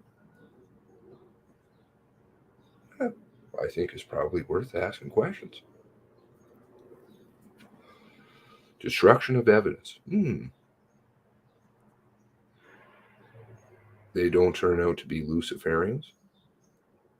Oh, there's something going down. I'm not even going to go there, but there's something, and that I'm just being completely facetious when I say that, but there's something in the water. Something not quite right in Tinseltown. Took me a while to get my bearings. At first I was on board, then I was not. One of the times my wife broke curfew was on the 19th, found out PAP, wow, about PAP. Is that Portapic are you talking about? And I mean, they sold a lot of people on that narrative. They still have lots. That's why it's so imperative to get the message out. Like Amber Heard ain't going to do nothing for us. We'll all be rotting away somewhere. But hey, we'll have those memories of Amber Heard. That's illogical. Illogical. And it's our own lives. Like, are we willing to gamble these ones away? Are we not willing to start waking other people up and saying, hold on a moment here. This has a course. It's going a very bad direction. Better change it fast. Only people that can do that, you and me.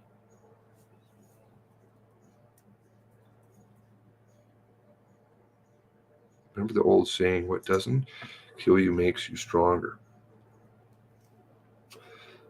That's true to an extent, but again, they weaponized that one, right? Don't worry about it. You can just suffer through that.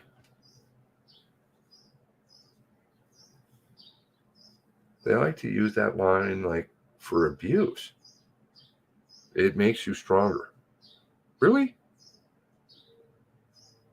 I'll tell you what probably makes you stronger is if the abuse just isn't around anymore. That's probably a good thing. It just makes you live with the pain. It's another way that they do. You have to endure it. Sorry about you. Like, oh no, people go to jail. They get punished. That's what happens. Old days, there was the death penalty. If there was somebody who had a high recidivism rate on certain things, or was very sadly, sometimes there's a miscalculation with that, but it's an injustice is done, because nothing ever in life will be perfect. That's the way we are. But checks and balances can do pretty great things within reason until it starts becoming too litigated. But then you just maybe might not have that one component to a problem anymore. Still there, but just kind of go through it. People don't want to play well, then just move along. What makes you grow stronger, we are too weak. Yeah, I think it can be both, right? It does make you stronger. It makes you who you are.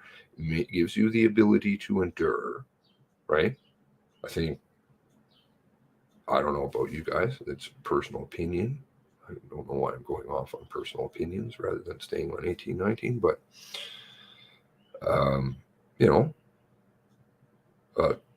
when I went to school and you got bullied a little bit, okay, yeah, I got bullied some. That gave me a bit of a skin, a little bit, You fall on the ground, you get a few scrapes, you learn. People learn to stand up for each other, that kind of stuff, rather than, just everybody running around and I need a safe space. Like, that's just breaking down everything in society. I'm not saying people should be beaten up everywhere. Anyway.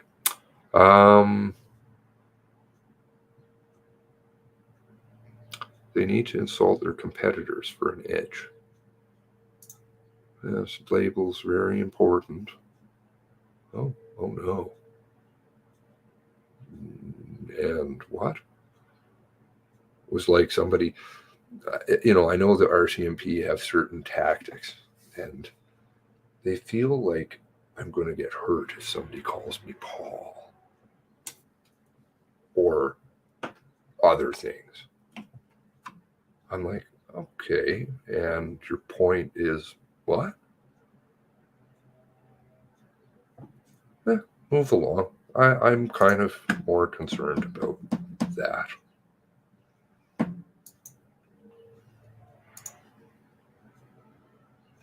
Because that actually does make me cry.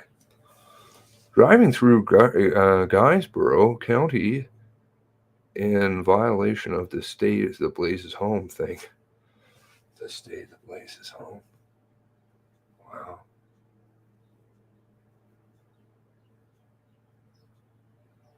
I had an eerie feeling the other night. Somebody was around.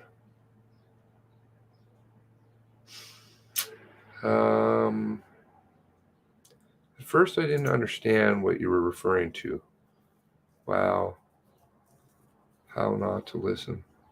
But researching does help you wake up out of the daze. Yeah.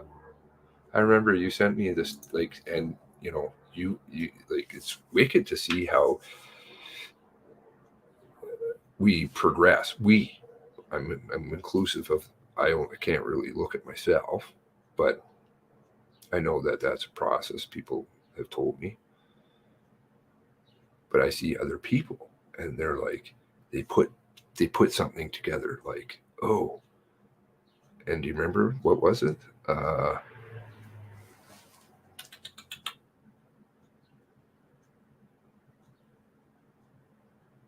was something they weaponized, one of the ones.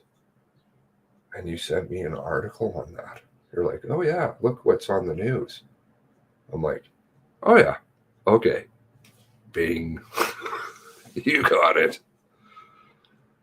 How they sow the shit in the media and try and tie the pieces together. We can watch more than one thing. That case could send a bad message if it goes the wrong way. Society in general, us getting on my nerves. Rant over. Well, rant away. Ranting is how sometimes we learn. I learn. So please do. This channel has helped me regain some footing and faith that things can be right again. Yes, it's not about, oh, this is just terrible. Even though I do have a black pill in my banner. I was thinking about changing that. But I just see things, it's a realist point of view. There are a lot of problems. And to pretend otherwise. But I see it, I don't know. Do you guys detect a change, like, in the world, like now? There is a change. There has been. I've always kind of lived my life very, very on my own schedule. I do whatever the fuck I want, whenever I want. I sleep, I do whatever, right? And so I don't have a schedule per se. I think this is the most scheduled I've been in a long time. Anyway, but I see that around in other people who sleep all the time now. I always have nap. I always have. But people nowadays, people napping and sleeping quite a bit, like the depression is really there. You can feel the vibe in the world. At least I can. Maybe I'm wrong. I don't see people out on the streets and having fun. And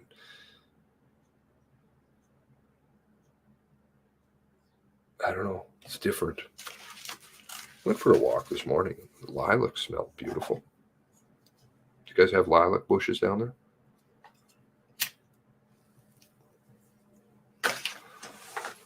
They're only out for a little while. But they smell so good.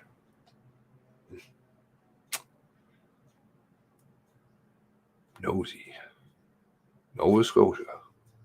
I went for a walk at the dog park the other day. Lady was like, "Oh, what's your dog's name?" I said, "Nova." She's like, "You mean like Nova Scotia?" And I'm like, "Yeah." And she's like, "Oh, that's really cool. I call my dog Prince. He's in Prince Edward Island. I'm like,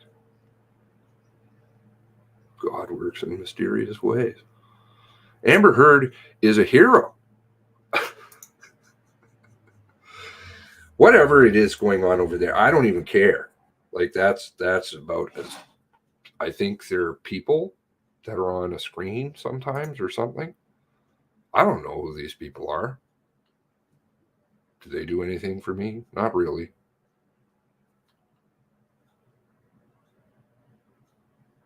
Something surreptitious is being attempted.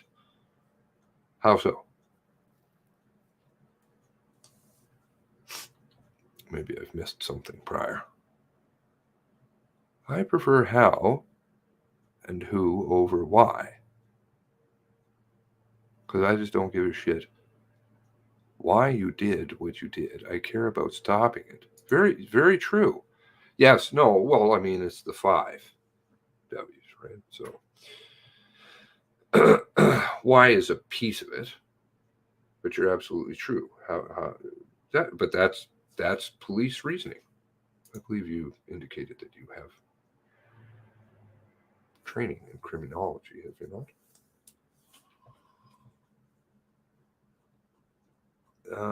Things happen very slowly, maybe too slow to notice if you're not watching. Yes, but there's shifts, big shifts happening, big shifts. I noticed them all over the place, but they are very slow. But at some point that dike is just going to give way. It absolutely will. It's just trickle, maybe becomes a little bit more, and then boom. Cultural infiltration. Yuri. Oh, good old Yuri. Yes. That was up on my channel years ago, early on. I'm like, that'll be one of the first things I stick up. Down at Carlton. Just disappeared. Oh, but he's dead. What was it? A card catalog down in London, Ontario, I think that said that. Okay. Me too. I believe ask questions till you completely understand. Always employ critical thinking to government and now medical answers. It's just a good way to live, I think. Ask questions. But, and everybody's got to go. We're all traveling a path. Different people, different places. That's what makes life great. Differences. I don't want everybody to be the same. That kind of blows. Then you end up with a police force and this kind of goo. Ooh, yuck. The good individuals, though, they just get run out. Poor Dion. I see a way, a reason they would, especially if other investigations spew into this one. Everything ties. Everything ties, little Maso. Don't you know? Subliminal programming through media. Always been like this. Programming, constantly susceptible to the messaging. But again, that is reasonable. Anybody who says anything, or you read or anything, or you watch me, I'm subtly influencing your thoughts as you are influencing mine. Some people just want to take it into something else, which is places we shouldn't probably be going. And it's like, then it becomes a power thing. You must think this way. No, you think whatever you want. Kim Stanton's thesis about transforming public inquiry into symbolic commission. I don't even know. Like, that one on a legal side is I'm having a real difficult time thinking how she went to law school and she's putting all this, partaking in this.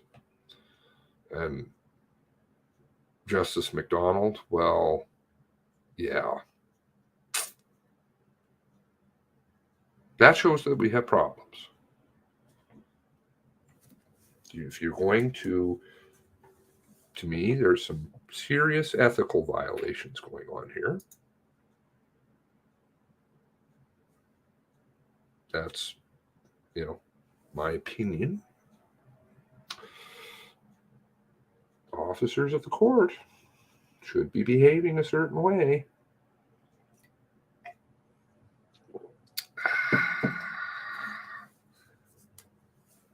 Shame's going to make a comeback. Thesis submitted in conformity with the requirements for a degree of Doctor of Judicial Science, Faculty of Law, University of Toronto. This Kim. Does she have her doctoral in laws? Interesting. Didn't know that.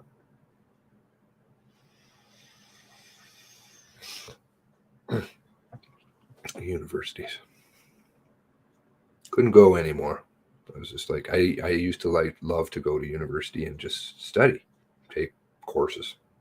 That kind of interested me. Something changed drastically too much for me. It was eroding the whole time. It's been eroding since before I was born, since before my parents were born.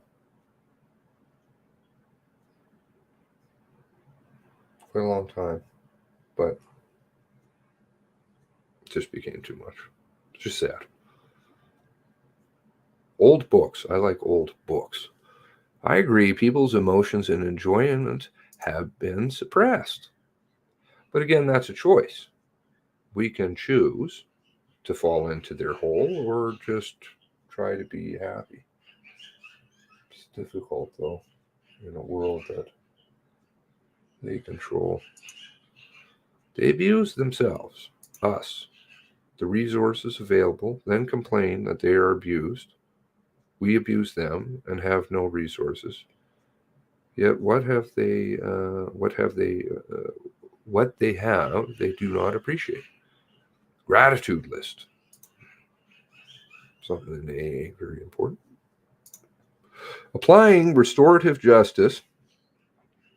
Well, Peter, for such a major murderous crime event was misguided. Forensics are what? Is it misguided? It's very good legal moves. Restorative justice, I don't think there's much of a public record of. Can't exactly go and can law and get that.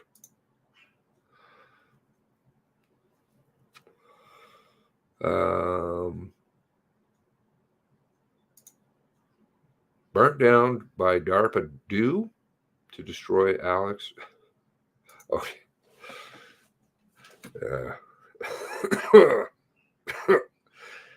Man, you have too wicked a sense of humor.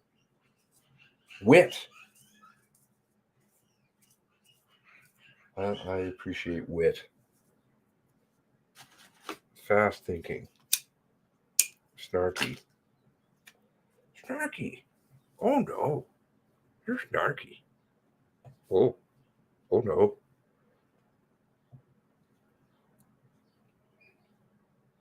You gonna bring something to the table? How about constructive? Not warm enough for them yet. Well, it's heating up. It's heating up. Look at the press articles. The press articles are always good indicators. It's a barometer. Bellwether.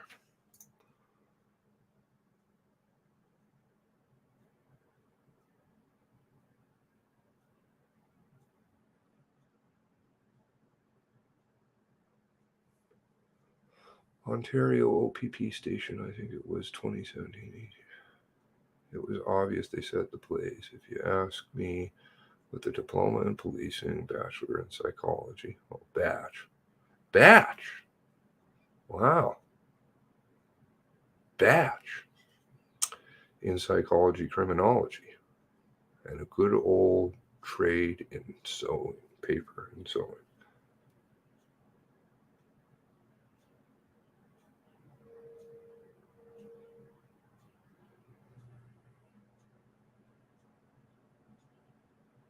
Pretty damn shady.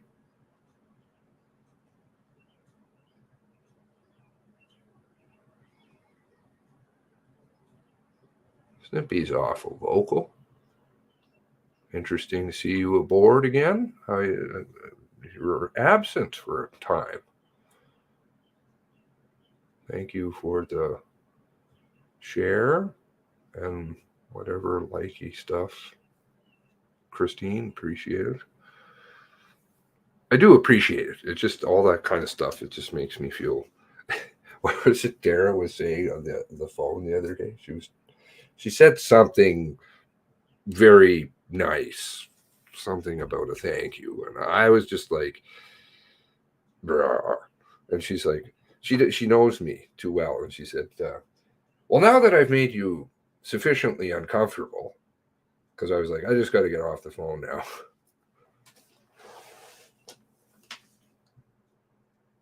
But it was funny to hear her. She knows I don't like the self-talk. I don't know. It makes me feel odd. I always find it strange watching other people who are just blowhards, and they're like, well, me this and me that, and I'm like, okay, like the world doesn't function without you. I forgot. Oops.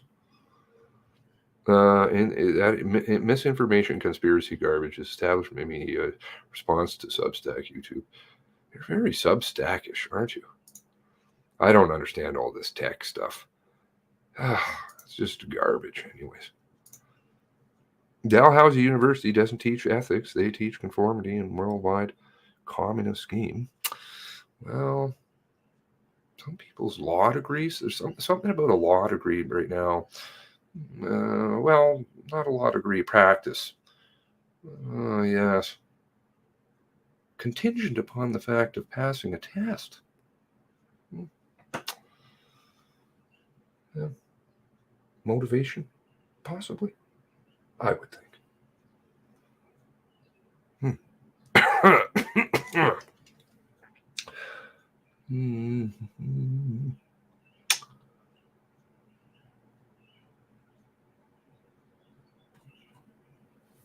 Let's see what else we've got going on. Let's see what other people are doing. So, oh, right.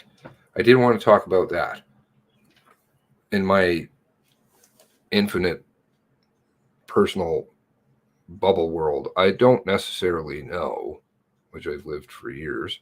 I don't always know what day it is. I know that may sound horrible, but I don't. That's just because every day is, I don't know, I guess kind of like a Sunday, maybe. But maybe before it was like a Friday, once upon a time. But then every day it kind of came because of Sunday. So I didn't understand that today was today, and I thought, oh, I'll put up the Sergeant O'Brien testimony today. So I'm going to put it up, which is why, if you look, that I have misnumbered. It isn't that I have misnumbered the MCC day, whatever. That's because I'm going to insert it. I don't know. What do you guys think? Would you guys like it if I live streamed it? Even though it's obviously pre-recorded over a period of a couple of days, it appears. I can't. Oh, yes, I could do the Sherry screen thing because there's no audio on that. I can do it. You can do it. Okay. Why do they give you that fucking warning? Do you know that your screen is being shared? Yes, I put it up. Okay, virtual witness testimony, the bottom left-hand corner. TikTok noticed this. Adam Mafioso pointed out. May 30th, 2022. And then we've got May 31st. So obviously this took place over a couple of days. So my question then to you was, you'd prefer a live? Because I can just upload it and stick it in there, as, you know, as archival stuff. Or I don't know. I haven't watched it, to be honest with you. I haven't. So have many of you? Live streams rock. So odd to think once upon a time I actually made videos. I did. And I think they were pretty well researched. It took forever, but now I can't. I just can't. I start projects. I'm like, how many projects do I have on the go right now? I don't even know. There's a lot. I have a few thousand for sure over the years.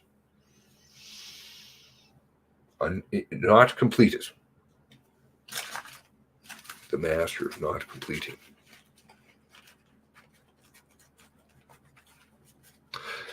So yeah, here's one. Well, let's Excuse me, ladies and gentlemen. The proceedings will begin in 2 minutes. A reminder, please turn your cell phones off or to silent. Okay, thanks for that.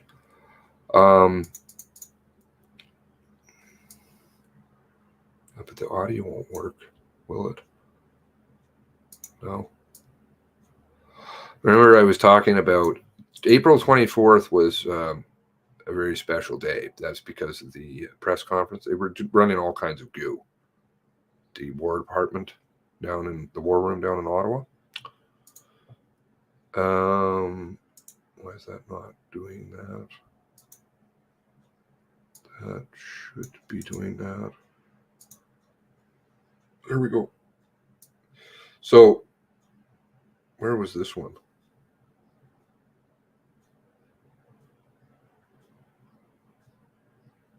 Okay, this one was here in Calgary. They ran these things all over the country on the 24th to distract from the press conference, which they never aired because it had too many holes in it.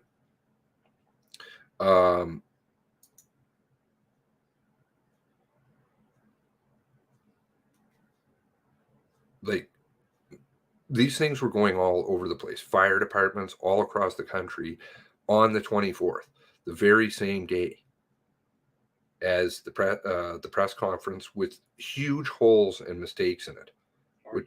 Please clear Constable Heidi Stevens of the Rock. Her name is not for the final time. This is here in Calgary. Constable Heidi Stevenson of the Royal Canadian Mounted But if you look it up, you'll find tons of them. and has booked off for the final time. May she rest in peace. We will remember. And not that I'm trying to take away from Heidi's stuff, because Heidi, you know, obviously is an officer, and I so respect what she did. And as I do all good, upstanding officers. But I don't think it was fair to the RCMP to single her out. And my opinion, use her as a skirt. But that's the way that the RCMP operates. I need to get that article and read that on air. So I better get back to the goo. So I do stop and then I share. Otherwise, we're going to miss out here with all my tech fun. Okay, good. We're ready to go. Cinematic quality to that. Oh, yeah. The professional stuff, man. And they were running all over the country. Who pays for that? Of course, we all do. Personally, And they did say at the end, like they put up a list, and they did say 23, 20, 22, of course. But they may have put unborn baby on that one. But, of course, the 8 minutes preceding is, well, all about the RCMP.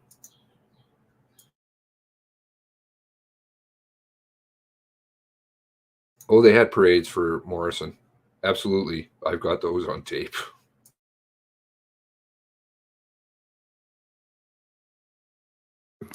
Good afternoon, all. My name is Emma Cunliffe, and I'm the Director of Research and Policy for the Mass Casualty Commission. As facilitator of this afternoon's roundtable, I will be directing the questions, asking follow-ups, and moderating dialogue. The commissioners may choose to pose a question or ask for clarification at any point. As you know, roundtable discussions will form part of the commission record. They're being live streamed now and will be publicly available on the Commission's website. I would like to begin by thanking our roundtable members, and I'll ask them to introduce themselves in a moment, and reminding all, please to speak slowly for our accessibility partners. So to begin, I will ask each of the roundtable members to introduce themselves. And while we had introductions this morning, I will ask you to remind audience members of your institutional affiliations and your role, the reasons that bring you here today, in particular for those who may have joined us this afternoon but may not have heard from you this morning. So Professor Critcal, if we could please begin with you. Yes, thank you. Once again, thank you for being invited. I work at the University in Stavanger, west coast of Norway, within risk management and crisis societal safety, especially within emergency preparedness and crisis response.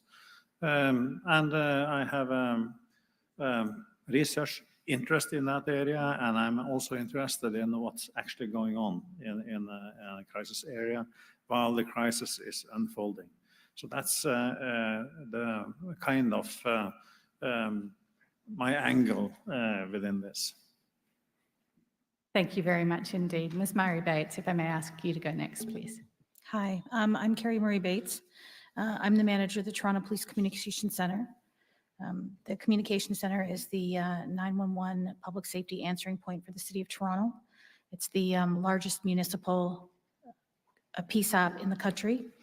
In my current role, I'm responsible for pretty much overseeing all operations, recruiting, testing, hiring, performance, operational standards, policy and procedure, as well as all the support functions. So the technology, the computer-aided dispatch system, the phone system, the transition to NG 911, radio, and then disclosure to support court proceedings. I'm 32 years with the service. I started as a call taker dispatcher. For the first 15 years, I've had some experience in not only planning large-scale events from a communications center perspective, but also as an operational supervisor in responding to critical incidents and large-scale events. Many thanks indeed. Professor Martindale, if I can turn to you next. Sure, yeah, so Hunter Martindale, I'm with the Advanced Law Enforcement Rapid Response Training Center at Texas State University, also known as the Alert Center, our acronyms. So we are a law enforcement, first responder, and civilian training center on topics related to active shooter events and response. My role is I'm the director of research, and so I work with the FBI to maintain the descriptive data over all the events that we find, and then we test key aspects of our training just to make sure it's all empirically based and we have a reason for what we're training, and that's me. Many thanks. And Professor Taylor, if you could please introduce yourself. Sure. My name is Paul Taylor. I'm an assistant professor at the University of Colorado, Denver School of Public Affairs. My research is on decision-making, human factors, and system safety in the context of police interactions with the public.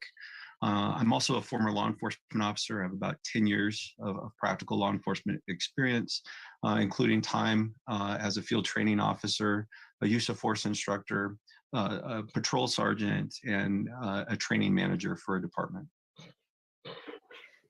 Many thanks and welcome all. This afternoon's roundtable will address the following core themes. Civilians as first responders and key informants during a mass casualty incident, the role of 911 call takers and dispatch, and general duty members' training and techniques for immediate response to mass casualties. It will build on many of the themes that we heard discussed in this morning's roundtable, which focus more on critical incident preparedness and after-event reviews. Really, this roundtable focuses on what Professor Critcal calls the golden hour in his report, although it frequently lasts considerably less than an hour. It's the early period of time in a critical incident before the command post is fully established, while civilians, 911 call takers and dispatchers, and the first police to arrive on scene are still seeking to make sense of what's happening and in the very early stages of their response.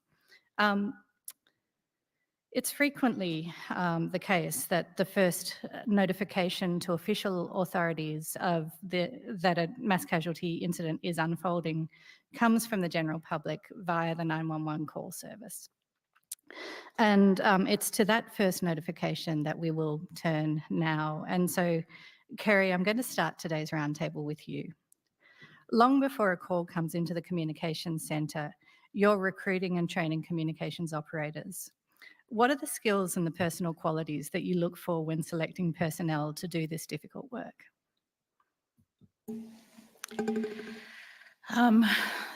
There's a lot. We ask a lot of our people. Routinely or traditionally, when we do a recruit and hire, we will get a class of about 20 people out of about 1,200 applicants. We start out our testing with basic skills. Candidates will submit resumes. We have a basic kind of evaluation of the resume, you know, your basic stuff. Have they ever been charged with a criminal offense? Things that would preclude them from working for a police service. Then we have some basic testing. We have a typing test, vocabulary testing, and we advance then to a system that is called Critcal that we use. And basically that measures their intuitiveness and their ability to navigate computer systems with multiple windows, multiple screens, and then also to an extent a multitasking capability, because we have components of the testing where they have to be able to be completing a task, something like following direction and completing a chart, but then there will be prompts that will interrupt that will ask them a question. So, and then they have to complete the question, answer the question on the computer, and then accept it, and then go back to their task within a certain time period. So we're measuring the ability for the mind to focus on two different things within a specific time period. If the candidate is successful there, then they'll move on to what we call a perfects test. And it's antiquated, but it's an excellent test in that it measures the person's ability to work under pressure. So it really, when I say antiquated, it's a cassette tape and a rotary phone and a pencil. And a lot of our candidates come in and go, "You want me to write on paper with a pencil?" And we're like, "Yes, we do," right? Because it is, believe it or not, something that you will revert back to when you're busy. So there's a tape that plays, and it starts out very slow and very methodical, but it gets louder and it gets faster, and it has things like, you know, yelling and dogs barking and just things that initiate an anxiety response. And so it really gauges that fight or flight response in a person, and then their ability to work through that and continue working. So the goal is to get all of the information that we're giving them within the test, and they have to record all of that information. So that's kind of whether or not we gauge whether they've passed or failed. And then after that, we have an interview process where candidates are asked a series of questions. It gauges analytical thinking, past ability to work in a team, the ability to prioritize instinctively life over property and other situations. And so it gauges their ability to really kind of think and function within our environment. After that, there is a background check.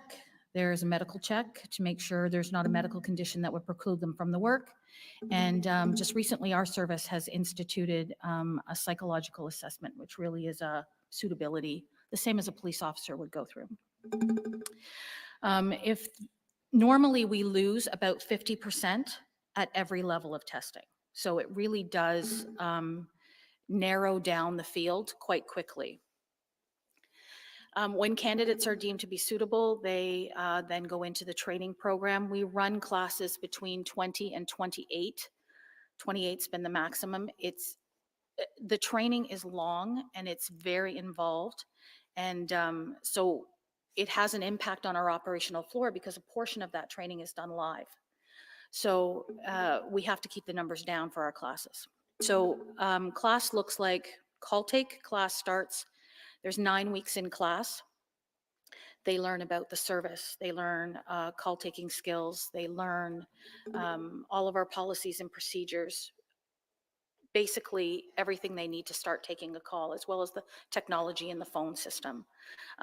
Some of the things that we teach in our call taking, we teach general call taking, general guidelines for call taking, 5 W's. It's actually 6 for us because it's who, what, when, where, why, and weapons.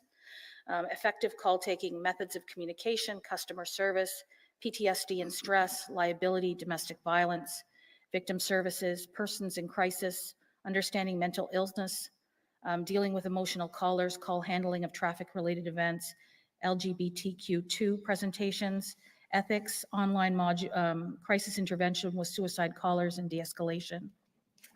That's part of it. After the 9 weeks in class, if they graduate from the class portion, they then move on to their on-desk training. So each candidate will be given a coach officer, and they will be 7 weeks with their coach officer. They're evaluated every 80 hours of work time, and they must be successful in 15 different components. Once they're complete that, they have, the coach officer leaves them alone. The supervisor then monitors for 2 weeks to ensure that the skill sets are solid. And then they will take calls on their own for probably 3 to 4 months before we start all over again and put them into dispatch class. Dispatch class lasts 6 weeks.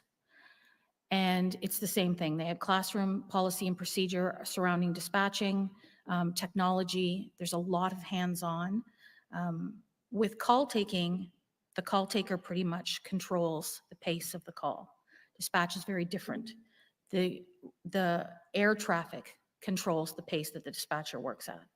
So it is a harder skill set. It's as much as the dispatchers try and have the control, it's very difficult to have that control. So like I said, it is a different skill set. They will spend 6 weeks in class. They will do all the book learning, and then again, they will be assigned a coach officer, and they'll have 8 weeks with their coach officer. Again, evaluated every 80 hours, and they must be successful in all 15 criteria. That takes us about a year to fully train a communications operator. In Toronto, we do not have single skill sets. You must have both skill sets to be a communications operator and continue to work with us. It's important with the size of our organization and the fluidity of our work. We really need to have all of our members fully trained. Thank you very much for that. If I can loop you back to some of those modules that you described for the call taker training in particular, topics such as responding to callers with respect to mental illness, emotional callers, PTSD, would I be right to infer from that that there's a fairly considerable focus on emotional literacy, communication skills with people with a range of experiences? I'd love to hear you talk a bit more about that. Absolutely. I mean, our call takers really try and first of all, they have to make sense of what's coming in. They have to try and understand what the caller is telling them. But there's care here as well, right? So if a person is calling 911, there's a level of care that needs to happen as well. So we teach call taking skills, but we also teach customer service, but more respect, and really trying to offer that care over the telephone to the caller, because ultimately that's what they're calling you for. The caller is in crisis, and the 911 operators, the call takers, are not only your first investigators because they're getting the information of what the caller is experiencing, but they're also the first kind of response to deal with the crisis the person is experiencing. So we spend a great deal of time training people, you know, how to respond to mental illness, how to kind of get the information that you need from someone, how to de-escalate feelings, how to understand different cultural aspects and make sure that that respect is present during the call taking. I mean, we have a job to do. We have to find out what's happening, but part of that is the care of the caller. Thank you. I'm going to walk you through a scenario and make it slightly more complicated as we move along, Kerry, if that's okay. Yeah. So let's start with something that's serious, but I imagine happens relatively routinely. A call comes into the communications center, or as some would call it, the 911 call center. The caller advises that one of your call takers that they're watching someone being threatened with what looks like a knife on the street outside their house. What would your call takers be trained to do next? So the call taker would first, the most important thing is location, right? So we would identify a location, and then a call would start to be created in our computer-aided dispatch system. The good thing about this technology is it allows us to alert the dispatcher to the event prior to all of the information being in the event. So we have the capability of what we call is a hotshot, but we have the capability of sending the partial event, even though it's not complete, to the dispatcher, and then continue with the call taker. So in the caller, it's seamless, right? So the call taker stays on the phone with the caller, but the initial situation that the caller is calling about already is at the dispatcher as more information is coming in. So the call taker would ask, what's the location?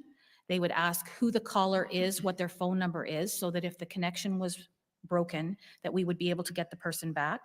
And then we ask what it is that they're seeing. So what kind of interaction do you see? Can you give us descriptions? And we're very methodical.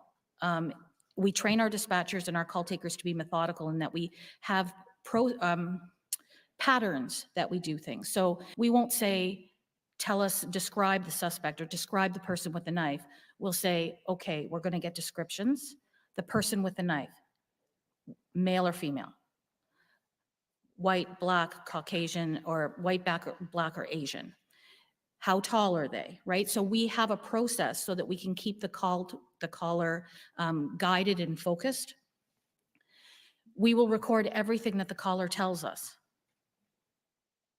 And we do it in a way that the caller advises.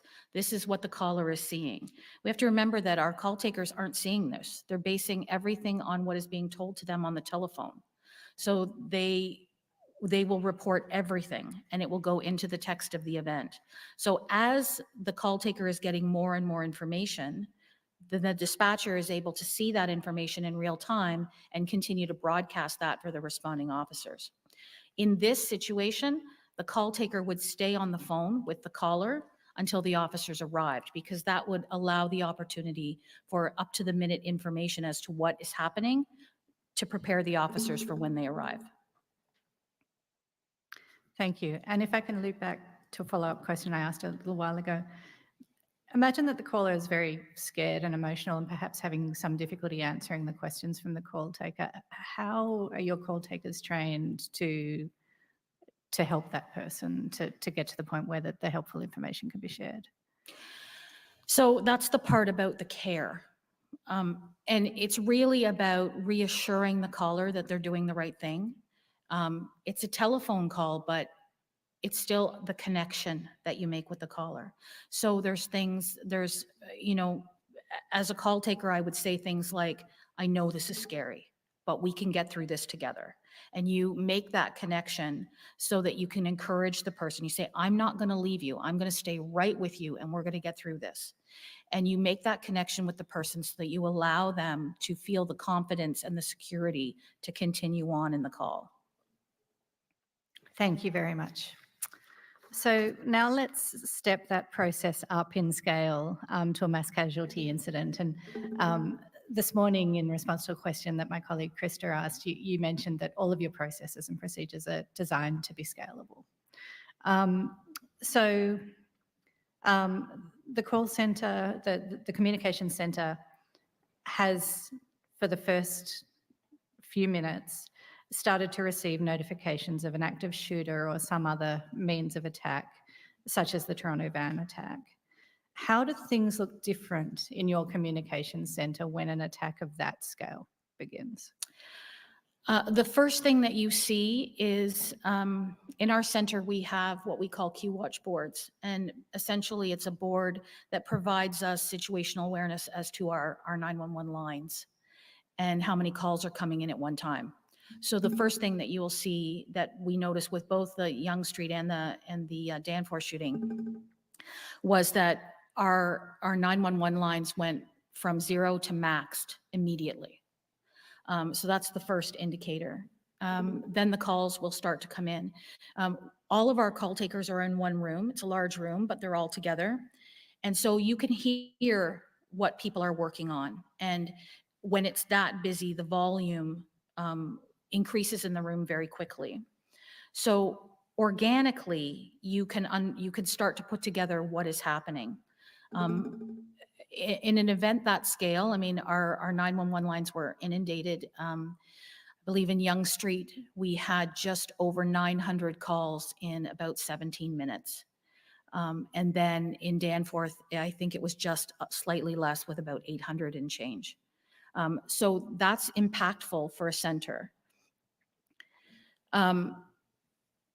You realize very quickly the scope of the event. We don't draw any conclusions as to what's happening because there's that period of kind of making sense as to what's happening. And as I said, we operate the same way every time. But depending on what's happening, it allows us to kind of shape our questioning. So we talked this morning about how civilians become the first responders. And in the case of the Danforth shooting, the 911 calls were coming from people on the Danforth that were impacted, and we saw that those people were pulling injured people into their stores. And so as that was being reported and the situation was being reported, our call takers were asking questions like, which direction was the suspect walking? Were they by themselves? To give the officers more information as they were responding, right? As well as the descriptions and stuff. But we were also asking citizens, are you able to barricade yourself in? Can you be unseen? Can you hide, right? Are you able to lock yourself in? How many people are in your store? How many people are injured? Can they walk? Are they mobile?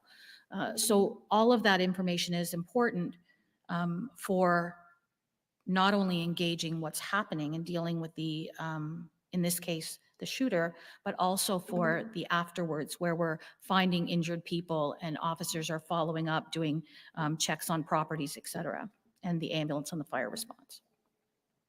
And so last question, and then you get That's a break. Do you open a new case for each of those 800 or 900 callers, or how do you piece it together?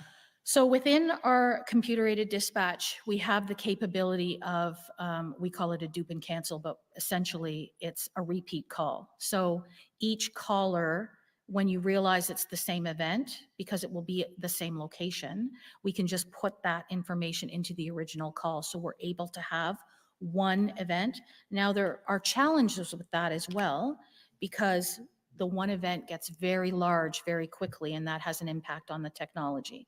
So we can create separate events, CAD tickets, if you will, for the same event, but we also have the ability to link them together. We call it a cross-reference. And then the technology, what the technology does for us is it allows any cross-reference events, the event number to show, so that we can access those events. We don't have to go looking. It's right there for you.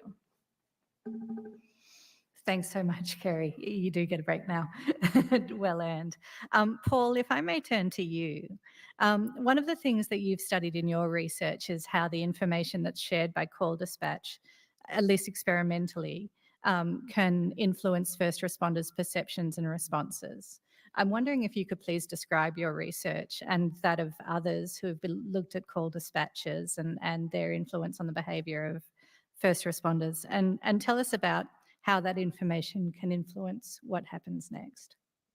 Certainly. One of the things that I noticed as a training manager for a department when I was running officers through kind of high fidelity simulations or using a simulator, I could drastically change their decision-making process based on the information I provided them at the beginning.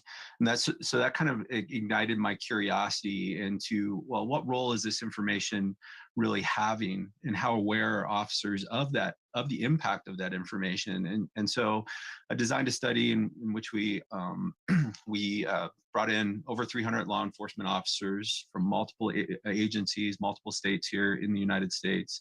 And we gave them one of three what we call dispatch treatments.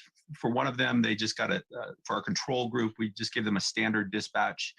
And it basically was, some people called in, they're away on vacation, their neighbors are away on vacation, they see somebody walking around the house, and they provided a description of that person, and those officers were dispatched to that call.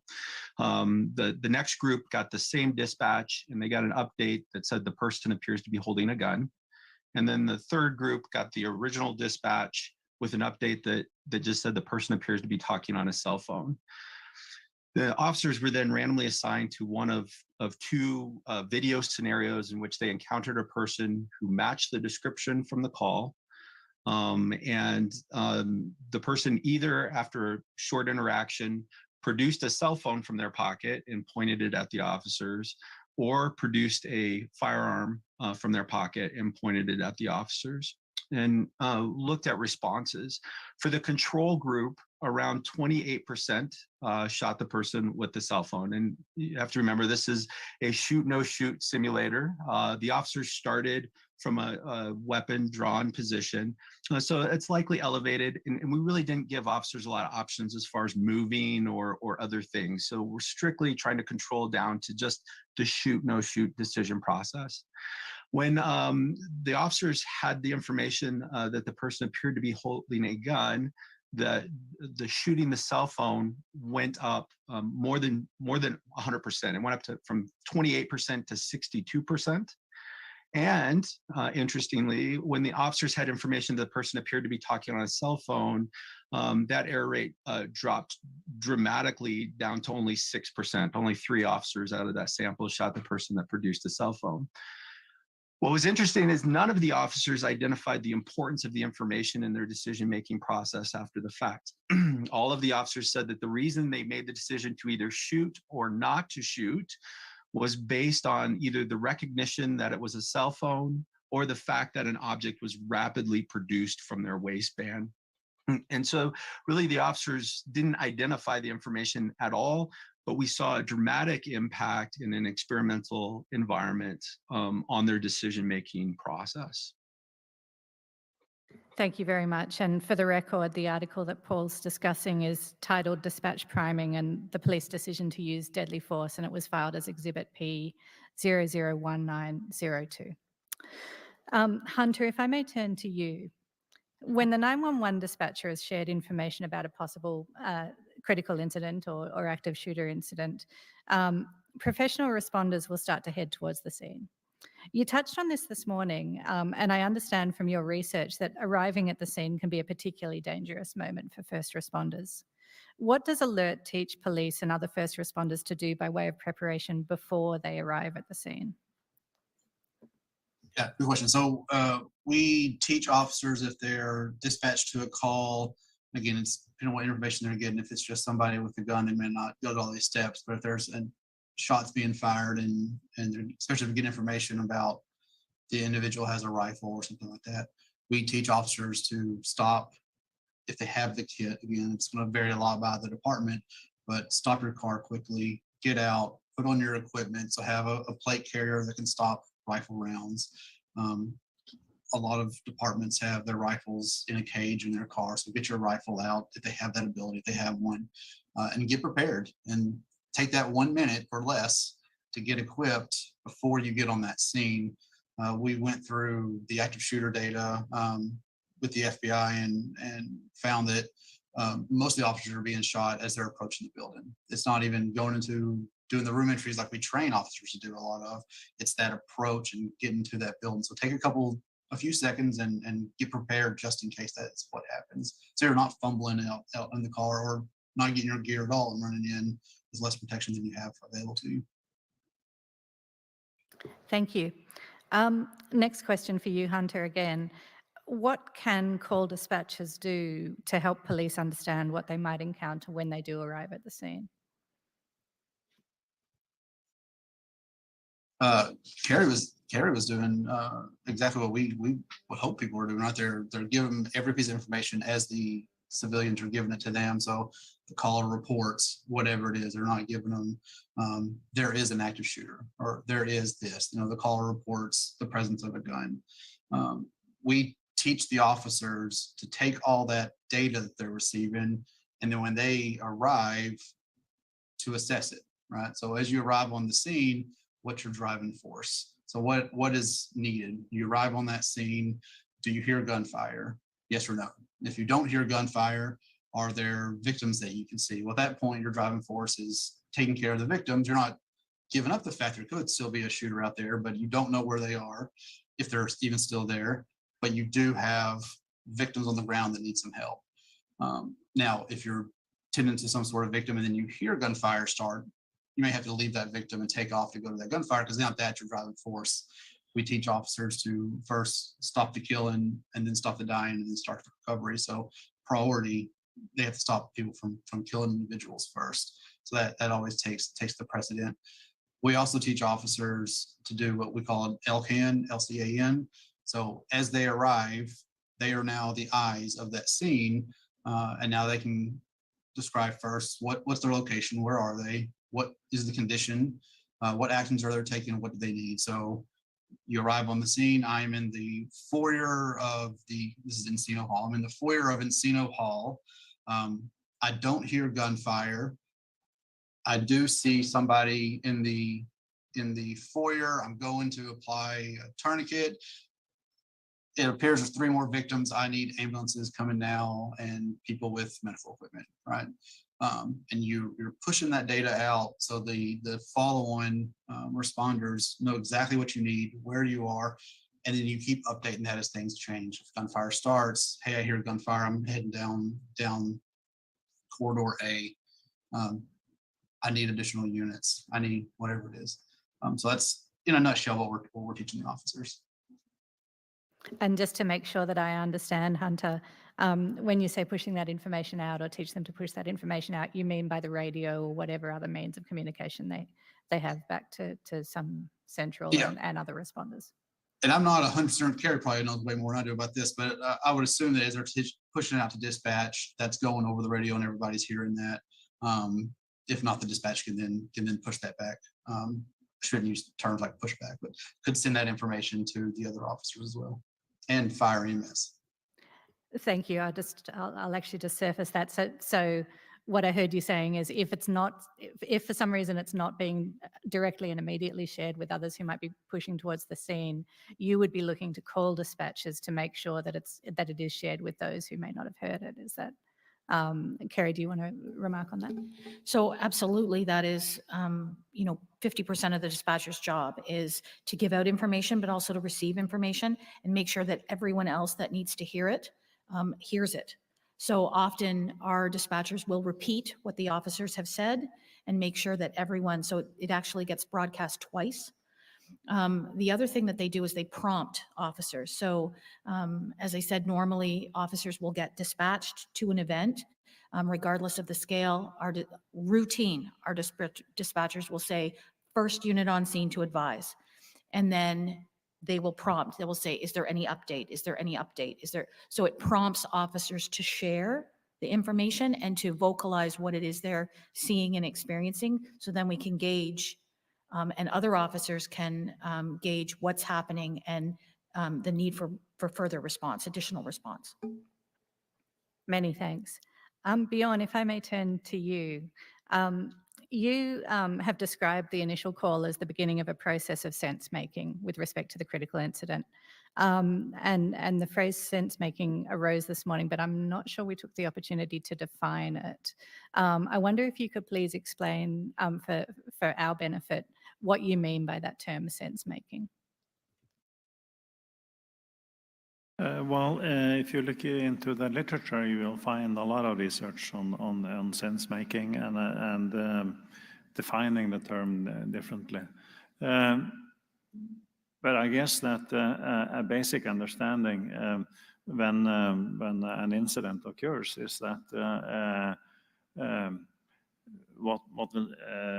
you will ask yourself, what's going on? What is actually going on? You try to make sense of the situation in which you find yourself. Something unexpected have happened. In their study on crisis leadership, the politics of crisis management, Boyne and colleagues, they call this sense-making phase for what the hell is going on phase. So it's trying to grasp what's going on. You have Sandra Schneider calling this phase the milling phase. To try to grasp what's going on. And that might be extremely difficult, at least for people with no prior experience within these particular incidents. That's complicated to get a clear understanding of what's going on. And it just struck me also that you have a caller calling in information. The information is broadcasted, and units are deployed to the scene. And the scene is not static; it's dynamic. So it's an ongoing, changing reality. Thank you. And I think I hope I may be about to take you to an example of that. This morning, you and I were discussing the early 911 calls equivalent in the Kongsberg mass casualty incident. And I know that you've been studying that incident closely. I wonder if you would please share how the early reports of that perpetrator's actions came to the attention of the emergency call takers and how that unfolded. Well, you mentioned that it's a lot of calls coming in. And the different callers, they have a different view of what's going on, and they behave differently. What I've learned from an experienced incident commander is not be too calm, because if you are too calm, you will play down what's going on. So you need that fresh input of reality, and in a situation, and you refer to Kongsberg, it was two callers. One called from an office inside a shop. It was calm in that office, so he had more like a rational explanation of what was going on, the textbook type of explanation. And then you had a caller from inside the shop, yeah, and you could feel the stress over the phone. And you had people screaming in the background. The two call takers, they had a completely different picture of what was going on. That brings me to another point there, is that the call taker's experience, that's very important to be able to realize what do I actually hear from this person, the significance of the information provided. Indeed, thank you. Kerry, I'm going to turn back to you, and Paul's study demonstrates the dangers associated with wrong information reaching a first responder and potentially affecting their decision making. And of course, wrong information can come from many sources, not least civilian eyewitnesses. There's also an important role to be played by the communications operator in terms of accurately capturing and making sure that information that is received is accurately shared with those who are tasked with first response. What processes do you have in place to make sure that case which is opened and textually is accurate and complete and picked up in some accurate and appropriate way by the call taker, but by the dispatchers? My apologies. So you have to remember it's a phone call. So our call takers are very reliant on what they're being told on the phone. But we do, first of all, we report exactly what the caller tells us. We report what we hear in the background. We report how the caller presents. If the caller makes a statement and says they're at a specific location, but we can see from their wireless GPS they're not, we report inconsistencies. And we use language that speaks to that. We don't make statements. We don't say the person has a gun. We say the caller believes the person has a gun. If the caller was to say something like, they have a gun, it looks like a rifle, but I think it's a pellet gun, then we would say the caller says, the caller believes it's a pellet gun, but that is unconfirmed, right? So we try to provide the information to officers without making blanket statements that would say like, this is the determination, right? Because we're providing them with the information that's provided to us, but truly in their response, that's part of their response, is for them to make the determination. So it's a lot about reporting exactly what is provided to us and then the language that we use when we create that. We have event types, like for example, we have an event type person with a gun. We have an event type shooting.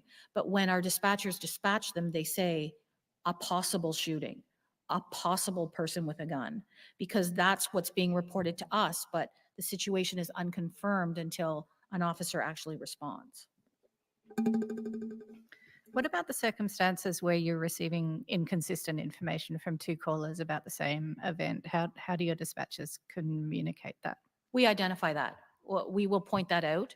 So if you get maybe conflicting descriptions, right? And it's my experience that witnesses are terrible with descriptions. So it's not unusual. But that will happen where what the dispatcher will say, the original description was this. We now have a second caller and the description is different, and this is what the second description is. And again, it's about providing information to officers so that they can make assessments in their response and take that information into consideration as they decide what action they're going to take. Thank you. Bjorn, if I may turn to you and to the 22 July report on the Utoya incident. In that report, Commissioner Georg decided or concluded that important information which had been shared by civilians in the first few minutes after the bombing outside of the government area, that important information had not made its way to the critical incident commander. Why and how did information get lost in those early minutes, and what measures did she recommend to ensure better information management in future responses? One of the biggest learning issues after the 22nd of July was the manning of the police operation room. And that's also the dispatch center. And when with the bomb explosion in downtown Oslo, thousands of calls came in, and a few of them made it through into the operation room. It wasn't a capacity to handle all these phones on, according to the regulations. That meant that they had some information to rely on, and that was the calls. And then people, when they realized that they couldn't get through to the operation room, they called the switchboard, and the switchboard operator took down notes. That's not normally the way things will be handled. And these notes were delivered to the operation room. And while Wallace here, prior to lunch, talked about the chaos, I'd like to talk about the organized chaos. But I think that they had a lot going on in the operation room. So to be able to understand the significance of certain information is extremely difficult. And in that respect, they had too little information and they had too much information.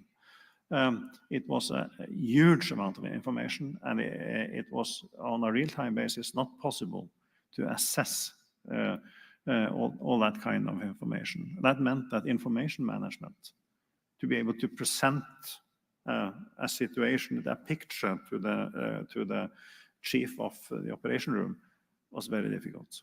The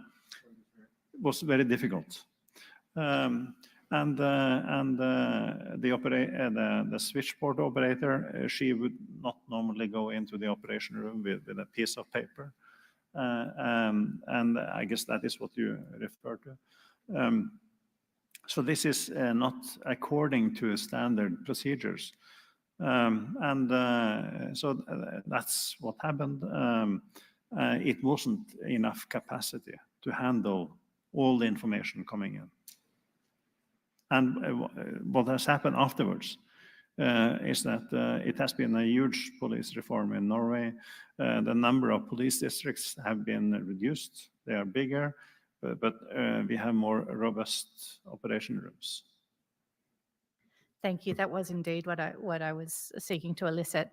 I think a second dimension that Commissioner Georg identified was the relationship between the operations manager and the incident commander, and the passage of information between those two key figures. I wonder if you're able to share some of Commissioner Georg's conclusions in that regard. The main incident commander in the government quarters, he was the most experienced incident commander, I guess, in Norway, at least in Oslo. So that was the right person. And he felt immediately. It wasn't, difficult to see what had happened. So he had a pretty clear view about what was going on. So he made some comments, or he communicated his understanding to the operation room. And he talked about, that we need a huge response. But he used not the standard terms. So it wasn't clear to the operation room what was actually going on, because they didn't see. And it took a few minutes for the pictures to come on television. So they didn't see what was going on in the government quarters. And also later in this process, the incident commander, he had also problems coming through to the operation room. But he made it to the staff level, because the police district, they called in the staff it's not that often that you call in the staff for a full staff operation with all the seats or offices in staff, but they did. It was possible to get through to the staff over the phone, and that is not a big issue. but you need to update the operation room according to the line of command. Afterwards, you could state that this did not have any impact on the situation as it unfolded. But nevertheless, this is also a sign that the manning of the operation room was not adequate to deal with such a situation. Thank you very much. I'm now going to move us from the communication center to the scene of the critical incident. And Hunter, if I may start with you, in fact, it arose to a certain extent in an answer you gave earlier in today's roundtable. One of the skills that you teach in the alert program is that first responders should engage their physical senses to help them assess the accuracy of the reports that they're receiving through call dispatch. So you alluded to some of the things that you teach first responders to look for, to listen for, to smell for when they first arrive on scene. Why is it important to teach first responders to take that time to do the kind of assessment that you're teaching? Sure. I think it's probably prudent to start with a real event. We talked about it yesterday when we were chatting. This was, I actually said the individual was 14. It was 2014. He was actually 22 years old. But there was a man, John Crawford, in a Walmart walking around with a BB gun he got off the shelf, and he was just walking around talking on the phone with somebody. And a couple people called in and said he was pointing the gun and he was waving the gun, and so that's what the only information the officers had. They arrived on scene, and you can watch the video through the CCTV. They quickly approach where they know he is. They turn the corner on the aisle. On the audio, you can hear him very quickly say, "Drop the gun," and before they even finish the word gun, they shoot him. There was no audible gunfire. There wasn't the smell of discharged rounds. If anybody's ever been around a gun that's been shot, there was no victims. Nobody was screaming. Nobody was outside waiting on the police. It was just a regular shopping experience if you were looking for that. And I obviously can't speak to what that officer experienced, but I could imagine based off the literature that they were at a very high level physiologically through their stress process. They were probably tunneled down, and they thought they had an active shooter.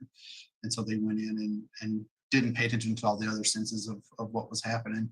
So we teach our officers to use those senses. And very much like I was speaking earlier about the LCAN report, you have to have a driving force to know what you're doing and what is most important at that moment. So you really have to be paying attention to what is going on around you, because it can change very quickly.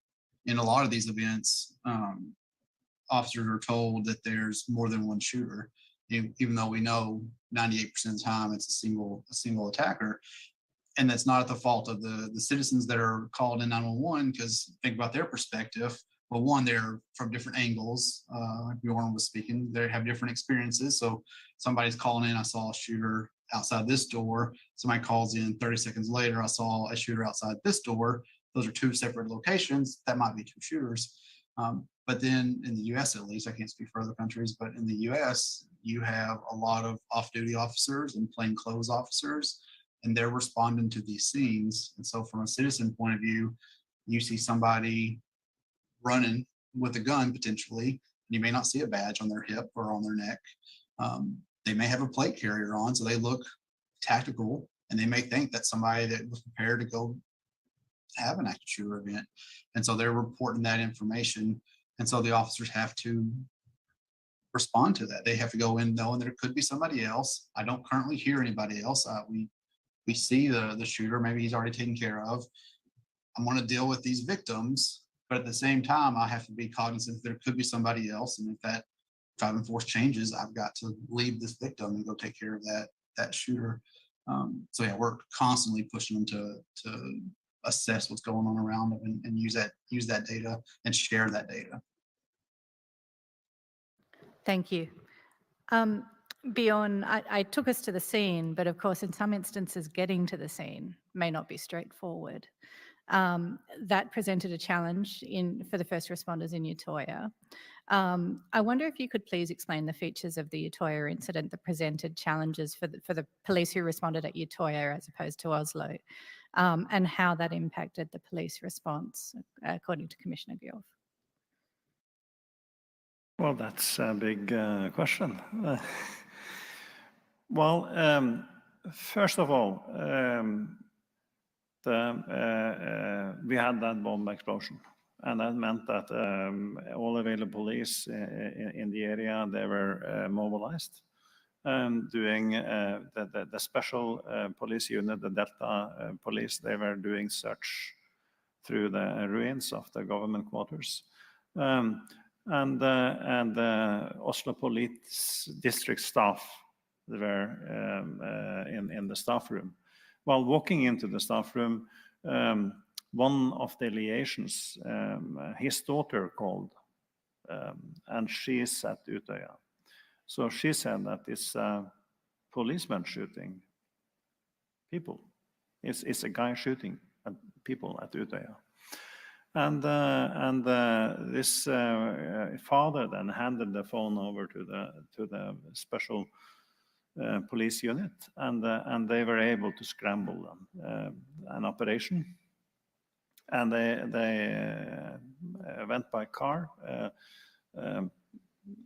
up to a site they thought were the ideal site, but they were not familiar with the area, so they chose a site that it wasn't the best site. And in addition, it was a local police district response in a boat, and they were heading for Utøya in 20 knots. But then out of the corner of his eye, he saw that the guy in charge, the policeman in charge, he saw blue lights at a nearby place where there shouldn't be blue lights. And it struck him that this is the Delta Force. And in this situation, they will be in front of the response. So he left his initial plan, went over to that place to collect the Delta Force, and they lost some 15 minutes with that decision. From that period in this history, it was a wise decision. Later, it was discussed that was it a wise decision. Anyway, they had it's a small boat, and the Delta Force, they had a lot of people with a lot of equipment, so too much weight in the boat, and they had some problems with the boat, and that also resulted in a delay. When they landed on Utøya Island, they saw a lot of young people shot in somewhere in the water, somewhere on the beach. But the primary goal was then to neutralize the perpetrator. And when they approached him, he was then arrested in a standard type of arrest. He wasn't a threat. But the point here is that they experienced communication problems. We were changing communication systems, so they were not compatible, and we had problems with local knowledge, local geography. So some basic problems, really. Thank you. Paul, I'm going to turn to you because I know that you've also taught advanced active shooter courses to police. What would you add to what Hunter and Bjorn have already shared about what first responders need to understand and what they should bear in mind when they first arrive at that scene? I think there's a couple important points, and I'm just going to back up just a little bit, and I'll catch right back up again. But I'd just like to say that Dispatch does pass on all of the information that comes in. There's no doubt about it, and the intention is always to do that. But it's important to note that there is a translation process in there. And I think multiple people have kind of noted that. But the dispatcher has to find words that are meaningful to the officer. They have to there's some sense making that occurs in the dispatch room as well. And that's important to note that information coming out is it's always a translation of what the call taker has received, has passed on to the dispatcher, and then is coming to the officer. From the officer's perspective, I think it's important to understand that our tendency as human beings is to kind of latch on to the first plausible interpretation about what's happening in front of us. And what makes it plausible to us is typically our training, our prior experiences in life. But we tend to latch onto that, and then we tend to seek information to confirm what it is that we already believe. And this really, it occurs not at a conscious level. We're not seeking out information consciously to confirm what we believe is happening. It's at a subconscious level. And in fact, in many cases, we're filtering out information that doesn't confirm or align with what we already believe is happening. And so I think what Dr. Martindale is talking about is critically important, that officers are actually getting some exposure to the call itself, to the information and the data that's coming in from the call itself. And it takes us time when things don't align, when in fact we're coming into a situation with information that's incorrect. It takes some processing time for us to realign on that new information. And so engineering or building that into our responses, I think, is critical. Building that into our training and reminding officers, it's important that you get exposure to the data itself. The other point that I'd really like to add is officers, after a very short period of time on the street, develop relationships with their dispatchers. Even if it's a large dispatch center and a large agency and they're not constantly working together, they develop a relationship with dispatch itself, right? Maybe not the individual dispatcher. If it's a smaller agency and they're dealing with the same dispatchers on a day in or night in basis, they're going to have a relationship with that dispatcher in that they're going to come to either trust the information that's provided to them, it's reliable information, they've had good experiences with this dispatcher and the information that's provided, or their dispatch center and the information that's provided, or the opposite. They're going to come to find, I can't trust this information. Scharf and Bender wrote a fascinating book called The Badge and the Bullet, and they looked at police responses, and in particular, they did a series of ride-alongs over the summer I think it was in 1980 in Newark, New Jersey. And one of the things that they noted is that call volume was going up during that time period for police officers. And so the response times were delayed. And pretty soon, people started actually kind of manipulating that and actually providing false information to dispatchers. They would say things like, he's armed with a gun, or they would kind of gin up the level of what was happening. Officers very quickly learned that they couldn't trust that information. And so their response to that was that they slowed down their responses. They started to take their time in making approaches, not by a lot, just by enough so that they could get their eyes on, they could get their ears on what was actually happening. And that, according to Scharf and Bender, had a dramatic impact on the decision-making process.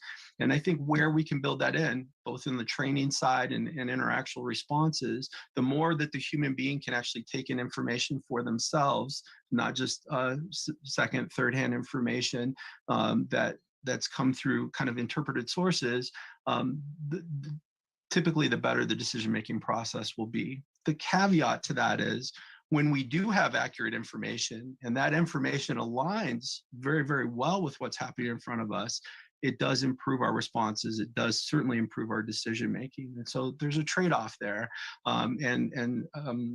Based on the available research, sometimes it's just fractions of a second in pausing and getting enough information to really improve decision-making. Excuse me. Thank you for that very much. Hunter, I'm going to turn it back to you now. You've mentioned a couple of times some of the key principles that you train. For example, identifying the driving force and the fact that the driving force may change over time. The core of your training work is to teach first responders how to respond to active shooter incidents, of course.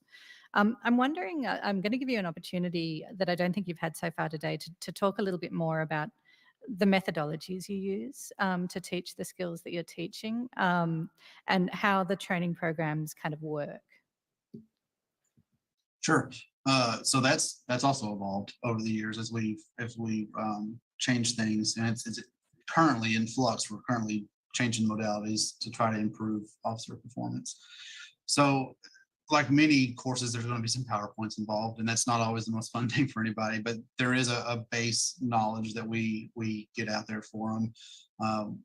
We'll have a class of no more than usually 30 people because we want to keep it manageable, but have enough that they can exchange roles during the scenarios because there's only so much time and you can only run so many scenarios in the amount of time. So we cap it at about 30 first responders. And we'll have 4 to 6 trainers, and those trainers put in for the class. So I guess back up a second. A class gets requested at wherever it is, in Washington. They get selected for a class. It's all grant funded, so it's all free. And so all we do is send all the equipment, we send trainers, and then they put on the class in their location. So there could be, if it's a school, an empty school, an empty office building, wherever they're going to want to do the training, we do it on location. So we have a handful of instructors that are there, and we build that cadre based off of their experience. There's a lead instructor who's taught a lot of classes for us and is really, really good. They're all really good. But then we have some junior trainers that are getting more experience, and they may really be focused on just a couple of the modules. That might really be their bread and butter at that time. So they'll move instructors around based off of their technical abilities from what they do for their job, what they've learned in our courses, how they've been trained up, what they're really good at teaching. So we make sure we're delivering that information that way. And then we go through a series of practicals. So if we're teaching them the proper way to assess a door threshold, right? So you don't want to just run into a room, but you want to kind of assess it from the outside and see as much as you can see to gather more data before you go into the room. We start at baby steps. It's very much a deliberate practice model where it starts off very, very simple. They'll just kind of walk around the door and there's nothing in the room, explain what you saw. And then, they'll all kind of go through it and we'll talk about the angles from the door, what you can see, what you can't see. And then we'll add a little complexity. There'll be something in the room, and there may just be a foot sticking out behind a couch. And now they all go through it. And it's a little more complex. It sounds really simple, but it's a little more complex. And they're having to scan that area and try to find the person if there is somebody there. It could be a victim that's hiding. It could be, the foot of an attacker. And so we use this deliberate practice model to slowly build them up to that. The classes are different depending on what the class is. The main class, which we call our level 1, which is just our active shooter class, has 8 scenarios built into it. So over the 2-day period, we'll go through 8 full-blown scenarios. Every scenario is based off of a real event. So we're not making up pie in the sky, so complex events that nobody could pass it, right?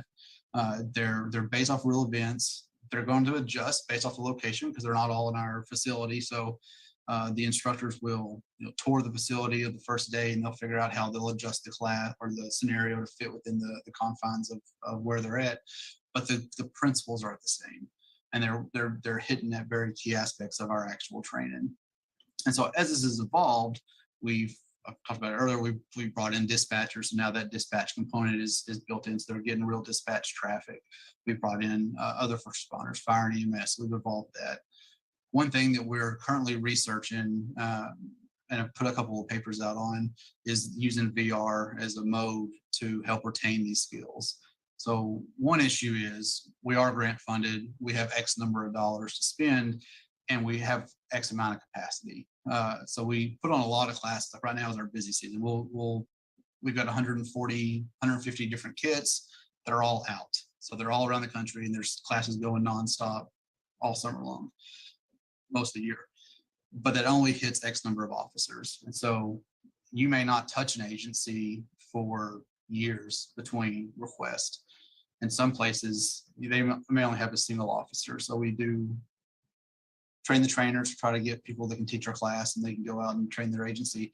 But the main thing for the VR is we want to use it for skill retention. So we've had a company build out, we call them the alert modules, but they're components of our class that are based off this concept of deliberate practice. So you can do movement down a hall, threshold evaluations, room entries, and we could park this equipment at a facility, wherever, Denver PD, and their officers can go through it and they can get these reps. There's something like 1,500 permutations of the different options, different placements of victims, of shooters, no shooters at all, furniture, no furniture, sirens. There's all these things to try to induce stress. Start off very simple and build up to the point that they're doing a lot of other activities. So that's kind of where we're evolving. The delivery is mostly hands-on. I guess one other evolution is we're starting to do e-learning also to give some prep materials so we can have less PowerPoints, more scenarios. So students get that prep material before they show up to the class. And then we also can use that for follow-on, here's an update to our class. We added a new module and some new technique, and we can have an e-learning component to distribute that way. So we're constantly evolving and trying to reach these officers. That's really helpful, thank you. And I understand from an article which again has been filed before you commissioners, the evolution of active shooter training response protocols since Columbine, which is P001891, Hunter, that in part the evolution in your training has been driven by the research that your research arm is doing. I wonder if you can talk about the relationship between the research and how you update or change your training response to what you find in your research. Yeah, so we hit it a little bit this morning on after action reports. So and part of this FBI partnership that we have, we put out reports on the ongoing active shooter events. We're constantly looking at these things as they happen. And so from the very beginning, we were simply an active shooter class. It was based off of SWAT tactics. It was, you have 4 to 5 officers. You don't go inside until you have those 4 or 5 officers. Here are these movement patterns. So you get into this particular pattern, you move down the hall this way. It was very much like a mini SWAT school because that's who knew these tactics at the time. This is post-Columbine. SWAT officers built the program for us. It was very much a mini SWAT school. And it had a very good response. People would report, higher levels of confidence in their ability to respond to these things. And that's good, right? It's very focused and that was good. We quickly realized that the skills we're teaching these officers could go well beyond that. One, we saw cases in after actions that solo officers, because of whatever circumstances, were able to enter a scene and stop it. So there's one that always comes to mind. This was probably 2006 or 7. An officer happened to be close to a nursing home where somebody went in and started firing in the nursing home, and he was just right down the street. And he was able to get in and stop that person who was going around shooting people in the nursing home, fully by himself. He had no backup for I can't remember the exact time now. It was quite a while though. So he took that opportunity to go in. I think he technically, I have to go back and refresh my memory. I think he technically broke protocol because that wasn't supposed to be allowed at the time, but it was, I do this or more people die. So he took the initiative to do that. And over time, more and more of those type of events would happen. And so agencies started kind of come around like, we could lower down this requirement of having 5 people because for some locations that could be 30 minutes until 5 people show up, right? Not everywhere is Los Angeles or New York. So we started developing some classes that would teach, everything's an acronym, SWORD, Solo Officer Response and something. I forget the D, but it's a solo officer class. So we now teach officers techniques to do by yourself, how to identify yourself so you're not misidentified, to reduce blue on blue shootings and all these other concepts. But then we see other events where civilians are interdicted. They're stopping nearly half of these events before law enforcement arrive, either by the shooter shooting themselves or the civilians physically subduing them. There's a few where they shoot the attacker, but most of them are physically subduing them. And so we develop a class on civilian response. Here's some techniques, some stuff that could help save your life, not necessarily how to fight. That's not what we're talking about, how to do that. We do it's called ADD, avoid, deny, defend. So we teach everybody, if you can get away, get away. You don't don't have to be a hero. We're not asking anybody to storm Normandy Beach and do that. If you can't get away, deny entry to your location. And I can't remember if it was this session or the previous session, but talking about, oh, it was Carrie speaking about it.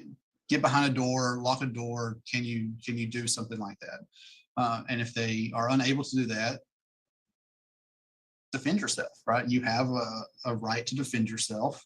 And if you can't get away and you can't deny entry some way, do whatever you can to survive. And you definitely see events that becomes the only option. And you see events where those things bleed over. So Riley, the student in North Carolina, a shooter came into that university and there was no other option for him. So he tried to defend. And because of that, he saved a lot of lives. He stopped that guy. He knocked him down and stopped him. He ended up dying in the process. But he was a hero that day, right? He stopped that event because that was the only option to him. You can't just lay down and let it happen to you. So anyway, so as more and more things come out, we keep shifting and evolving. So Aurora was a big turning point for us. We're already kind of working toward integrated response training, but that was a very big, we need fire and EMS and law enforcement working together. So we developed that class and they're working together and try to bridge some of the gaps from that. So we're always learning from events and using those to push our training forward. Thank you very much. Hunter, one more question, then you're off the hook for a little while. I want to pick up on the question that Commissioner Fitch asked at the end of the last roundtable, this morning's roundtable, about that judgment involved in whether it is more helpful to have more first responders enter the hot zone and run towards the threat or assist victims versus assisting with perimeter control. I'm wondering what principles you teach, particularly given, I mean, the challenges of the potential that many of the police involved in the response may not have pre-existing working relationships or shared protocols. How do you navigate that piece?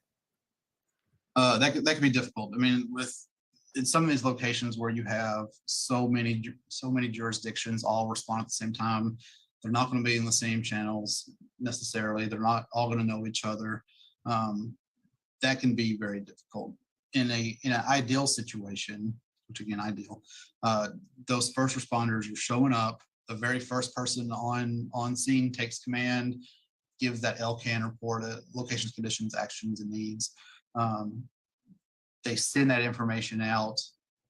As the next few officers arrive, they're there to help assist that first officer. So maybe they're trying to find the perpetrator, or maybe they're already treating people.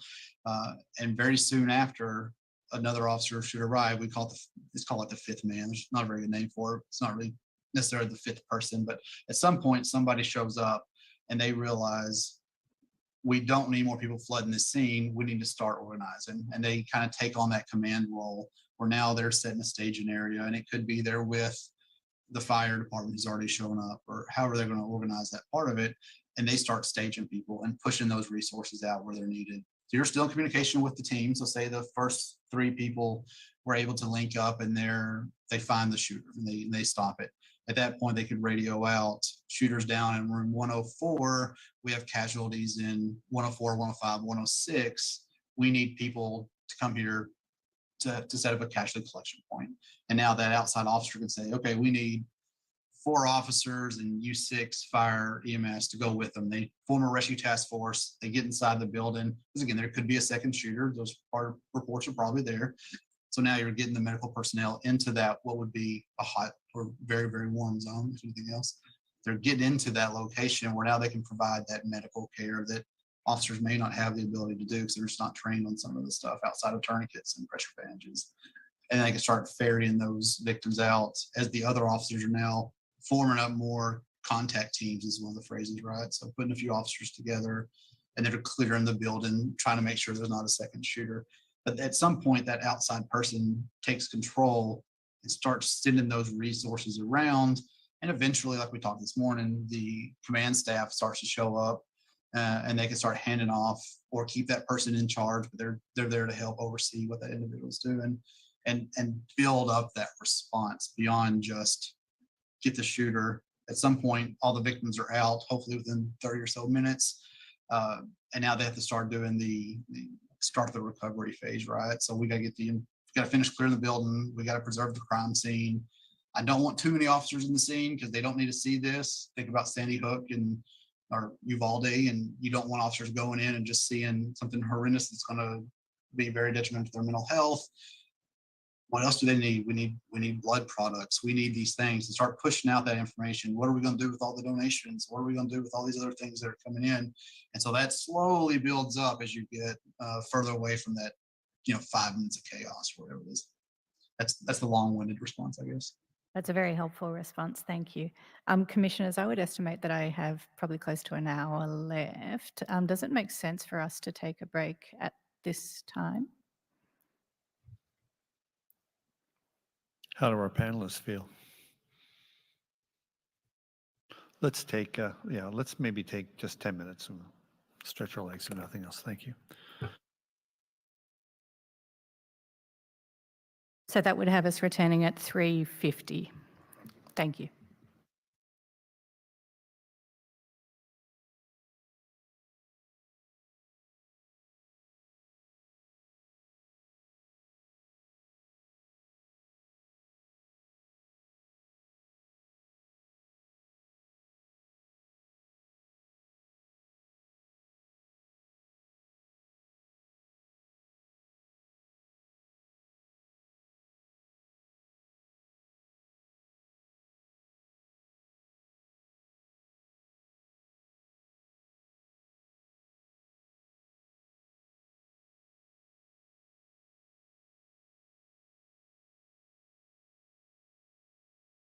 Sorry.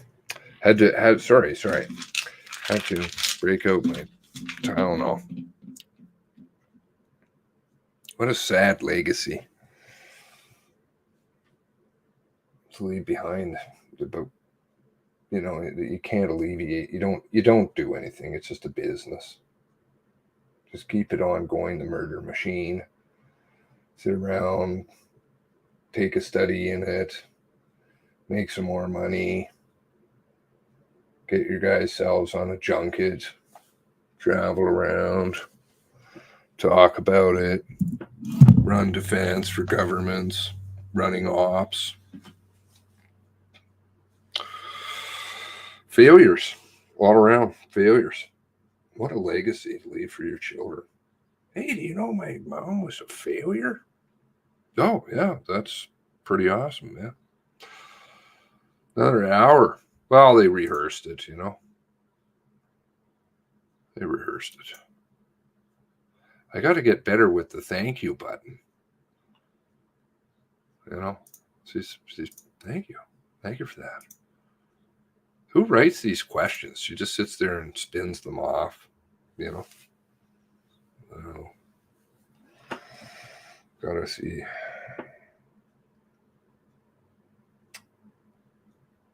Discussion of doing substances to get over nonsense. Wow, that's great. What a legacy.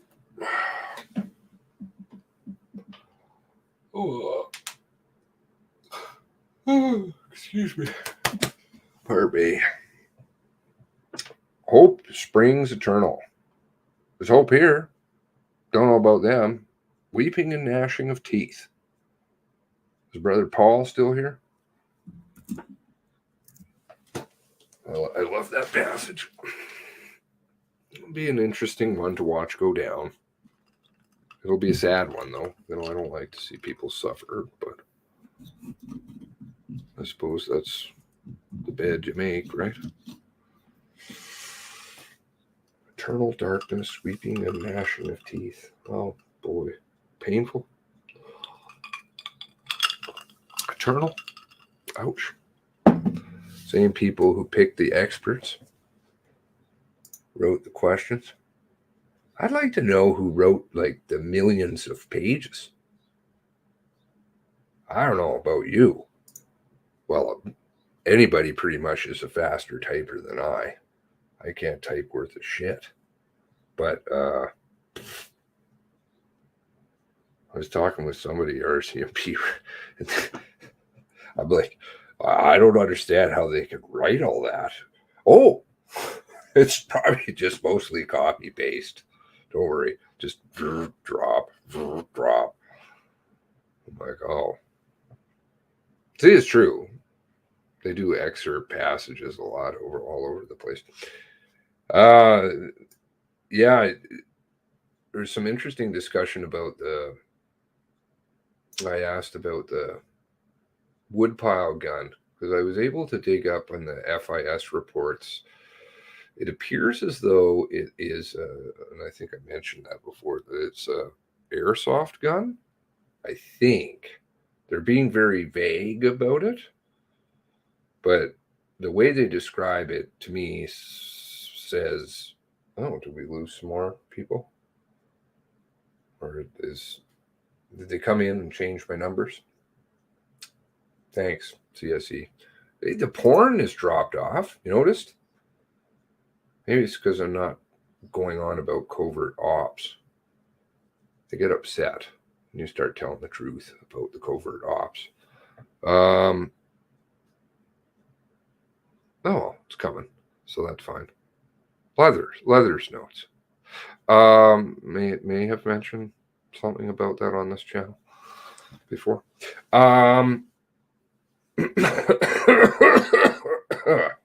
Anyway,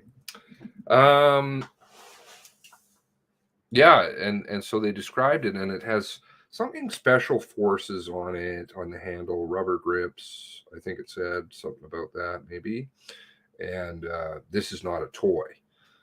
And then they gave the company, and it's an airsoft company. So I'm trying to reconcile that in my head. An airsoft gun with no magazine in it. You know, tried to play it out that maybe, like maybe Greg tried to defend himself, but that doesn't make any sense because obviously, why would you use an airsoft gun? But even if that were the case, it doesn't make sense that then the killer would remove, or killers would remove the magazine. So I don't know what any of that is about. Porn drop only happens when you hit a nerve. Yeah, well, see, that's why the discussion of Balin and covert ops and the shit that was running down there ticks them off so bad. Don't talk about it, no problem. They're happy. They're happier than a pig in shit. Just want to stay with lots of mistakes and cynical comments. They're like, oh yeah, this is good. They're buying it. We can move along. Problem when you start talking about ops. I don't understand how the porn, though, ever distracts people, but again, I don't really understand things like other people do. So maybe somebody can explain it to me, how porn links in the... They don't even get to put the links because I think I've disabled anything for people can't put links. So it shows up, what, emojis or some balls? I'm not sure why they think that's going to hurt people's feelings. I suppose that's like calling me Paul. Like, oh no, please don't.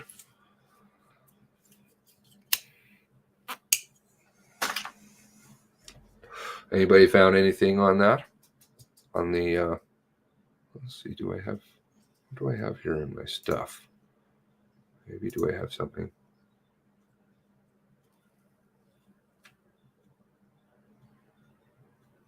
I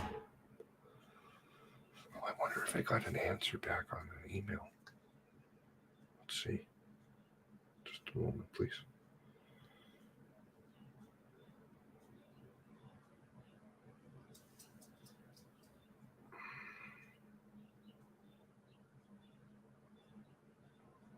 Shoot. Thank you to Robert for dropping a big, long response mentioning our situation internationally. this is really great when the message gets out to all kinds of other people's circles, so we're not in the echo chamber. They like to keep us locked in. Oh, D49.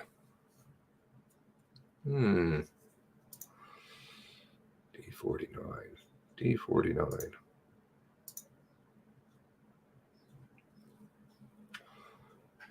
Oh, yes, I needed to make a correction. I was trying to think of what the correction was the other day. I couldn't remember it. Dwayne Cooper. Dwayne Cooper, I was incorrect. Dwayne Cooper got a promotion from staff sergeant to white shirt. So he's an inspector down in Halifax under Janice Gray. Excuse me, ladies and gentlemen. The proceedings will begin in 2 minutes. A reminder, please turn your cell phones off or to silent. Oh, I can't show the screen.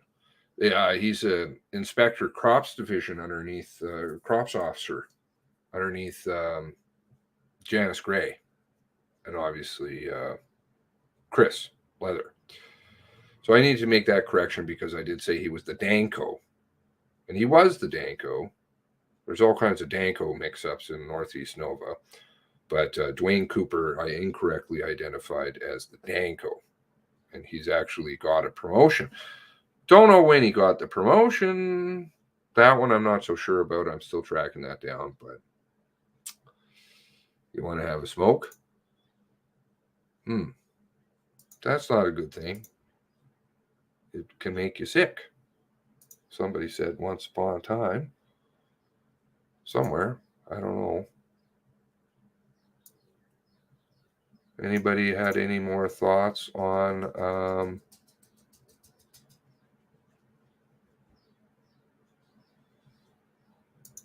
I want to put up O'Dear's videos too.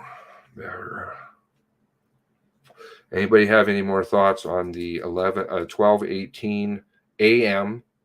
April 18th? Chad Morrison logged in on Colchester when he's not on shift for another few hours. Anybody have any thoughts on that? Or the 6 bodies? 6 bodies, 3 locations, 3:35 in the morning, 2 females and 4 males, non-arson. Anybody figured that puzzle out yet? I think it's a big piece of the puzzle.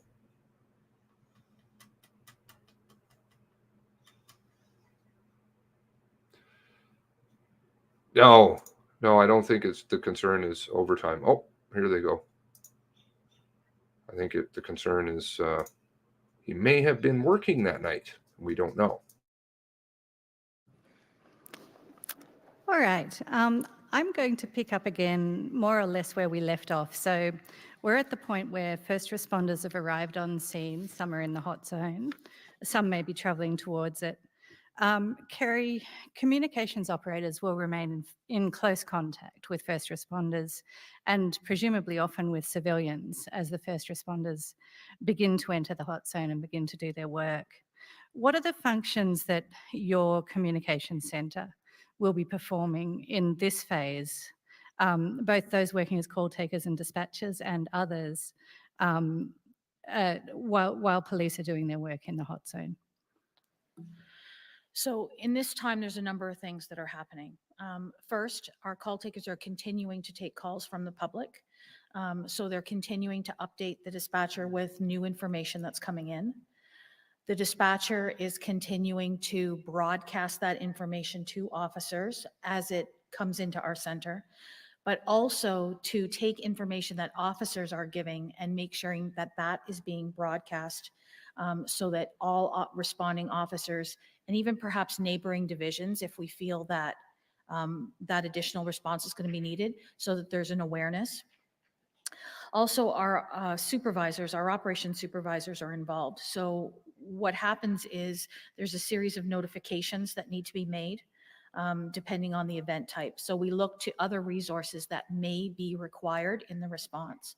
So we would be looking towards our emergency task force. We would be looking towards our K9 unit. We also make a notification to the local division where the event is occurring to make sure that the staff sergeant is aware of what's happening. We also make a notification to our duty operations center. We have a communications operator in our duty operations center. So that facilitates the flow of information to the duty staff sergeant and also to the duty inspector. So that, depending on the event, facilitates the flow of information then to the command level. So all of this is happening simultaneously, and all of the information in real time is able to travel up to the command level where it's needed for the decision-making processes. Thank you very much indeed. Paul, if I may turn back to you. In your work, you apply some of the principles of resilience engineering to police training and response. One of the things that we've heard today is that there's really no such thing as a perfect response to a critical incident on a large scale. Nothing ever goes exactly as you would hope. How can the principles of resilience engineering help to facilitate an effective response, if not a perfect one? I think the idea behind resilience engineering is that we can't design a perfect response, or we can think about a perfect response, and particularly in hindsight, we can look at what could have been or should have been, and how this could have been resolved better.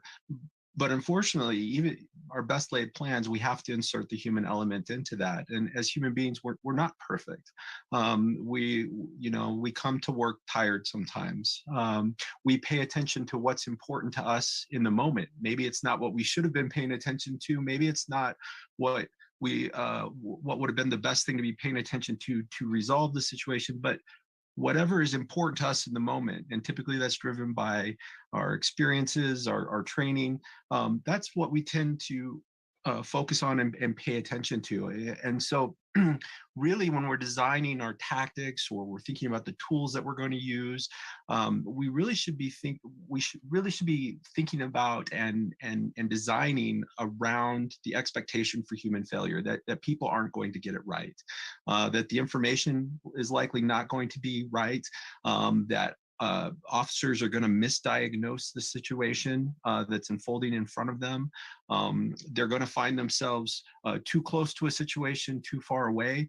And so how can we kind of design tactics around that? And really the idea should be, as what we're looking at is complexity. The idea should be, where we can, reduce complexity as much as possible. And really there are four things in the professional workspace that really drive complexity. One is time compression, right? If we put time on anything, performance tends to degrade. And so where we can engineer a little more time into a circumstance, we can typically improve decision making. The next one is goal conflict, where we have goals, and they can be legitimate goals that come into conflict. The tendency is going to be for the individual to kind of select the concrete goal over the abstract goal. And oftentimes things like safety, things like well, the safety is a great example, tends to be kind of an abstract goal. And so the concrete goal may be, I need to get to the individual who's doing the harming, or we need to hold out and make a perimeter. Those are concrete goals, and sometimes those more abstract goals kind of get pushed aside, and we focus on what's concrete to us. The next thing is visibility of the problem. Can we actually see what's happening in front of us? And the more that we can make a problem visible, the better people are at solving the problem. And the fourth is the novelty of the problem. Is this something we've faced before? If so, there's some liabilities associated with that, right? So I've seen this before. I have some pattern recognition going on, and the hope is that I'm accurately kind of diagnosing what's happening, and that I have the correct pattern. But if I don't, that can lead to issues. On the other hand, if this is brand new, if it's not something that I've faced before, there are risks to that as well. And so anywhere along that line, if we can increase the amount of time we have for decision making, if we can deconflict goals along the way, if we can make problems more visible, and if we can give some experience or some exposure to this type of event to the teams that are going to be responding at different levels, we can typically improve decision making and reduce some of that complexity along the way. As I've looked at responses to active shooter events across the country, I'm reminded very much of my son's first experiences on a soccer field. And the tendency for somebody who's on the soccer field, you can coach them. And I was a coach for a little while. You can coach them all day long. We can talk about what we need to do. But as soon as that ball is in play, everybody runs to it. And you know, it doesn't matter what your assignment is, everybody's trying to get to the ball, and you end up with this mass of people around the ball trying to figure out what to do. If you want a team response that's effective, it takes training and coordination. And I think Dr. Martindale laid out beautifully the ideal response, but the ideal response doesn't come together out of thin air. The ideal response really has to be coordinated, put into place, and practiced between all of the entities that are going to be involved. Otherwise, you get a rush to the ball, and in some cases actually increase the complexity of the event through the response itself. Thank you. If I may pick up on one of those 4 elements of complexity, and that's the element of time, or of giving, Hunter earlier today mentioned the idea of giving oneself a little extra space, a little extra time to respond, to ensure that threats are accurately identified, to avoid errors in threat identification, to respond to a threat more effectively. You conducted a really interesting experiment that suggested that even something as subtle as how first responders carry their firearms might impact the accuracy of response to apparent threats. I'm wondering if you could please describe how you designed that study and what you concluded. Sure. That study was a follow-up to the dispatch priming study. And in that study, I had just over 300 officers from multiple agencies, multiple states again. And I primed all of those officers. So they got the exact same call that my dispatch priming study used. And then all of them got the update that the person they were going to encounter was holding a gun. The thing that I varied in this study is the starting position for the officers. So this was randomly assigned, and one group of officers started encountering the subject with their gun pointed directly at the subject they were dealing with. And the subject they were dealing with had his hands in his pockets. He was what I would call ambiguously armed. So they came into the call with information that the subject was armed, but there was no visual stimuli to indicate one way or another, as somebody with their hands in their pockets. And so one group of the officers started the encounter with the person with aiming directly at them. Another group of officers started at a high ready position, which we kind of defined as at the sternum. We allowed the officers to take the position. Some of them like to hold it close and some of them kind of out, but it was lowered from an aimed position. And the third group of officers took a low ready position, which we defined as the navel area. So they some of them held it close, some of them kind of farther out, but we wanted it down at the navel area. And then they encountered either, again, this was randomly assigned, a subject who, after a short period of time, produced a firearm and pointed at the officers. And we were very concerned about response times. So we weren't going to ask officers to take a low ready position if they couldn't respond in an adequate amount of time to a threat. And so that was an aspect of it. And then we another video scenario, the same person rapidly produced a cell phone from his pocket and pointed at the officers. And we looked at decision-making for that case. And so on the decision-making side, what we found was interesting. From the aimed position and the high ready position, it was very similar to what we saw in the dispatch priming study for the gun primed officers. And so we saw a 64% error rate from the aimed position and a 57% error rate from the high ready position. Statistically, no difference between the two. But we saw a dramatic change in decision-making for the low ready position. That dropped down to 30%, which was very reflective of the of the group of officers who weren't primed at all in the dispatch priming study at 28%. So very, very similar response. And so basically the effect of the prime disappeared almost altogether when the officers went to a low ready position. The time frame differences, so from an aimed position, it was 51 100ths of a second, just over half a second. High ready was 55 100ths of a second. Again, very similar and statistically the same.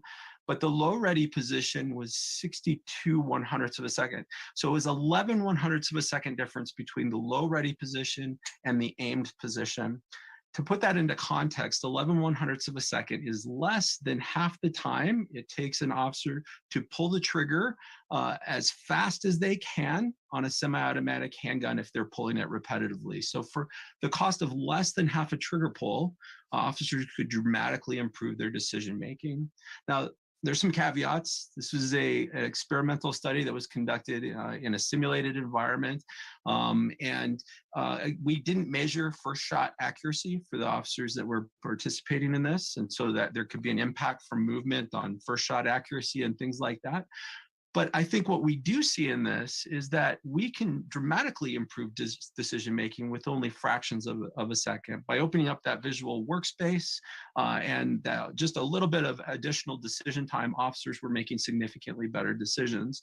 Other places where we could engineer that into the response, and in fact, things like movement in response to a threat being produced can have the same effect.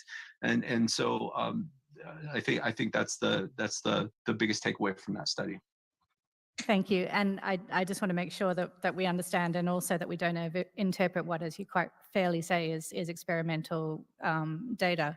What's your hypothesis about why having the low ready position? Was it just the extra 11 milliseconds, or is there something more going on with that?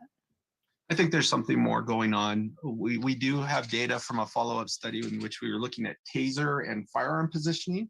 People were holding their firearms up and they were dealing with a subject that was rapidly approaching them with a knife. And it was actually multiple subjects coming at, in one instance, the person would start with the knife and then approach with the knife. In one instance, the person would start with the knife and then drop the knife and approach.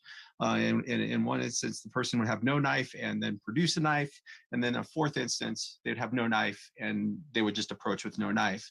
What we noticed in that study, and there are about 100 officers participated in that study, and we were really looking at decision-making and error rates and transitioning between tools and what happens to attentional resources when somebody transitions.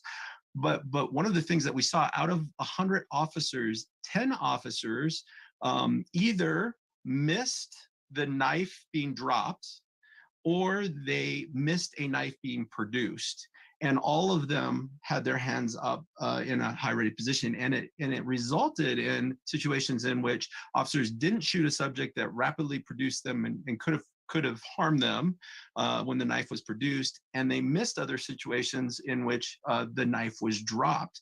And so it has officer safety and decision-making implications in it. And so that, in conjunction with the muzzle position study, I think that visual workspace where I'm not just now interpreting upper body movements, I can actually see what's happening. It gives a little bit more time for the officer to recognize the changes. And other researchers have thought that movement time is an important aspect of that. And I don't think that's the case. I think decision time eats movement time up, and the officers are moving during that time frame. And that little extra time from that low ready position as they're moving up and making that decision, and the open visual workspace allows them to recognize the threat when it's being produced, or recognize the object that's being produced from whatever pocket. And it provides enough time for them to inhibit that response. That's really helpful. Thank you. I'm going to switch gears again now and turn to the third core theme for this roundtable, which is the role of civilians in the early stages of critical incident response. And it's something we've touched on along the way today, I know, but I'd like to draw some of the core themes out. And Bjorn, I'll begin with you on this one. I think from memory, it was the first time that you and I met that you said to me that civilians are the true first responders in a critical incident. You address the role of civilians in emergency preparedness and response in your report, and you've also written a very interesting paper specifically about the civilian role in a chapter called Planning for Crisis Response, the Case of the Population Contribution, which Commissioners has been filed at Exhibit P001914. Bjorn, could you please explain what your research and experience reveals about the roles that civilians play in the early stages of critical incident? Well, it's an understanding that has come out of numerous discussions with incident commanders, field officers, where I asked them to explain how does it look like, you know, when you enter the scene. Many of them, they talked about, well, it's a lot of activity going on when we arrive. That kind of activity will be first aid, people are hiding, trying to find out what's going on, assisting each other. Then it struck me that, okay, even though we can't expect citizens to be professional first responders, they are first responder, if they want it or not. That's just the way it is. Well, if you the paper you refer to, I have that was a huge road traffic accident, and in addition, it was Utøya. And in the road traffic accident, the first car arriving,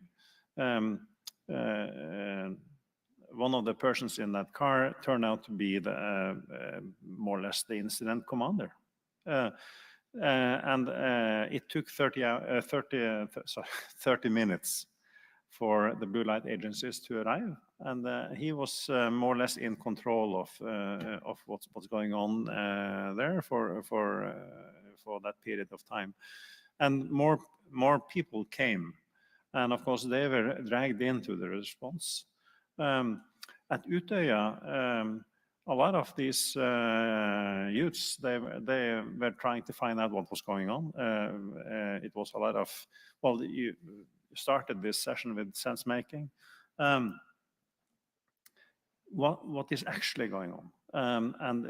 Rumors were that it's a police officer shooting at us. He is wearing a uniform. It wasn't a uniform, but you need to the professional eye to see that this is not a uniform. So they did not know what to do. They tried to hide. They tried to run away, and some went tried to evacuate the island swimming.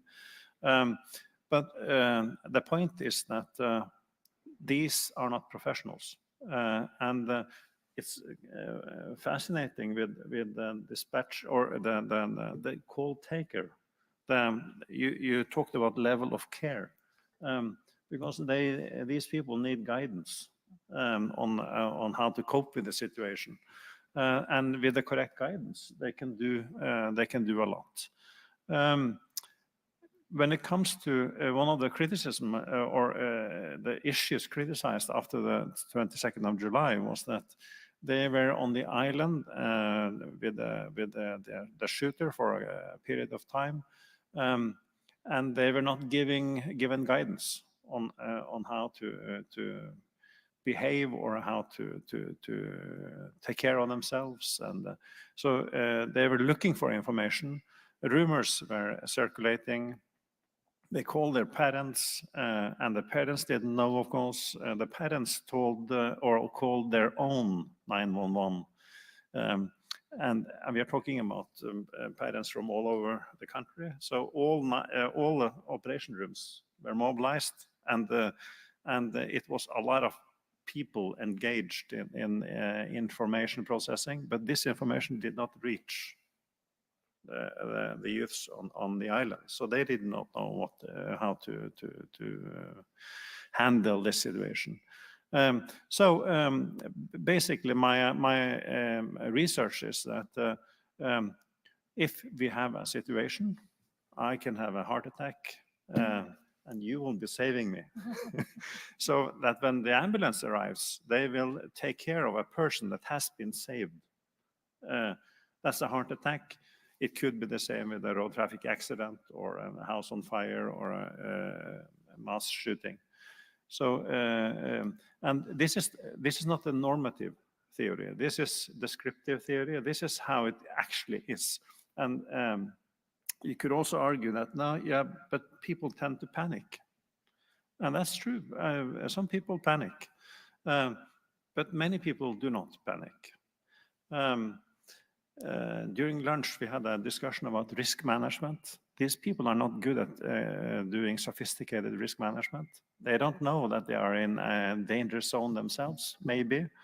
So they need guidance on how to deal with the situation in which they find themselves. And the guidance will, of course, be provided by professionals. And then they need guidance. Thank you. One of the things you mentioned in your chapter about what you describe also in the chapter as the myth of civilian panic is you suggest that if we think about it in those terms, we miss planning for civilian assistance and for civilian involvement in preparing for critical incident response. I wonder if you can speak a little bit to that. It's a tricky one because we need to, if you are talking about our preparedness planning, we need to plan with the resources that will be available. We don't know that people will be there and provide assistance. So to plan with that could be difficult. But I've talked to a lot of incident commanders, and particularly in the rural areas. I ask them, what do you do then with the civilians when you approach the scene and you take command? Well, I need to use them because I haven't got resources. They are the resources. In urban areas, it's a little bit more different because there you have a lot of resources in a short period of time. So the basic idea for the incident commanders is that, okay, I will use the resources I have.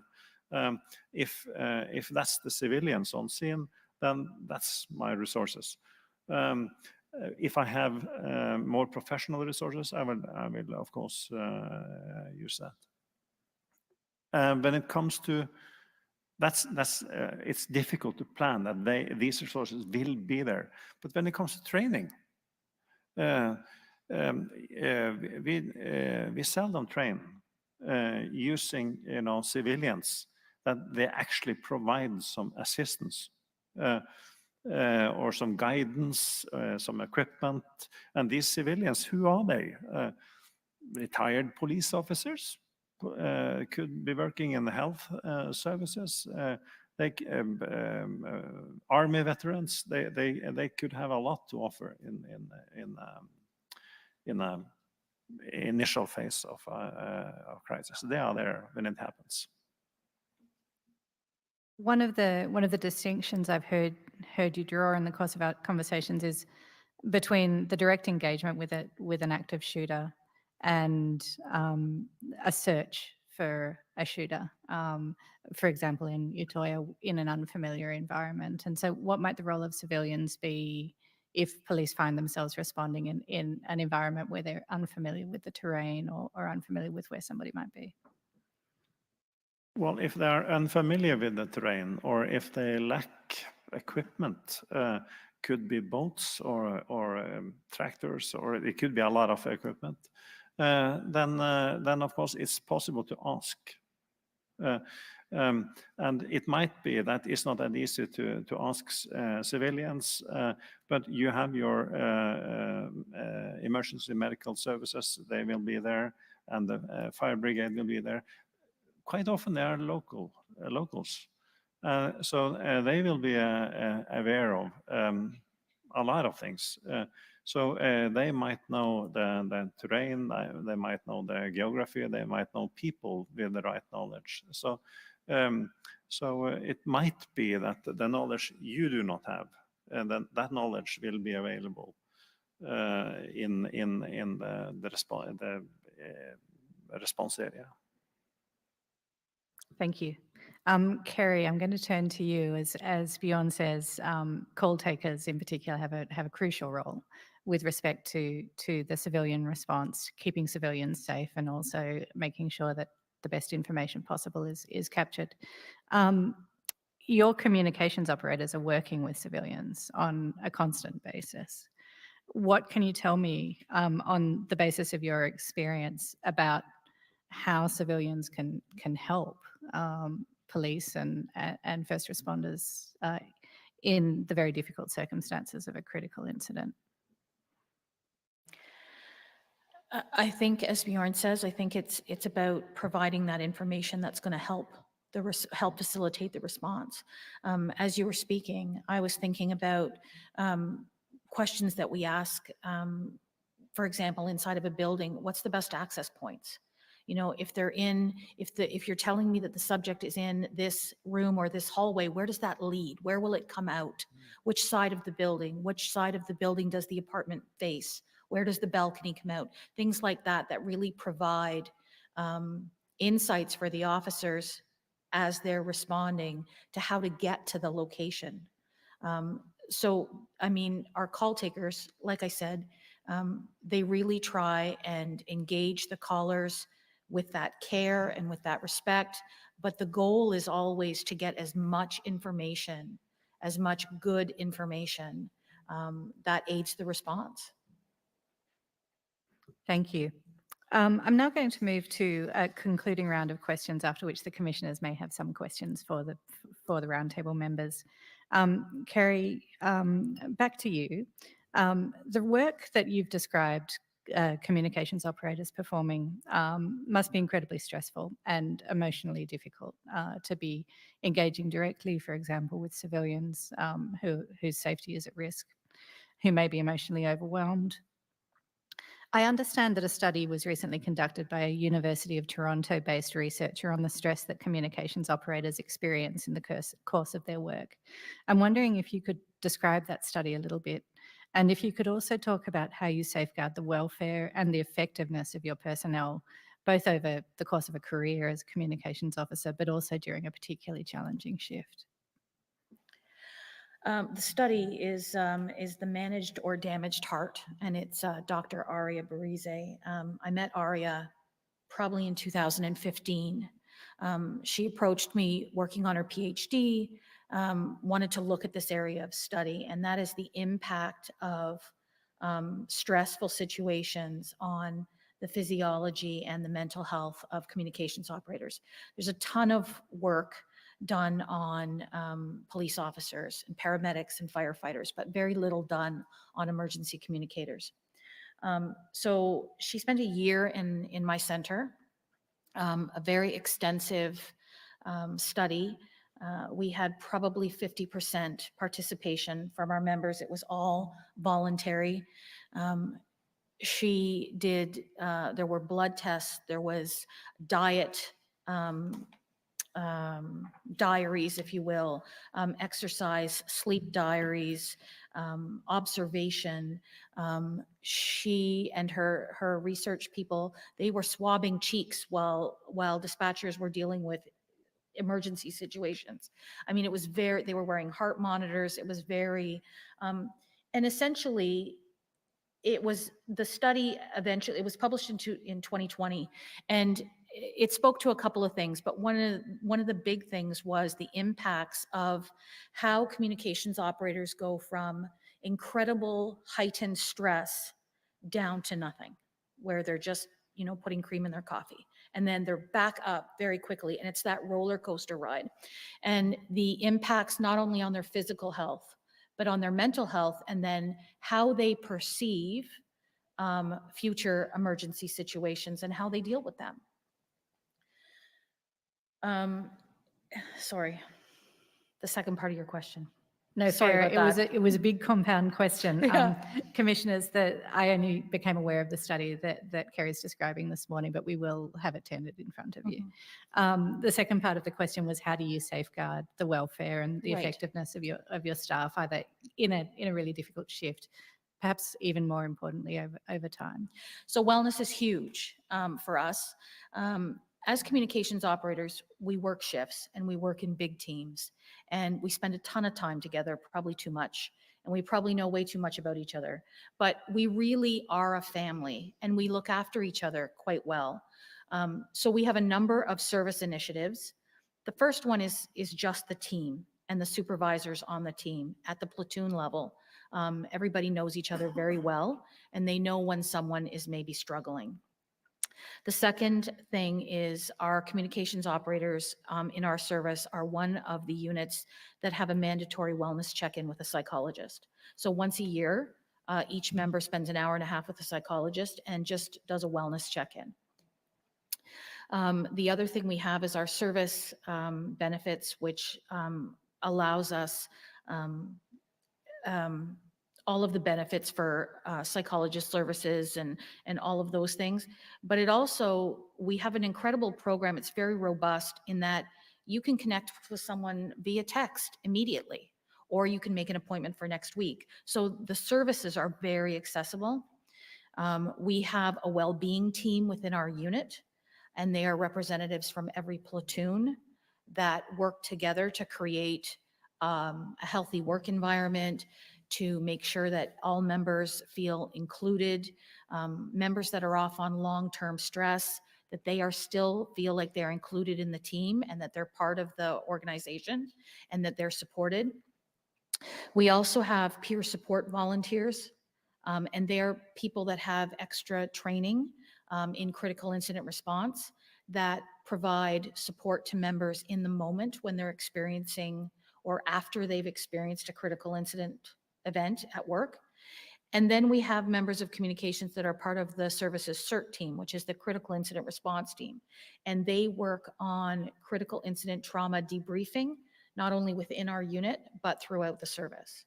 So we really do focus on member wellness and spend a great deal of time not only supporting, but trying to come up with better, more robust ways to really meet everyone's needs.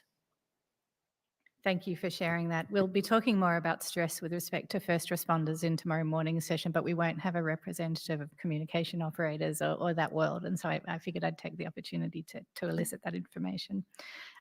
Kerry, is there anything else that you'd like commissioners to understand about the world you inhabit in the Communications Centre and the work that you and your team do?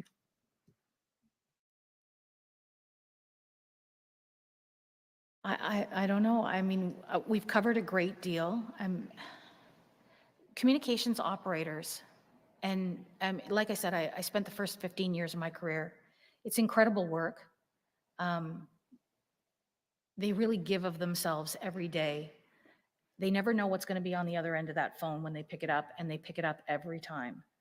And they do their very best. I've watched my people over the last 30 years, and they do their very best to start that component of care that I talked about right as soon as they answer the phone. And they feel, in my experience, they feel an ownership of their caller. They feel a responsibility towards that caller. So, like I said, they'll stay on the phone until the police arrive if someone is frightened. And I mean, the goal is always to get the most information that you can for the police response. That's the goal. But the care of the caller is also the goal, right? So the crisis response starts as soon as the call taker answers the phone. And they take that seriously. And it is incredibly stressful because it's a phone call. We don't get the luxury of the visual, the closure, the actual seeing what's happening. We rely on all of the other information we can gather, but we never really get to see. It's complex. Thank you very much indeed. Hunter, I'll turn now to you. Is there anything else that you'd like the commissioners to understand about the initial phases of a critical incident response that we haven't had a chance to talk about today?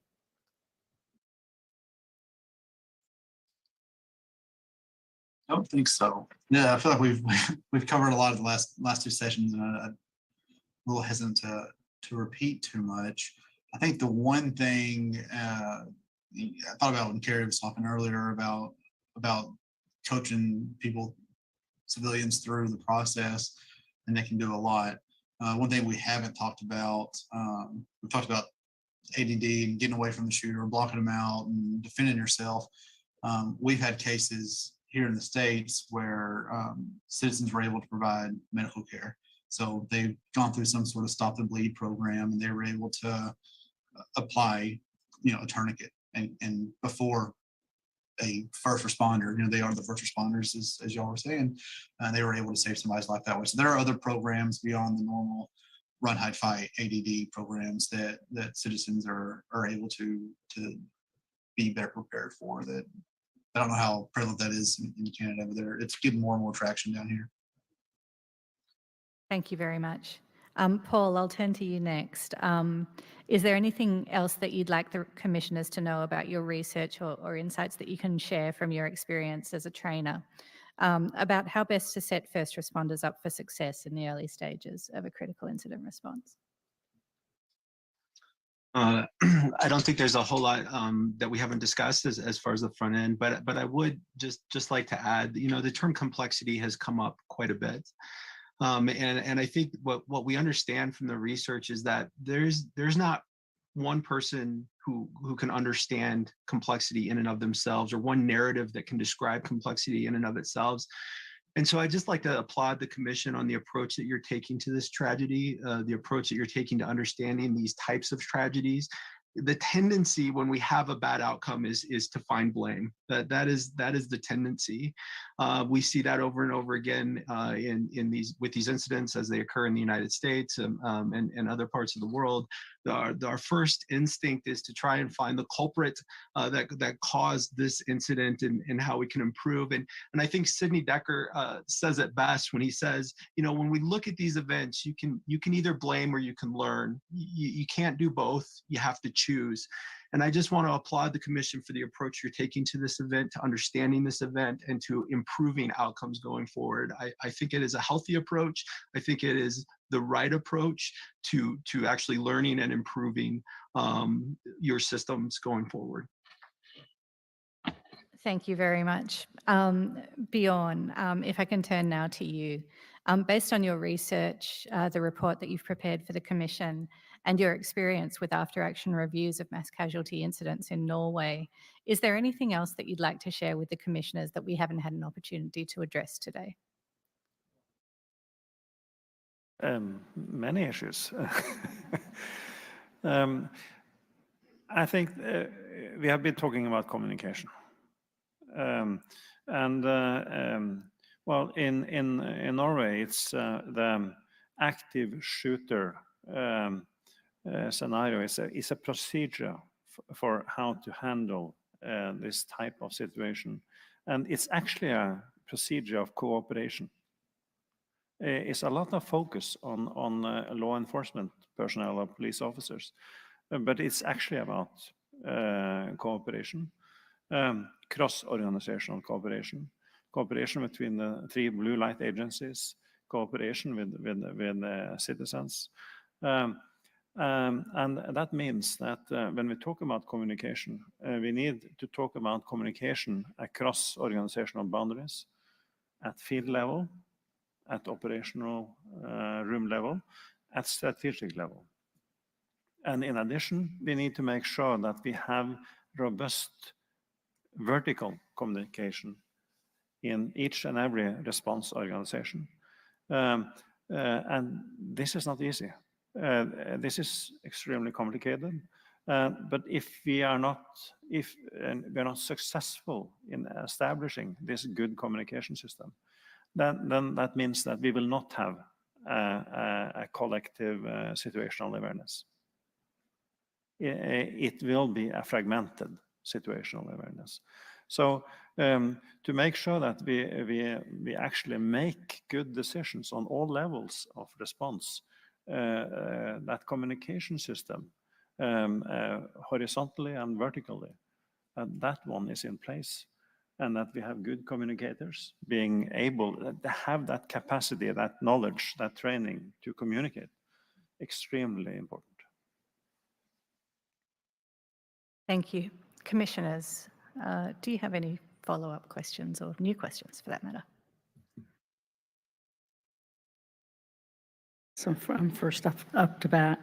I'm going to actually use your final comments, Bjorn, as a springboard to a question that I actually highlighted in the first session, but I think is also applicable in this session. We hear a lot about interoperability and integration. And when I think of the times that I've heard people use that almost interchangeably, to me, they're very different things. When we talk about shared training platforms, for example, are we talking about integrating teams together as a permanent, ongoing basis, or are we talking about making sure that all of the partners that are at the table are able to operate jointly on a mission at a place and time? So I think that those are very different things. So I'm not sure which of you might want to answer that, but it speaks to everything from shared training platforms to understanding standard operating procedures to speaking in common language, and above all, collaboration and being cooperative. All of those things that you have all talked about are so important if you were to bring various partners together to operate on a mission in a place and time. So if one of you would like to speak to the difference between integration and interoperability and why that's an important distinction. Whoever hits the buzzer first.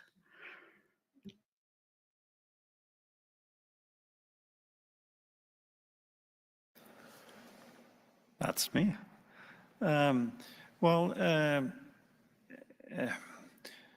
After the 22nd of July, we have some principles for our preparedness and response. The principles, they are principle of similarity, the principle of proximity or subsidiarity. And in addition, we had a new principle after the 22nd of July, the principle of cooperation. So we experience silo thinking during 22nd of July. And there could be many reasons for that. But I would raise one. We do not train, the relevant actors together.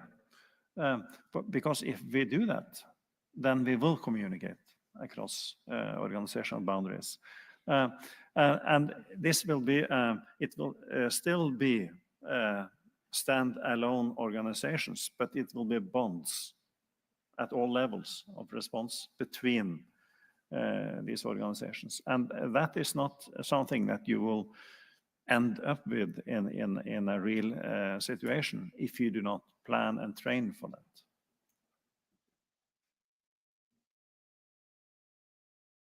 Hunter, please go ahead.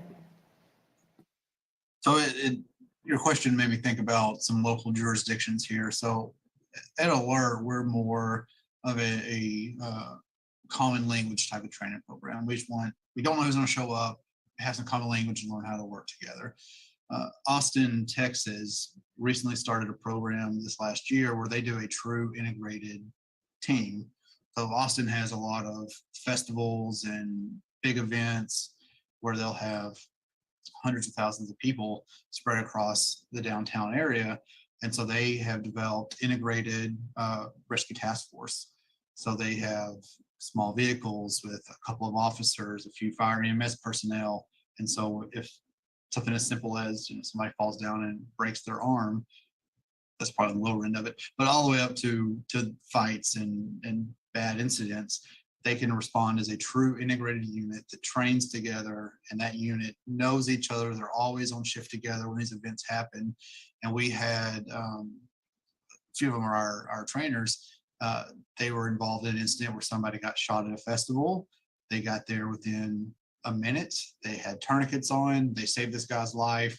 And that was because they were prepared. They knew each other. I mean, everything was worked as well as you could have possibly hoped it would have worked. Now, would that happen in a situation with nobody knew each other? It could. And you could get some men and women together and they click and it's just as smooth as that. But that team has seen the need and has a true integrated focus now beyond just the interoperability.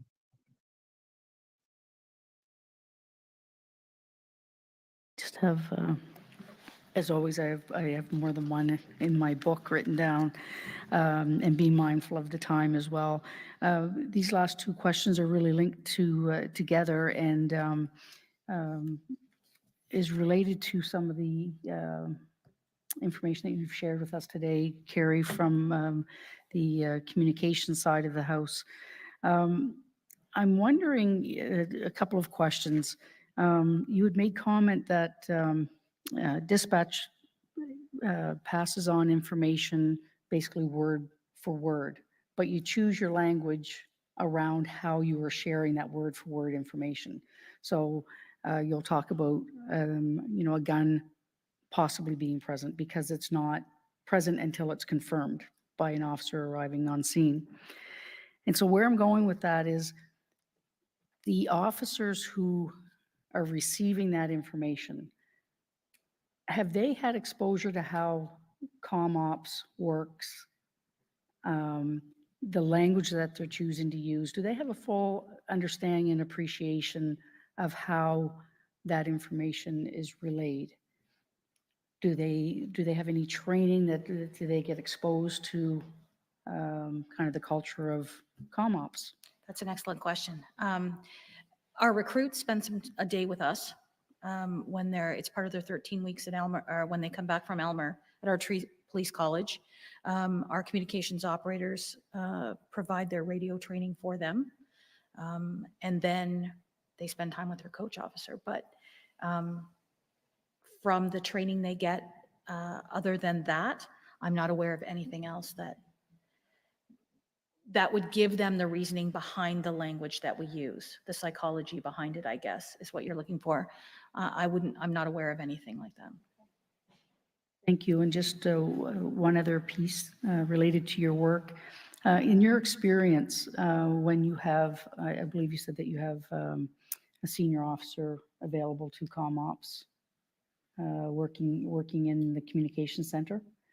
There's a senior officer, the duty staff sergeant is at the duty operations center. Okay. Do they have the ability to tap in and listen real time to a 911 call that's coming in?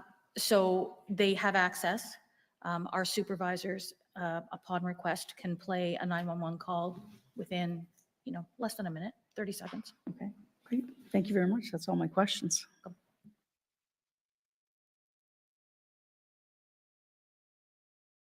Thanks so much. If we could use first names, Paul, I have a question for you. I found it particularly relevant, your observation that often a first responder will resort to an initial conclusion about what's happening and then analyze the facts towards that conclusion. And I think that's really important concept. So is this a time dynamic or is this a psychology dynamic? In other words, is it a rush to judgment? Because we heard about analysis paralysis where you take too much time, or is it kind of a psychological dynamic? Because I think how you would train to avoid that would vary depending upon whether it's a time concern you have or just a predisposition psychological concern you have. If you could elaborate on that. Yeah, and I would I would term it a human limitation. I think that our tendency as human beings is to seek out the first plausible explanation for what's happening in front of us, and we start interpreting ahead. And part of the reason that we do that is there's a delay in our mental processing. It's an appreciable delay, and we have to start predicting what's going to happen next. And this can happen in a conversation. You know, you and I could be engaged in a conversation, and you're telling me a story, and I believe that story is going in one direction, and I'm starting to interpret ahead about what you're saying, and then suddenly I realize mid-story you're talking about something else entirely. And if you've ever experienced something like that, it takes a moment for you to readjust, to kind of realign yourself to the new direction of that things are going. And I think that happens to human beings as well, or to police officers, to first responders as well. They tend to take the available information if it's plausible to them, if it makes sense to them, and they start getting clues about what's happening in front of them, they start interpreting additional information that's coming in through that lens. They start interpreting behavior through that lens. You know, one of the things with the dispatch priming study, like I said, the officers kind of identified the behavior as the problem, right? So they said somebody rapidly produced something from their waistband, so I responded, or I was able to identify the object, and so I didn't respond. When in fact, this pre-event information was having an impact. It was providing the lens through which they were interpreting that behavior. And that's true for all of us. It's a liability for all of us. The great Wayne Gretzky said that I don't go to where the puck is, I go to where the puck will be. Well, how does he do that? He does that because he's able to shortcut the information he's bringing in. He's able to take mental shortcuts and predict ahead. Now, that's kind of the definition of expertise, and we all start to develop that over a period of time. It's how we develop efficiencies in our life. And police officers and first responders are no different. They start to learn what information is important, and they start to predict and interpret the information that they're receiving through that lens. And so, again, there's liabilities to that, where we can have more exposure to a scene, where we can start collecting more information. And one of the things we talked about during the preparatory session is the idea of live 911 and actually having officers being exposed to the information that's coming in directly, because it is different than when it's being presented by the dispatcher. It may be word for word, but you're not collecting the background information, at least not hearing the actual background information. You're not actually being exposed to that. So the more we can be exposed to that, the more the officers can actually start collecting data from the scene itself, the more likely they are to catch discrepancies between the information that they walk in with and what's actually happening. Thank you so much.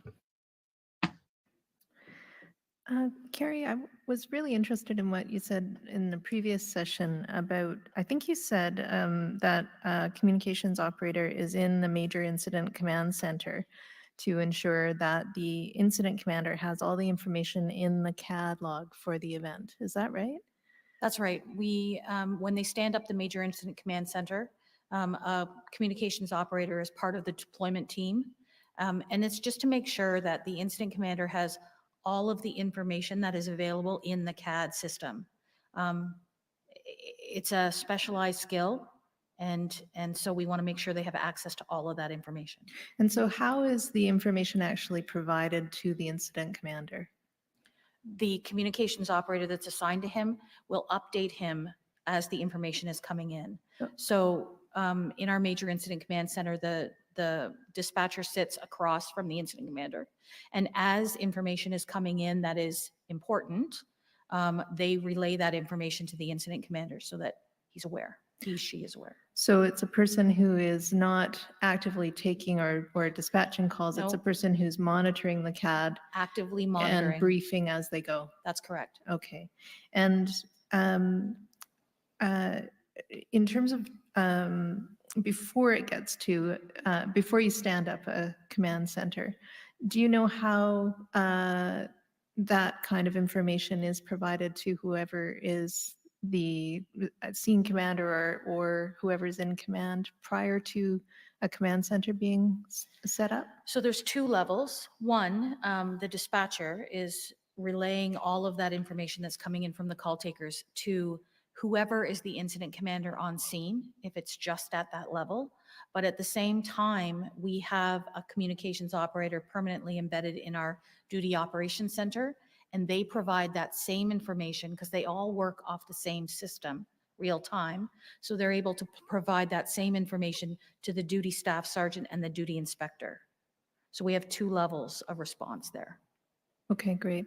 Because Bjorn, in your paper, you talk about, and this has come through in so many of the materials, the importance of situational awareness for critical incident decision-making. And it seems to me that the information that is going into the CAD directly from the call takers is the most up-to-date on-scene information. So the challenge is how does that information get transferred in real time, but also, and I wonder if this might be a question for you, Paul, how is that information analyzed in real time? And so it sounds like the dispatcher's being helpful in your case, Carrie, by broadcasting it over the radio so that others can hear that. But how do we go about then ensuring that that information is absorbed and analyzed? And I wonder, Paul, from the work that you've done, if you have any thoughts on that, please. Yeah, and I think we throw the term situational awareness around quite a bit. So the idea of global situational awareness would be ideal, right? That we kind of have this global understanding of what's happening. But the truth of the matter is individuals pay attention to what's important to them in the moment. And again, they start the information that assists them, particularly under time compressed situations or where there's pressure to make a decision. I try and take in the information that's most important to me, really, in that moment. And so people don't ever lose situational awareness. They may not have global situational awareness or the situational awareness that we would want them to have after the fact, but they always have a situational awareness, and they're actively selecting the information that's most important to them. And that's not necessarily happening at a conscious level. It can be happening at a subconscious level. And we're filtering information that's less important. And so that can happen at multiple levels. That can happen at the dispatch level where Carrie was mentioning that they're selecting the important information. Well, that's the important information given their understanding of the event as it's unfolding. And then the same thing happens for the commander who's making decisions on the scene. As information's being fed to him or her, they are taking that information that they believe is most relevant to their decision-making processes and moving forward to it. And so there's some fallibility there where we can improve some of those decision-making processes, or where the research has shown us we can improve those decision-making processes, is having people who aren't necessarily directly caught up in those direct decision-making roles being exposed to the same type of information as well, and having a more global perspective of things. As we get caught up in those processes, whether I'm a frontline operator and I'm engaged in what's happening in front of me directly, or as I move back and I have a perimeter role, or I have an incident command role, the more I get caught up in any one of those processes, the more likely it is that I'm going to be seeking information that's relevant to me and my understanding of the event. There's a saying that what you see is all there is. And that's very, very true for different roles. And different roles are going to be selecting information. And the same information can have different meaning for different people. And so the higher up you can get, and having people with a more global perspective who aren't actively engaged in decision processes, the more likely you are to kind of capture the bigger meaning beyond that individual decision process. I don't know if I made sense there, but.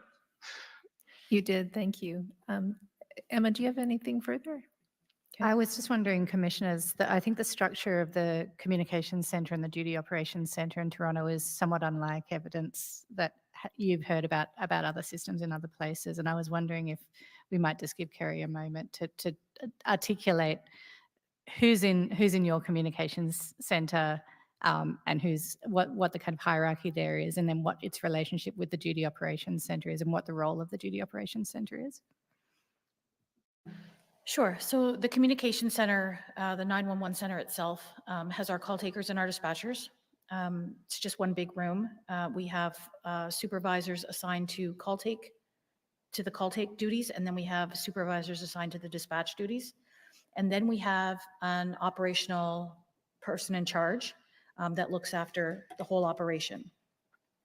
The Duty Operations Center is located at our headquarters, and there is a communications operator in the Duty Operations Center, but there is the duty staff sergeant, the duty sergeant, the duty inspector uses that as their home base, although they're mobile a lot. There's a media officer, and there's a PC assigned there to do a myriad of tasks, Versadex checks and follow-ups and stuff like that. So they're located separately. The Duty Operations Center's role is business continuity for the entire city. So we are, the communication center, the dispatchers are divided up into divisional boundaries, and they focus on their division specifically, but the Duty Operations Center focuses on the entire city and the resource allotment for the entire city. So they're able to facilitate maybe longer term movement of resources depending on what's happening where in the city. And we have, yeah, that's what they do. They look at the big picture. Thank you. And just to clarify one point, my understanding is that there are no longer any police situated in the communications center, that the police as such are in the Duty Operations Center and elsewhere. Is that correct? Yeah. Okay, just wanted to make sure that was clear on the record. Thank you. Okay, thank you so much. Thanks, Emma and your team. You've obviously done a tremendous amount of research to find all of these incredible resources for us to hear from today, and it's really been enormously helpful to us to have the benefit of their experience and their research and their insights from many years of work in this area. We have gone over time on both sessions today, and so I do appreciate everybody bearing with us as we ask the questions while we have the folks with us who can give us the information. It's really important. So thanks so much, Dr. Himberg, from earlier today, Superintendent Gosson, Dr. Critcal, Deputy Chief McKinnon from earlier today, Dr. Martindale, who's here, Ms. Murray Bates, and Dr. Taylor for taking part today. It's very much appreciated. Today we learned more about critical incident preparedness and responses, including the roles that civilians, 911 call takers, and first responders have to play. And for those of you who just joined for this session, these sessions today and tomorrow relate directly to the mandate in our orders in council that require us to examine issues as they relate to the mass casualty, including police actions, operational tactics, response, decision-making and supervision, and police policies, procedures, and training in respect of active shooter incidents. So we're required to set out lessons learned as well as recommendations that could help prevent and respond to similar incidents in the future. And so these conversations are really important because they allow us to explore in greater depth the issues that are directly connected to the mass casualty and help us understand better how the systems and processes work and how they can be improved. If you'd like to learn more about these issues, we encourage you to read the commissioned reports on our website, which include a study of police and first responder decision-making during mass casualty events, along with many other important topics, many of which we touched upon today. A reminder, we'll also want to hear from you about research you think could help our work or recommendations you have to improve community safety. You can share your thoughts through the public submissions survey on the website. Tomorrow, we'll have 2 more roundtable discussions focused on critical incident training and decision-making. Many of the folks that we had on panels today will join us again tomorrow. And for those that won't, we thank you again and wish you well. And we'll see the rest of you here again tomorrow at 9:30. Thanks so much.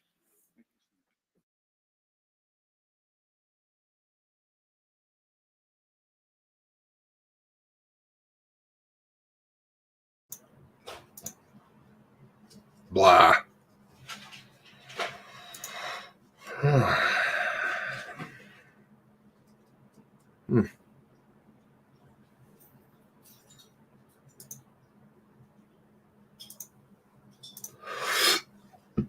Excuse me.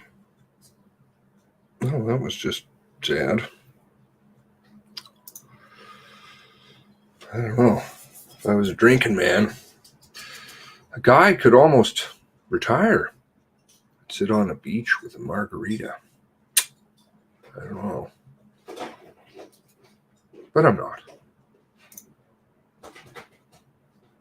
Margaritas and beaches. Okay. Now,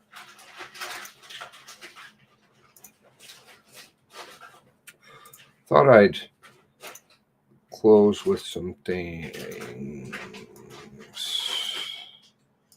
that were sent to me. Thank you. Let's see now, how do I stop this and I share this?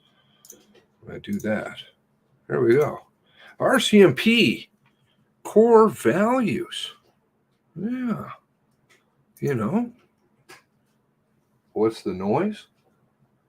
I don't know. I think my girlfriend's getting stuff ready for the dog or something. I don't know. Oh, there's the swagger stick. The swagger stick. The guiding principles of the RCMP are its core values: honesty, integrity, professionalism, compassion, accountability, and respect. Of course, you've got the HIP car. You know, not hit by a car, but HIP car. Oh, as a cadet, the core values will be part of your first lessons at Depot, and as a member, part of your everyday life in the field. These values are very important, and cadets are evaluated on them. Any breach of these values may lead to termination. Yes, honesty is the first value. Then integrity. I guess that's, all that stuff about secret oaths, and that has nothing to do with really. To the force, honesty. Honesty, being truthful in character and behavior, not in court. Not worried about that. Not to the civilian population. Don't worry about that. No. Probably just internally to superiors. Maybe. I would think that if you're traveling that slope, might be a slippery one. But if you're operating with this one, I suspect your days are numbered on the force, sadly. Integrity, acting consistently with our other core values, upholding the ethical and social norms of the RCMP. Professionalism, having a conscientious awareness of our role, image, they're very concerned about that one, skills and knowledge in our commitment to quality client-oriented service. Client, very important word. That's what they call citizens. Clients. Paramilitary client. Okay. No, we're actually your boss.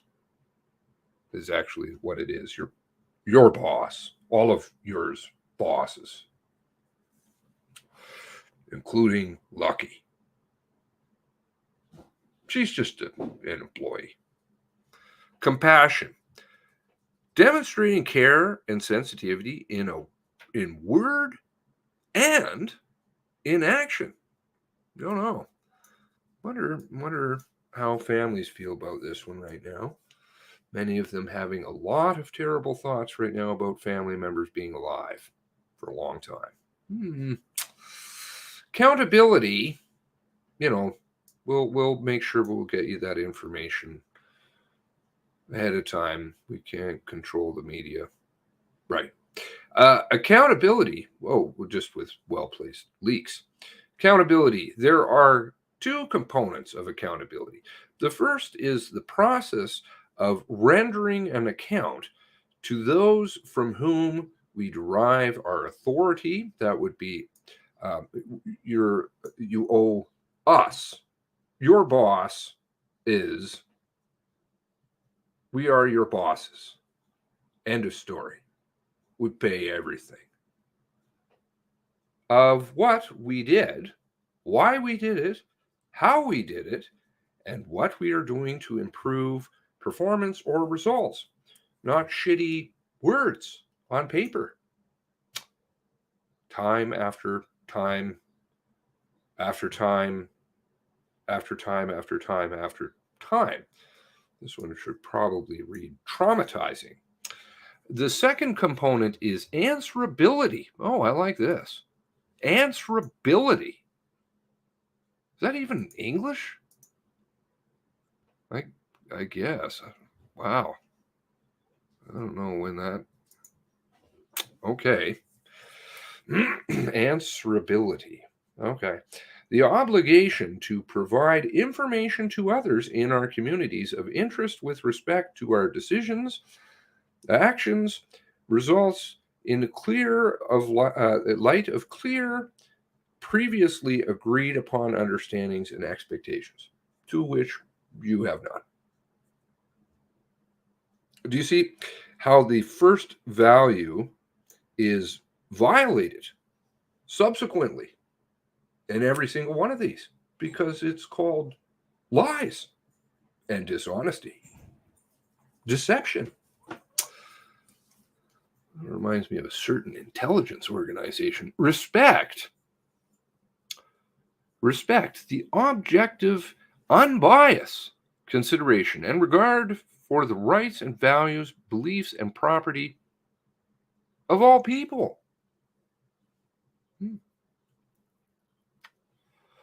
The conduct of RC employees is expected to reflect these core values, and is behind the respect of the organization has earned worldwide. Well, I would say that, and as this message carries forward outside of Canada, and it will start to gain traction worldwide, is totally and utterly gone. You may have had respect at one point in time. Members had respect. Now they're all getting trashed because the actions of a few real bad apples. There are some interesting questions.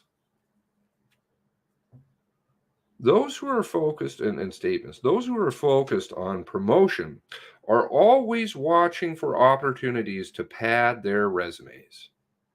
What competency do I still need an example for? Because they have to check all the boxes, right?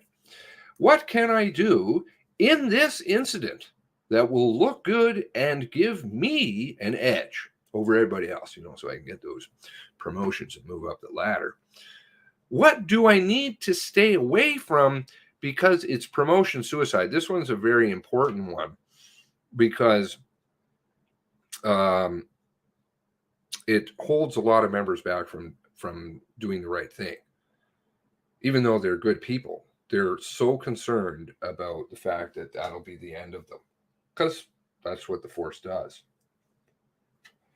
And then it doesn't matter, once you're out, you're a target, which is unfortunate, but that's slowly going away because people just aren't afraid anymore.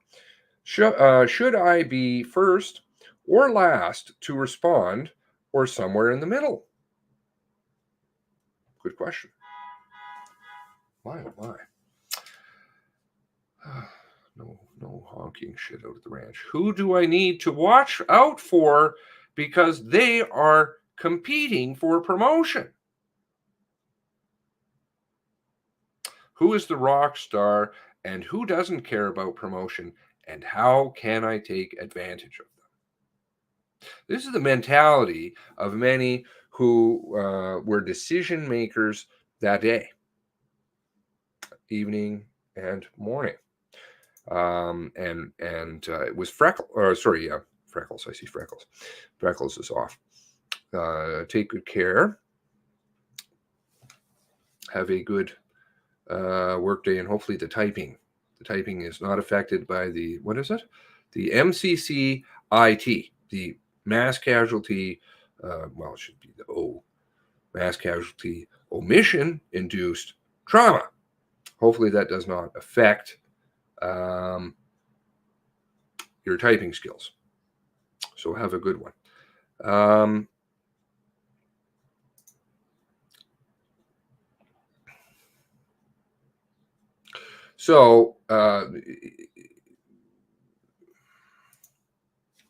Goldfish.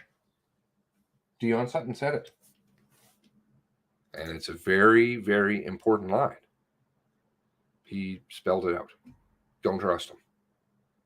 I don't trust people that are decision makers in this force. I just don't. Wouldn't trust a goldfish with them.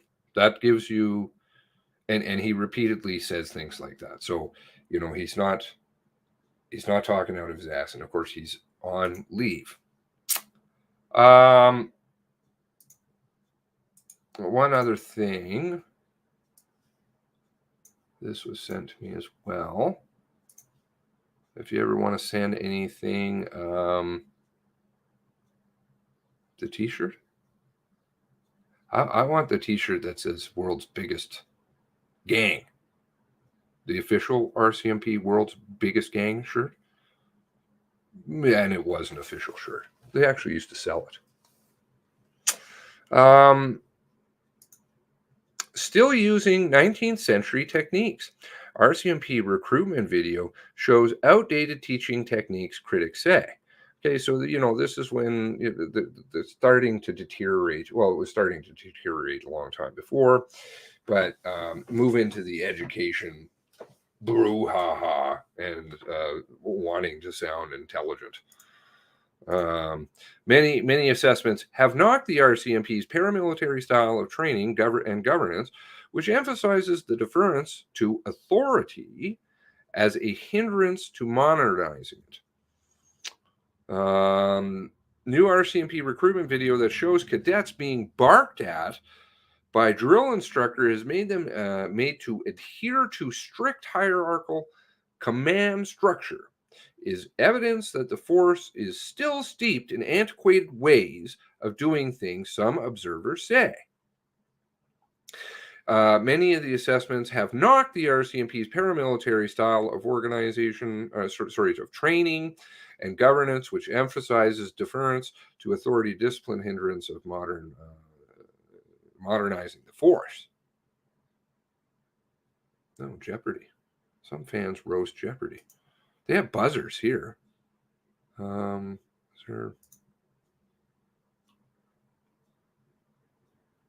think that's just an ad.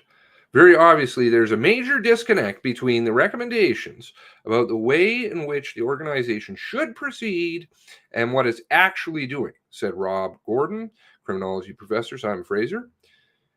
It's unfortunate that we're still using these 19th century techniques with super extra duty, special, snazzy, spy, Paulson friend techniques. CSE. Jesus. Ortis, how's it going? It's unfortunate that we're still using these 19th century techniques. The recruitment video posted about a month ago, this is 2017, RCMP, Douglas Kwan wrote that interesting article with Darren. Also appears, for some reason, on Lisa's phone list. Not sure what that's all about. Perhaps he can answer that. I don't know. But Torstar was also in there. Very interesting. Okay.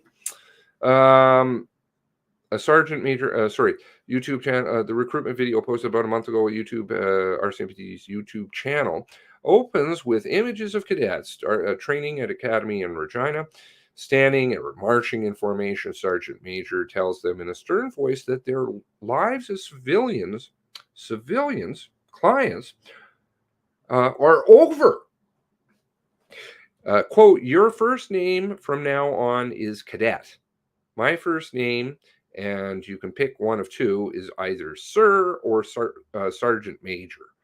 Your hours of work are from the time that your feet will hit the floor in the morning until the time that your ass hits the bed at night, unless you decide to book off, or go on leave indefinitely, with COVID or whatever.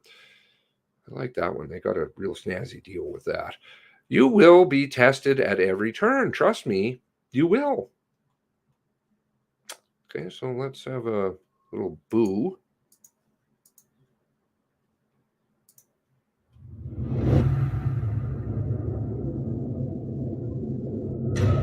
Their life as a civilian is over.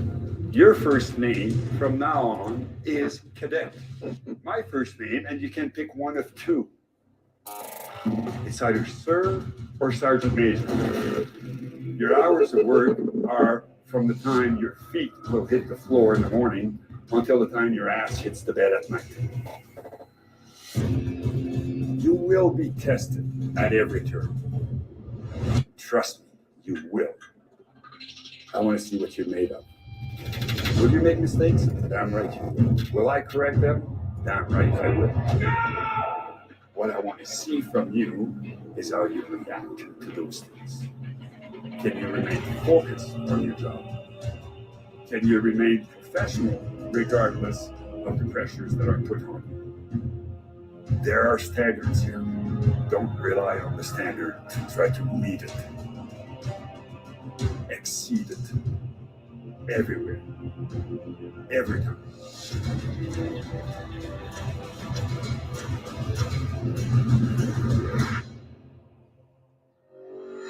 Any questions?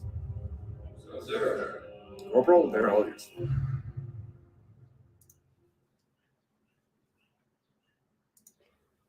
Well, looks good. Too bad it's total bullshit. Old days, perhaps, maybe. The video cuts quickly between images of cadets doing various running and fitness drills. I guess that was probably, the mat. Well, the mats are racist over there, the mat tests. At one point, the video cuts to Brenda. Did anybody ever seen that? She's got some real doozies out there. At one point, the video cuts to a drill instructor yelling and forcefully slamming the tip of his drill cane, sometimes referred to as a swagger stick, onto the gymnasium floor, sending a group of cadets sprinting in the opposite direction. There are also images of cadets learning to use their firearms, hopefully not at signs and civilians or other police officers. That's very unfortunate. Making arrests and driving through an obstacle course. Or you can just walk in the dark without all of your gear. Or tell people that. Maybe they'll believe you. I want to see what you're made of, the voiceover continues. Will you make mistakes? Damn right you will. Will I correct them? Damn right I will. At the end of the video, the sergeant major asks the cadets if he has any questions. No, sir, they respond in unison. Experts say the paramilitary structure exists to some degree in other Canadian police agencies. It remains very much a part of the RCMP's DNA, cultural DNA. All those dinners and stuff over there in Regina. Indoctrinate them very quickly. Rather than signaling, that's what, you're not a person anymore. Not a client, that's for sure. Rather than signaling that the force is interested in recruiting men and women who can think critically, the video instead seems to promote the production of automatons who will simply respond to barked orders, Gordon said. You know, that thing I was talking about, robots? Christian Leprecht agrees. The national security expert from the Royal Military College and Queen's University says there's good old Kingston says there's no question new recruits need to learn how to slap the cuffs on the cuffs or kick down a door. That's an interesting article there. It looks good, eh? RCMP corporal rebuked for criticizing force's response to Moncton shootings. Why one Saskatchewan town wants to dump the RCMP and hire its own police force. Oh, I think they're having problems. These are I think kind of current. When's this one?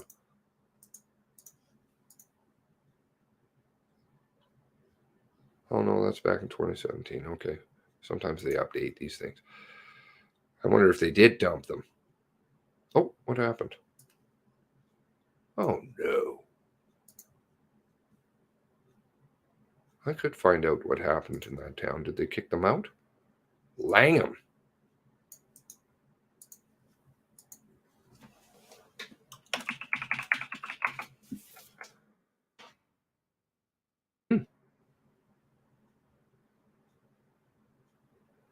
Oh, that's unfortunate. They did keep it. That's too bad. Wonder if they're regretting that. When did they do that?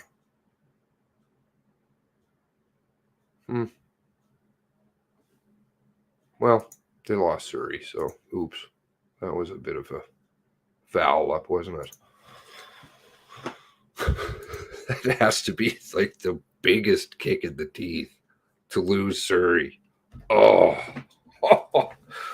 Who wrote an article on that?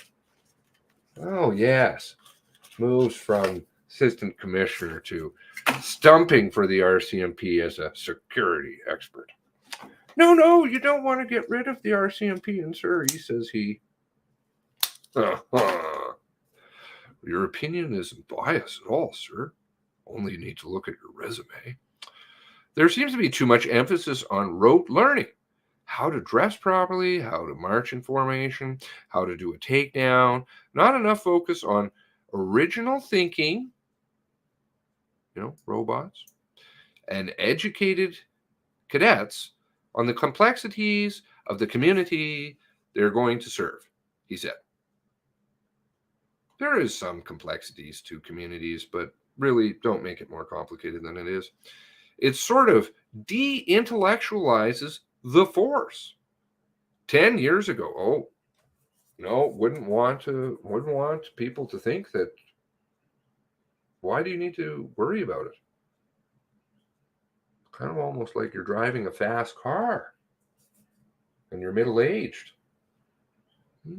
Making up for something? 10 years ago, you don't need to. That's the thing. Critical thinking is extreme form of intelligence. A task force formed by the federal government was highly critical of the RCMP's governance structure and culture. Quote, the current paramilitary chain of command management structure at the RCMP works for a small town police force, but not for a $3 billion enterprise. The word enterprise. Ontario lawyer David Brown, the task force's chair, well, that sounds like it was a worthwhile investment, said at the time, why are you trying to fix something? It's totally broken, but, don't break it more. But they like to.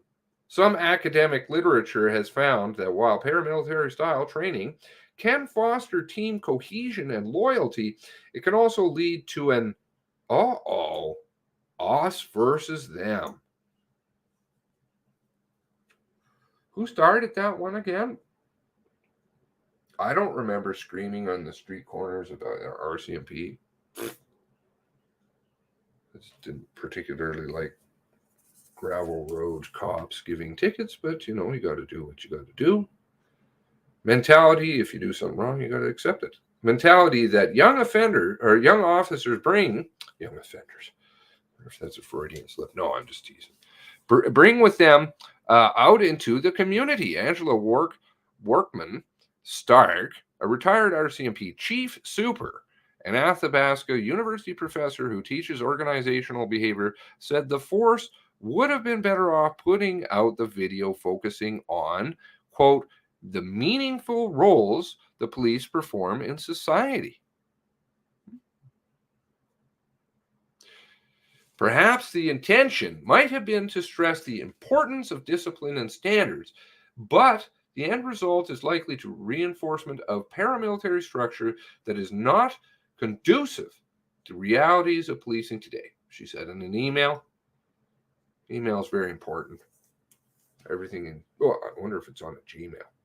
Maybe she learned that. I don't know. This rigid power structure can make it difficult for officers to raise concerns about harassment and other problems because concerned that they could become a target.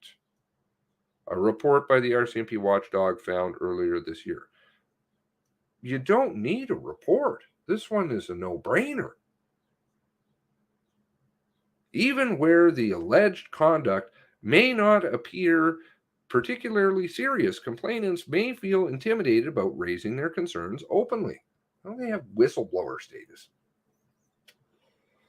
Said the report by the Civilian Review and Complaints Commission for the RCMP. Oh, that makes me think of O drives and the case going on right now out in BC. O drives and the Civilian Review Complaints Commission.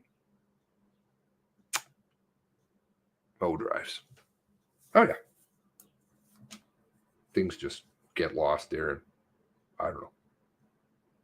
They kind of admitted it for a very long time. Internally, like all the stuff that they want to lose. Destroying cars on the 24th in crime scenes. That involved RCMP discharge of firearms, which falls under CERT's purview. Oops, that was a big fuck up. An RCMP spokeswoman said Monday that she needed more time to respond to questions. Of course. Spokesman for Public Safety Minister Ralph Goodell, good old Ralphie, said the government is, quote, working to modernize the force to deal effectively with its long-term challenges and ensure a healthy workplace. Yeah, certified billion-dollar lawsuit against a $3 billion enterprise. Again, that's just suing us. Should be suing pensions. Think that's got to be removed. No more protections. But would not specifically address concerns about the RCMP's reliance on paramilitary structure. Don't answer. Scott Bardsley, Goodell's press secretary, said in here more bloat, said in an email in government, is in the midst of selecting a new RCMP commissioner to lead the change within the force. You know who that was, right? Probably out in June. At least Pete thinks so. No, not Indo. Pete Cross. I suspect he's very right. While Goodell is open to the idea of civilian oversight of the RCMP, quote, it would be a massive change in the way that the institution has operated for over a century. And, quote, require careful thought, he added. That's just like the recommendation. Never going to happen. One day the lies will stop. We'll just see that that's done. All right, so I guess tomorrow, what the hell's on? Webcast. What do we have? Calendar. More furniture sales? What are we doing? I think so, right? Didn't she say? All right, we've got a round table. That furniture. Okay, good. I like furniture. Round table, as opposed to rhombus chair. Number one, critical incident decision making, including stress management. What about family stress management? I haven't heard anything from the families. The most affected people. Again, logic. Stifle. Stifle makes me think of All in the Family. This rhombus chair will include the following core themes. Oh, core, here we go. I like cores. Common psychological factors in critical incident decision making. Don't worry, logic not required. Training critical incident decision makers. Well, that's indoctrinating and feeding garbage, reprogramming and wiring. The psychological and physiological impacts of stress on the performance of first responders and critical incident decision makers. Don't have to worry about stressing them out so much if you quit subjecting them to shit. Roundtable members, facilitator Krista Smith, legal policy officer, research and policy team. Is that thank you? Thanks again, lady. I like your orange shirt today.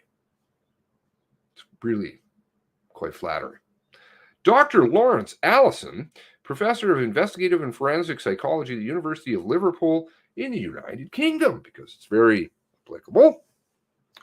Academics from another country, where he also received his PhD. He's a member of the Institute on Risk Uncertainty, director of whatever goop that is, director of the Center of Critical and Incident Management, Major Incident Psychology at the University of Liverpool, and chair of Forensic Investigative Psychology. Dr. Allison was a key psychological debriefer for over 460. Well, it would help if there was a debrief here in Nova Scotia, but that was squashed by Campbell. The reason given, as far as I can see, because there was an officer member related shooting. So best not to have a debrief, because that's logical. Don't talk to anybody until you find out anything. Right. That makes sense.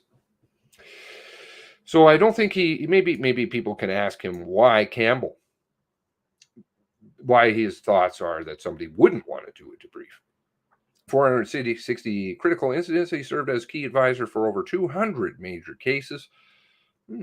Just keep happening, as well as major key large-scale live exercises, tabletop garbage, and multi-agency responders. Okay, so that sounds like a bunch of trash. Dr. Judith Anderson, Associate Professor of Psychology and affiliated Faculty of Medicine, University of Toronto. Okay, so we're getting a little closer to home, more academia though. And the Director of Health Adaptation Research and on Trauma, Heart. There is actually a couple of good academics on the RCMP, but I don't think they're going to pop up. Maybe Wayne could come. I don't know. Lab at University of Toronto, Mississauga. He's on the bad list. Professor Anderson, senior scholar at Science Police Use of Force De-escalation Training. Not sure where these all people get paid and they're padding their resumes with this junk. Then they go on the junket, on the chalk circuit. Her work, recognized by both federal and provincial government, of course, why not? They're running defense, is applied to shape police training practices in North America and Europe. Superintendent Wallace Gauzen, he's been New York Regional Police. Oh, okay, Darren's old workmate, I'm sure, for 32 years. Sure, Darren and he know each other quite well. Darren, who wins an award that's cannot be given to an RCMP member on April 22nd. Okay. 2020. That makes sense. What was it? Police merit or something? Balls. He got number 2 bar or number 1 bar, first bar on that. Yeah. How can you win that? You're in the RCMP. I think somebody should write and say that should be withdrawn. Is currently the officer of charge of operational command. During this time, he has spent 24 years working in emergency response unit as instructor, team sergeant, tactical commander, critical incident commander, CIC. Okay, more jazz. Wallace is the chair of the Ontario Association of Chiefs of Police Emergency Preparedness, Committee. I'm not going to even repeat their junk because they like these junk things. And Vice President of the Association of Canadian Critical Incident Commanders. Dr. Matthew McAllister, Assistant Professor of Exercise Science and the Director of Metabolic and Applied Psychology at Texas State. His area of expertise, metabolics, yes, is dealing with the impact of occupational stressors. That would be great when talking about the RCMP white shirts. Among tactical high-stress occupations such as law enforcement officers and firefighters, Dr. McAllister published over 40 reviewed studies, possibly copy-pastes, the majority of which involved interventions to improve cardiometabolic health and markers of performance. I don't know. Don't eat tuna. I'm not sure what he's going to say. Dr. Neil Shortland, Director of Center for Terrorism and Security Studies at the University of Massachusetts Lowell, Boston. Boston's come up a few times in this one too. And Assistant Professor at the Department of Criminology and Criminal Justice. Dr. Shortland has PhD, University of Liverpool. Oh, good. Here we go again. Which examined the process of decision-making under conditions of high uncertainty. Is this really that hard? You have to study that? It makes it more difficult to make a decision when you're stressed. Okay, and shall I change your diaper now? Got anything else to add? You can get a PhD in that. His research focuses on the role of individual differences, social factors, and cultural factors on the process of high-stakes decision-making. What is this, a gambling game? Before we had the buzzers, the Jeopardy buzzers. Rhombus 2, contextualizing critical incidents, response risks, and trade-offs. This rhombus will address the following junk. Is there a risk increasing the focus on critical incident training and preparedness whilst avoiding covert ops will have unintended consequences with other aspects of the police function? If so, can this risk be so adequately addressed or mitigated? I don't know, it depends on who you can step on to get to the position to make those decisions. How should competing priorities for emergency services training and resources be resolved? Well, I don't know. You want to go out and have a boxing match?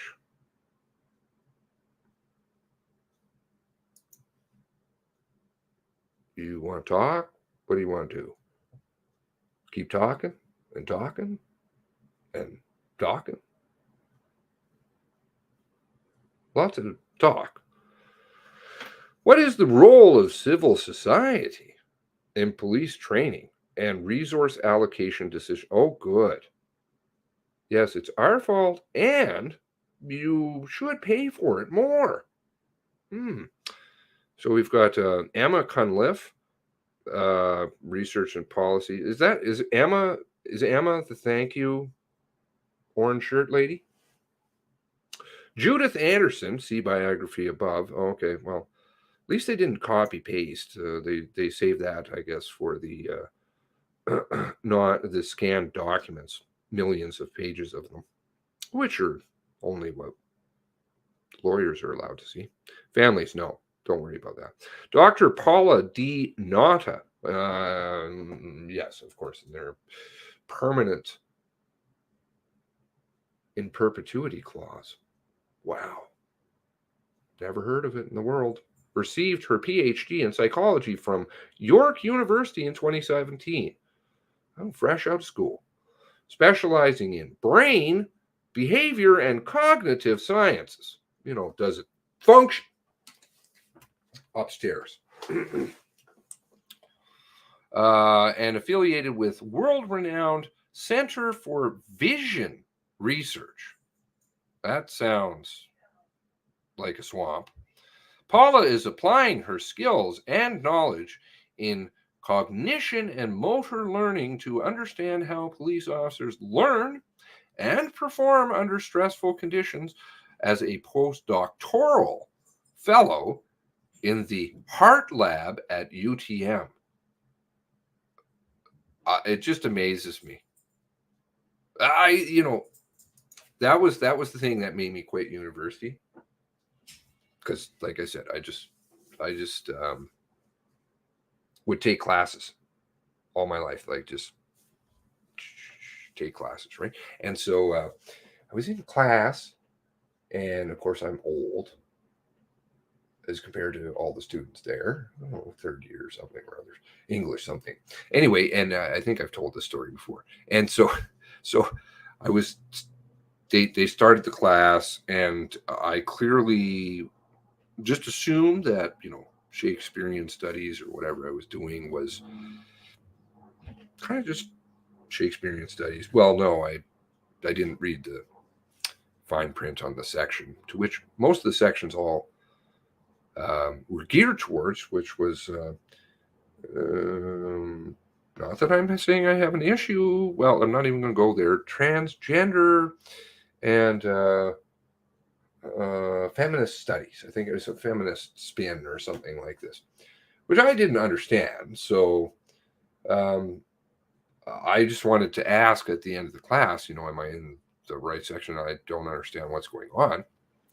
And there were two young ladies in front of me, and they wanted to ask the professor the syllabus about the syllabus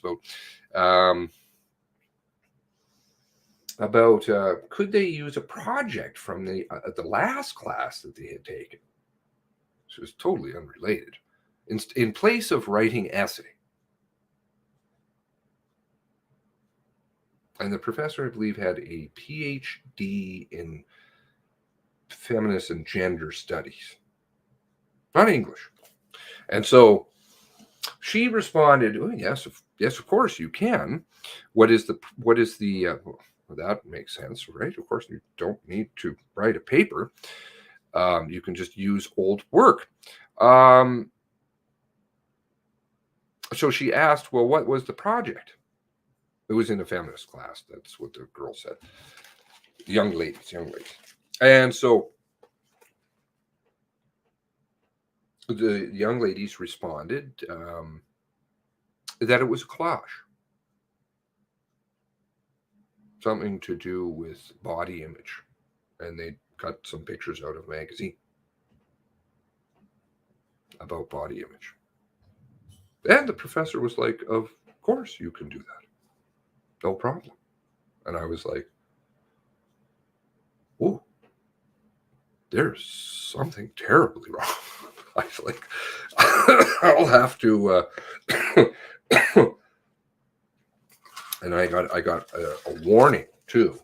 Everybody did in the class that they had to write papers based on this spin of Shakespeare, and I just let the professor know that I would not be doing that. And if there was any issues with my papers, though they would be well cited and everything following Chicago, if there was any issues, I would definitely bring it up on appeal with faculty and her. So she's like, "Well, that's okay. Then you don't have to." That was the last class.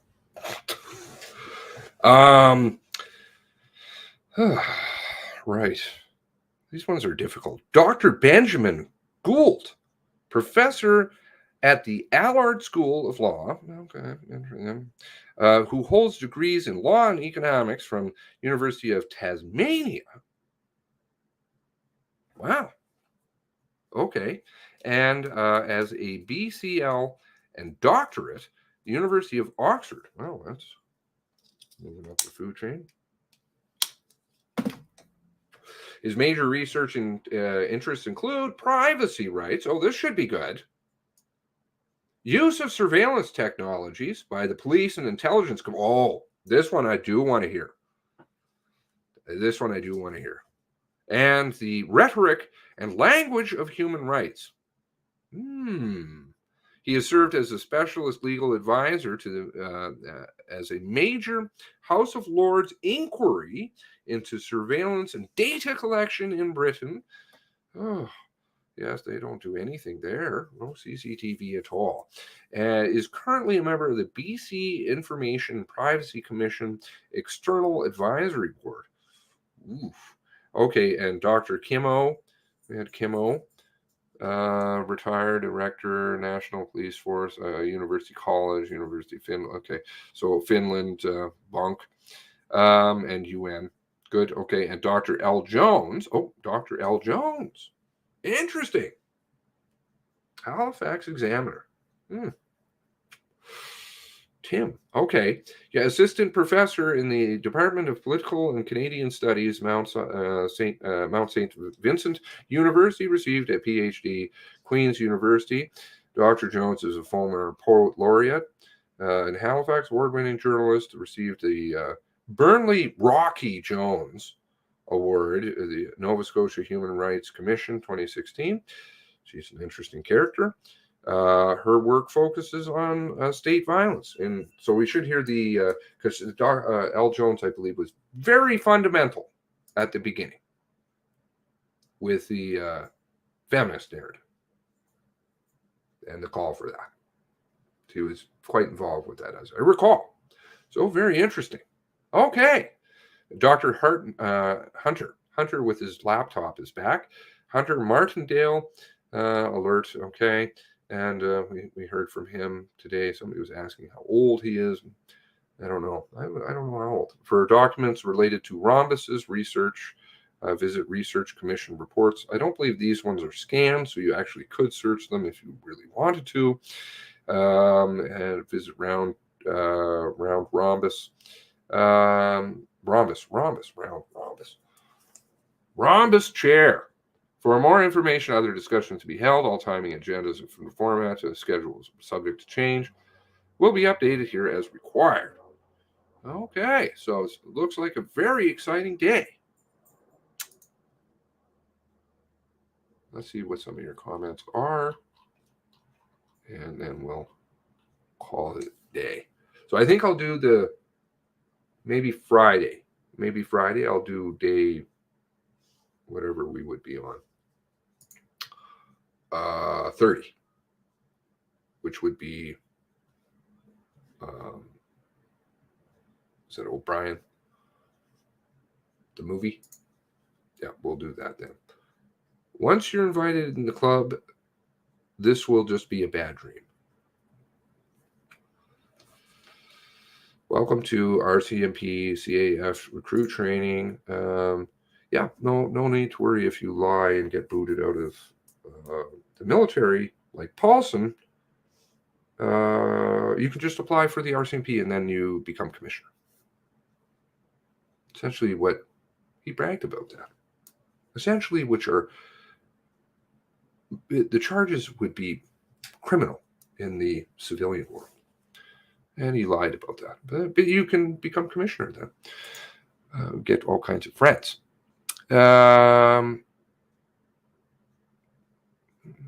Bob pulls a lot of strings still. RMC is being reviewed as we speak as well. Really? Royal Military College is being reviewed? Interesting. Didn't know about that.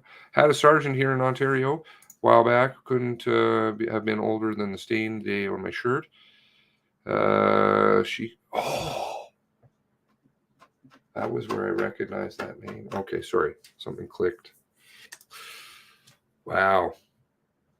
Thank you. That reminded me of somebody. Youngest person. Wow, you should see some of these people. They just rocket to the top.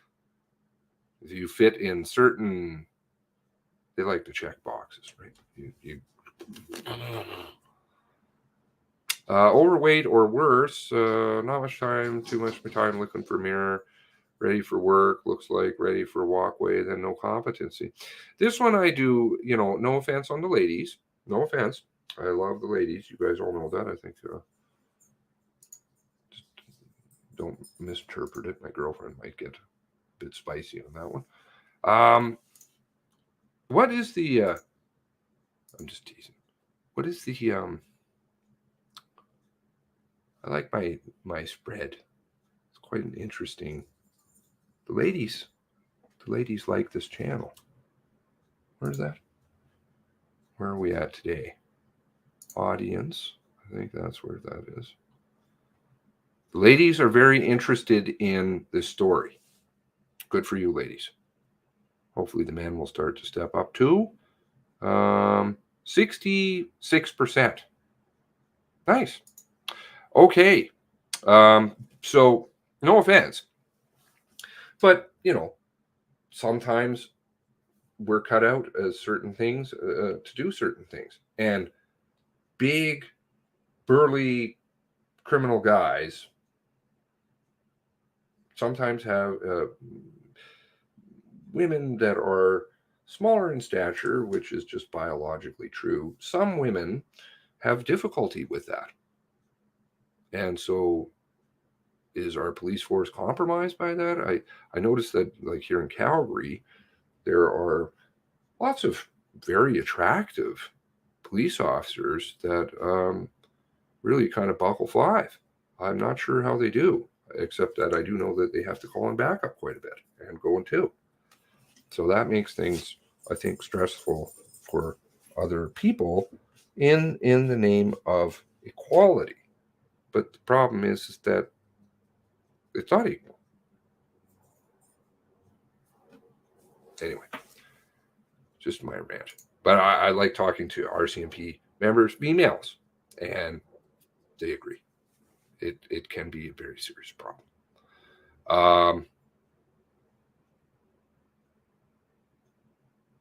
Got to be able to do the job. If you can do the job, don't care. But let's not have people let's not have guys that are struggling physically doing the job. That would be not very good. Ken, about half hour from Langham. We're about half an hour from Langham. Kenora, Ontario training facility for OPPs pushing out the bullies, in remote areas. No different than the RCMP. Interesting.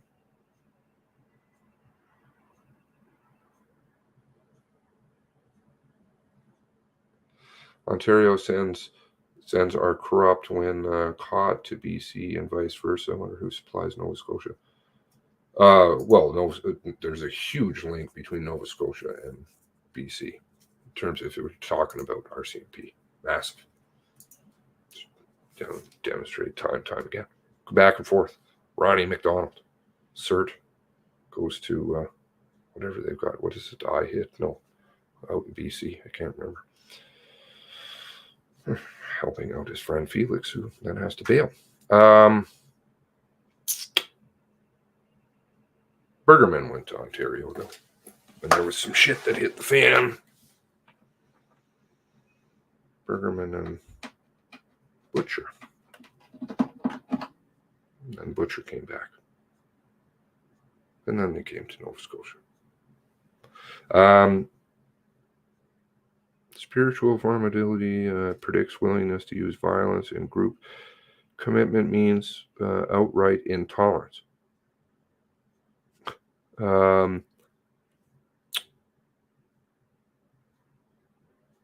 Firing purposes, BC, laugh out loud. Not feeling any sympathetic vibes for the RCMP.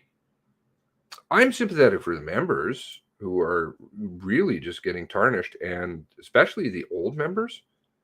I really feel bad for them because their institution is just trashed. It's just sad. I think once upon a time it was really something to be proud of. Not anymore. Somebody was talking that they got rid of uniforms. Their red surge. They turned it in because they were just like, I don't want to participate anything anymore, and I don't want anybody to ever know. That's sad. What did you do for your life?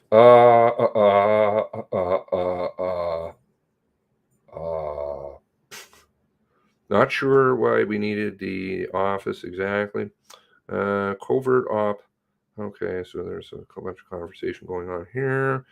I know the fire solved at the police station. That's I'm going to have to look into this. Can I quickly go over your Porta-Pick puzzle?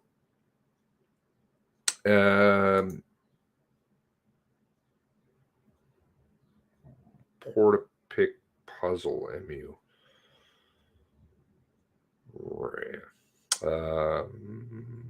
Not sure. Oh, you mean what I was talking about earlier? I'm going to have to do a video about that.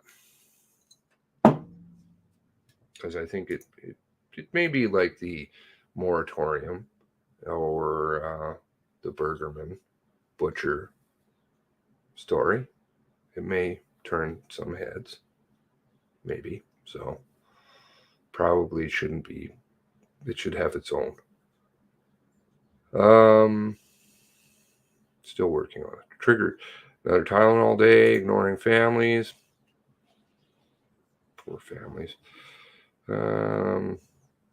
Poor you, right? Leather was York. Yep, absolutely. Sorry, I'm very far back. So things I may have even said, or now I'm reading here. What season Big Brother Canada? Was Leather has his own covert army.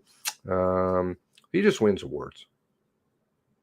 And is noticeably absent and nervous. This hard top, listen, bios, liars, must sit through tomorrow. I'm interested definitely in one of the people. I'm interested. I try to be unbiased, but I'm too cynical now. In fact, I'm going to call somebody about that. I maybe need a good ass kicking just to bring me back into line. Some people, because then you don't listen very well, and I don't like that. I like to make sure I hear everything. We have expert all five eyes in this case, almost. Absolutely. That is so true. Did you read text?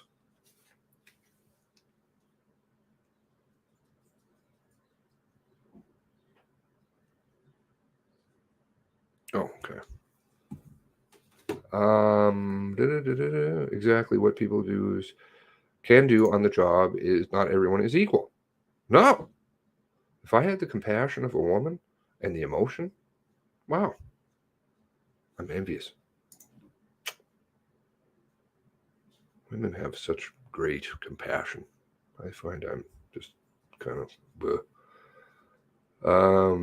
still going, still angry, still going, still angry. LONS44. Abilities not. I'm ancient, 43. You're just a pup. Prehistoric at 55. Peter, you're old. Diapers. You can go and get diapers from RCMP, Peter.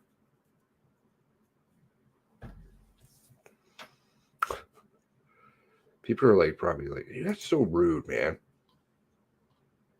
Peter knows, so it's all good. Okay, so look forward to seeing you tomorrow. 6:20. I'll try and start at my time, so 9:20 your guys' time. Do have a great rest of the day. It's now 6 o'clock. God bless you all. Don't fall prey to the mass casualty omission-induced trauma. That's terrible. God bless 23.